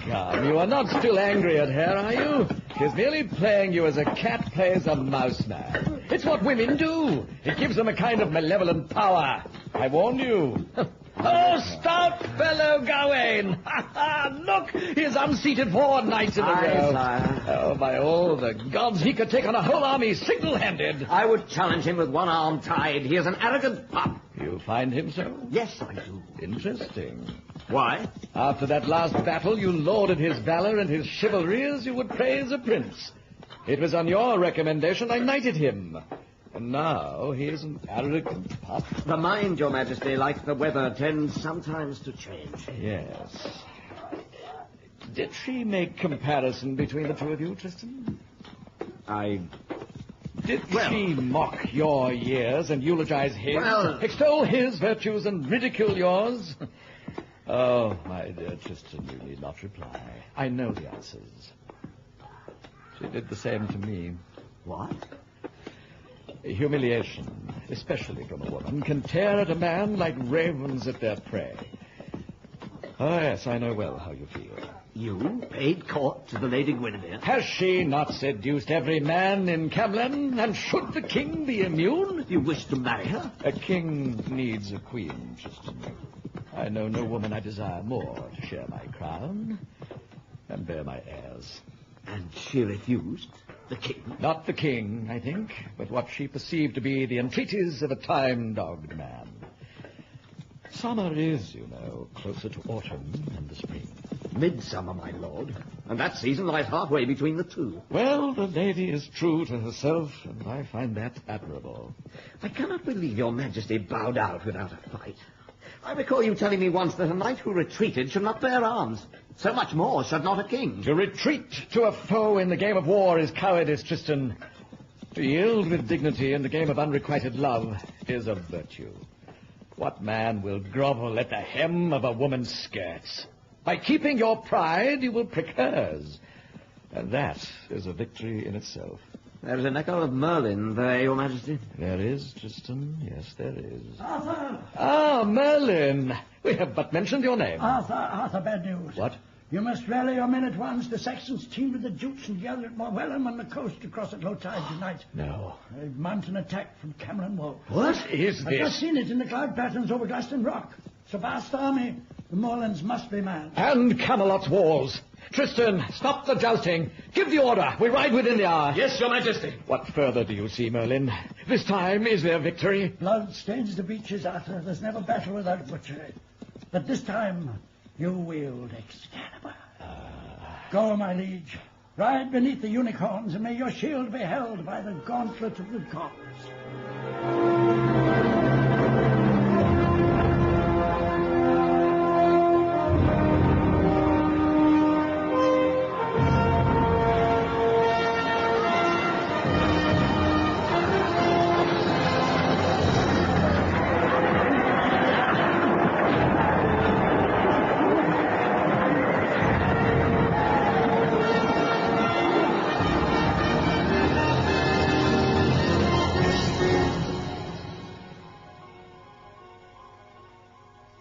beg you to come from the casement, my lady. To watch the wounded and the dead being carried in can only worsen your grief. There is no degree to grief, Your Majesty. When death severs a blood tie, my lady, faith is wont to weaken. But let it please your ladyship to know that Lord Grasmore died with honour. My father dying with valour does nothing to strengthen my faith, neither in the hereafter nor in the present. What is the purpose of all this, Your Majesty? We won the battle, my lady. We are victorious. Gaining what? Freedom from years of oppression by the usurpers of our land. A few more clashes like yesterday, and we will regain the whole of England. And will that bring back my father, Sir Gawain, Sir Tristan, and all the other fallen? No, my lady. Not, I think, in our lifetime. I know you harbored deep feelings for Gawain. I wish you to know I understand your loss, for I loved him too. He was plucked with the dew still on his brow. You weep for his youth. I weep for his life.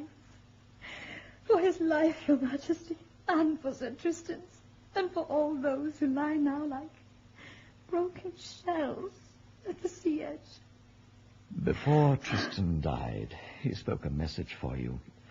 He said, "Tell the Lady Guinevere, the autumn leaf did not fall unaided. It was blown by the wind of war." A thoughtless tongue is a harsh weapon, Your Majesty. You spoke but with the flippancy of the young. He understood that. Before Tristan died, he spoke a message for you. He said, "Tell the Lady Guinevere, the autumn leaf did not fall unaided. It was blown by the wind of war." A thoughtless tongue is a harsh weapon, Your Majesty. You spoke but with the flippancy of the young. He understood that. Did you? Yes. My lady, I am a king and a warlord, and these eyes have seen the extremes of horror and suffering. But never have those sights racked my heart as do your tears. Oh, come here, child. Let me hold you. Oh, Your Majesty, I have no one. No one. Hush now. You have me. Oh, you are truly a good king, my lord. Perhaps, in time, you will grant me the honor of thinking me also a good friend, my lady.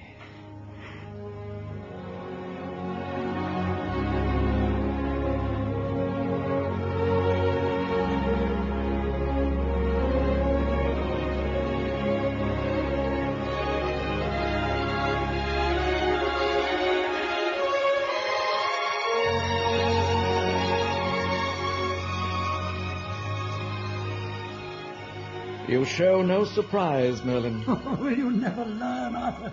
By all the gods, events do not spring like a cat from the shadows on a seer.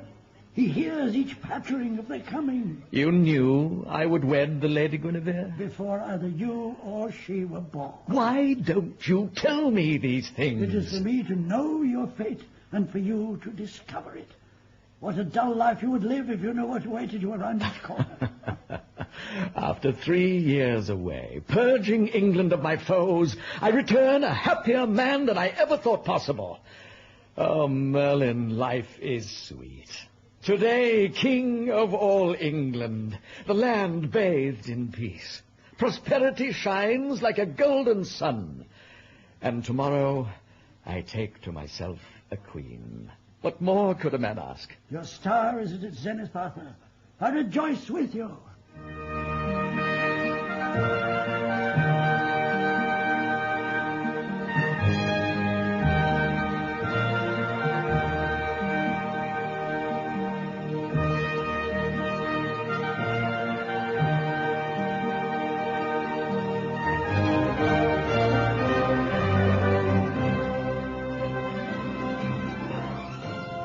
Guinevere, my love, I thought I might find you out here. I cannot suffer walls about me when spring gambols so prettily in the gardens. Not so prettily as you. You fly flatter me constantly, Arthur. I wonder you do not fear I should revert to the vanity of my youth with such a diet. The very young are ever vain, my love. But 5 years have matured you as time mellows wine. Oh, Guinevere, what a gift you have been to me. And what gifts you have given me.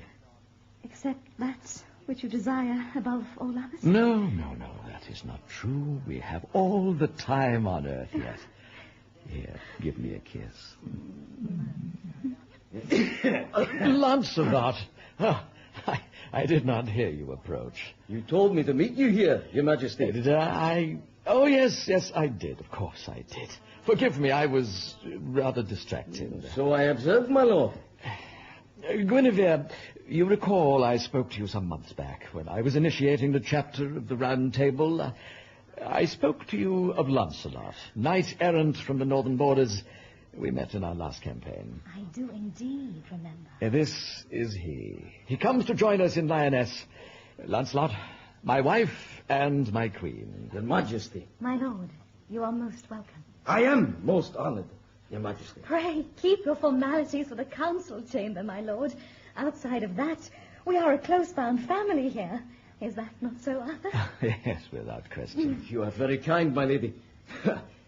As you can see, I'm not exactly the gleeman's fancy of a genteel knight, as you English perceive it. So the honour is greater that you should treat me as one. You are every bit as noble as a knight should be, Lancelot. And though I doubt not the sincerity of your modesty, it hangs on you no less well than your tunic. Arthur, that is hardly courteous. Oh, when you know Lancelot, my dear, you will learn it is not possible to treat him with courtesy. He is not even familiar with the meaning.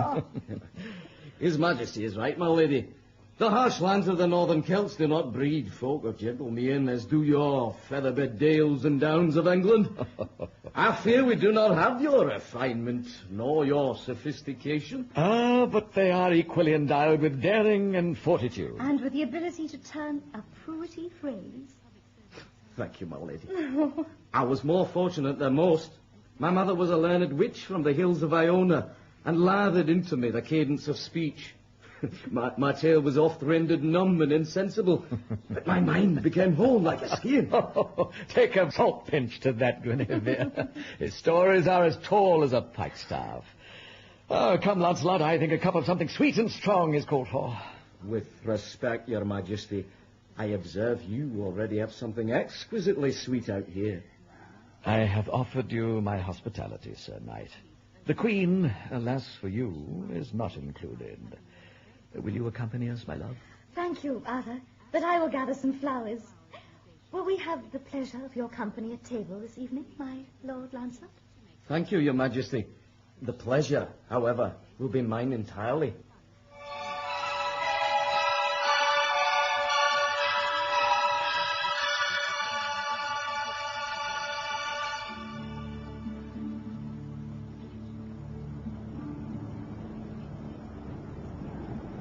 Well, what say you, Mother? Shh.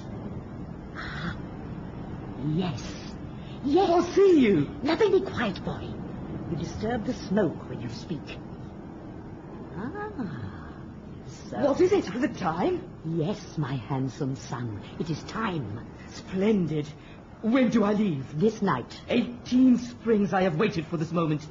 I can hardly believe it has arrived. You will do well to remember, Mordred, that although the fates determine what is to be, you, by hasty actions and thoughtless pursuit, can turn the tide against you. Destiny is a two-edged sword. Take care how you wield it. I am heir to Arthur's throne. Who can deny that? No one. Not even he. For you bear the Pendragon birthmark, as he does, and as his own father did before him. He has never forgiven me for charming him all those years ago into believing I was the Lady Gwinion, the only true love of his youth, and luring him to my bed. You're a cunning woman. It was merely a logical way of ensuring that one day, flesh of my flesh would wear the crown, and now that he commands the entire Isles, it is time we stepped in to claim what he, the credulous fool, fought half his life for. He is too saintly for his own good. With due respect, my Lady Mother, have you not overlooked one factor? Arthur lives. So he does. I can hardly wear the crown while he sits on the throne. Then you must see he vacates it. Surely even you would not sanction murder. Mordred, have you learnt nothing from me? Did I ever teach you to be reckless and foolhardy? No. You must proceed with deliberation and discretion. Look to the stars and the course they trace. Read them well, and you will find the right circumstances to twist to your advantage. You trim the arrow. Let another draw the bow. When I am king, Mother, you will sit at my right hand as my counselor. No man could do it better. I go now to prepare for my journey. When you are king, Mordred, I will govern. You are as gullible as your father. You will be nothing more than my puppet.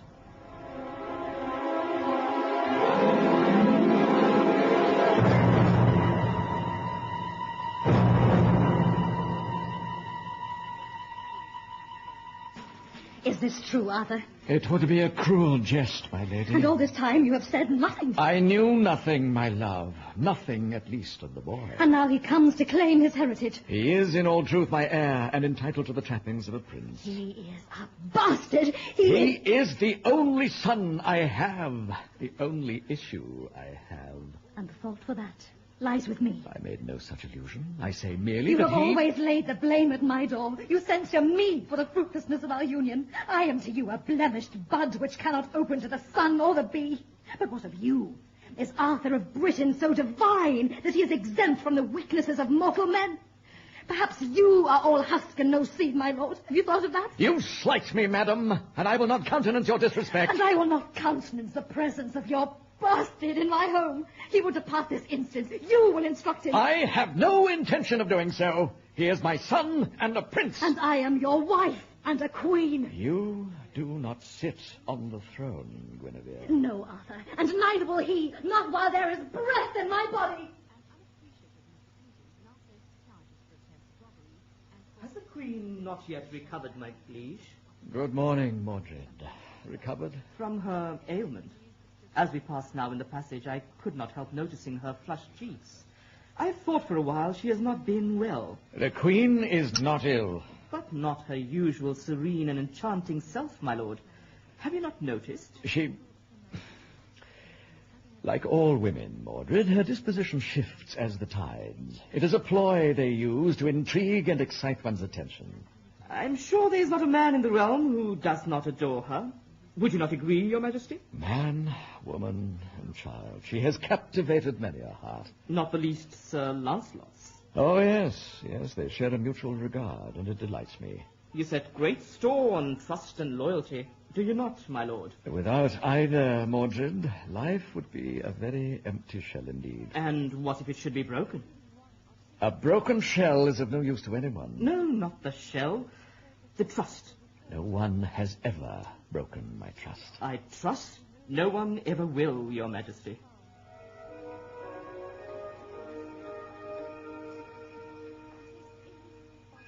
Damn you, Mordred. You sowed the doubt. You planted the suspicion. You moved my eyes to spy on those I trusted with my life. And now I find their love lacking, their fidelity farce, their honor impaired. You, issue of my loins and my lust, are not in all truth the man I would choose to wear my crown, for you hang like a scab on the Pendragon name.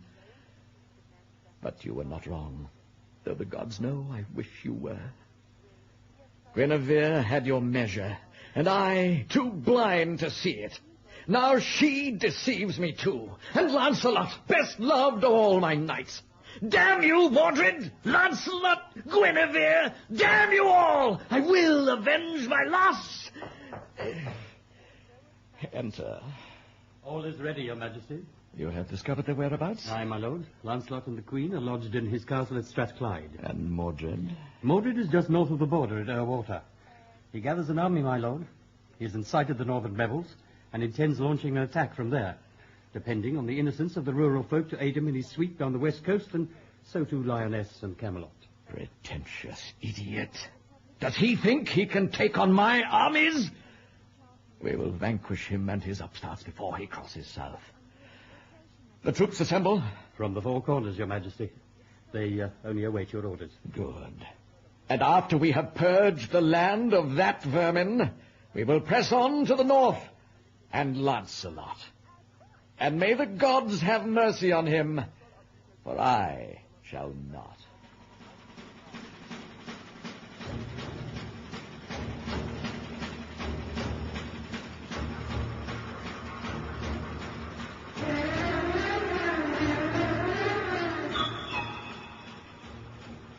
My Lord Lancelot, you brood too often these days. What is it weighs on you so?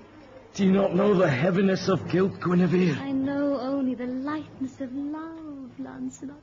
For is not this what we longed for all these past months? What is this guilt you suffer? Is there a price to love? Aye, when one loves as we do. Have you not learned that yet? The decrees of fate, my love, no mortal can ever alter. You know that. Oh, it is easy to use fate as an excuse for our actions and thereby refuse the blame. We have wronged Arthur, and in so doing we have shadowed the sun. The joy of loving you has been snuffed out like a flame by the pain I know I have inflicted on him. I would give anything, to retrace our steps and alter the course we've taken. Would you give your son? What? Your son, Lancelot. The son I now carry in my belly. Would you give him to relieve you of this weight of guilt? You're carrying the... Your child, yes. You're certain of this? I have never known such happiness. You have no conscience, Guinevere. We cannot build our joy on another's misery. I never loved Arthur as I love you. He always knew that. I never deceived him. He loved you. The deepest love I know. Do you think he'd have allowed us to leave Camelot had he not wished my happiness above all else? We slunk from Lioness like rats in the dark. Had he wished, he could have prevented it. Then more fools we, my love. For having given us our freedom, he takes from us our pride. My pride is bearing your child. He shall be called Galahad, one day to be a noble knight. Oh, Lancelot, think of it. Oh, I am. And it only deepens my guilt. But do you not love me, Lancelot? Yes, damnation, I do. Well, then stand with me. I carry your seed, your son. Oh, my daughter. And so there will be others. I will bear you generations to live through the years and crown you in the glory of history. Oh, you bewitch me still. May the gods protect me. From me, my lord? No, from my passion for you. For that will surely destroy me.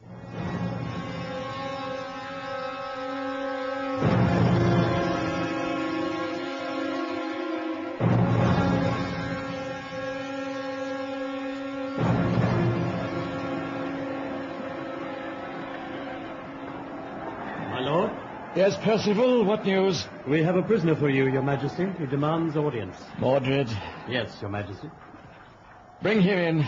Bring in the prisoner. Ah, we meet again, Your Majesty. Captivity has done nothing to lessen your arrogance, I see. I've inherited your pride, my lord. Leave us, Percival. I do not think that wise, Your Majesty. Leave us, Percival. I will speak to my son alone. As you command, my lord. So, Mordred, do we come to an agreement? What is there to say, father? I aim for the crown. You will wear it on my death, Mordred. Is that not enough for you? More than enough, Your Majesty. But I wish it now. As a youth, Mordred, I too was impetuous, but I have learned the laws. Everything in its time. The seed planted is the fruit born.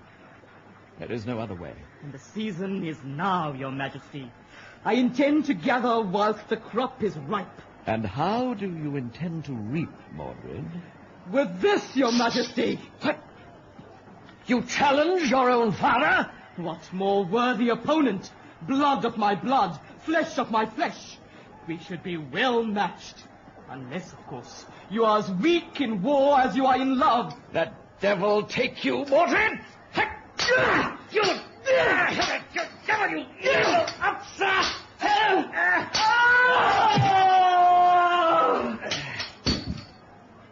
My lord, what has happened? Who is this? Percival? Is this you? I cannot see. It is I, your majesty. You are sorely wounded. Let me Is help you. Merlin with you? I'm here, my lord. Merlin, you knew of this? Yes, of course, Arthur. On the battlefields, Merlin, I am a king and a warrior. In my tent, I am a father, wounded by the blade of his own son. Is he still here? He lies, your majesty, at the opening of your tent. Your dagger in his breast. Was that in the stars, Merlin? I do not control the stars, Arthur. No. Merlin, the Queen, and Lancelot. Your knights await your command to take up arms and cross to the north, if that is still your desire. Yes. Yes, it is. But I do not wish them harmed. It will serve no purpose now. What then, Arthur? I wish the Queen returned to Lioness. I wish you to take her in your care. Lancelot must be left to his castle and his conscience.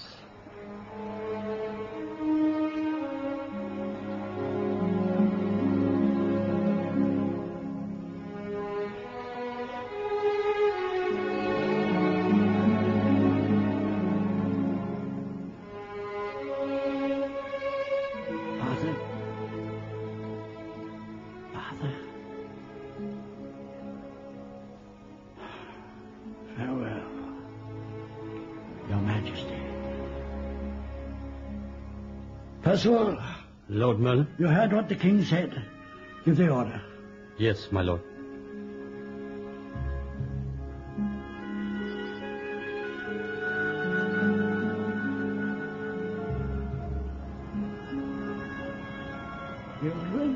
My Lord Merlin? Haste you back to the house and bring your mother. Tell her... Yes, my lord. Tell her to hurry. Soon the moon will rise over the waves and a barge cut through the mists from Avalon, bearing the Pendragon banners. The unicorns will dance in the wind and under the stars. Now go, child, quickly, tell her. Yes, my lord. And Gilduin, tell her her king and husband return.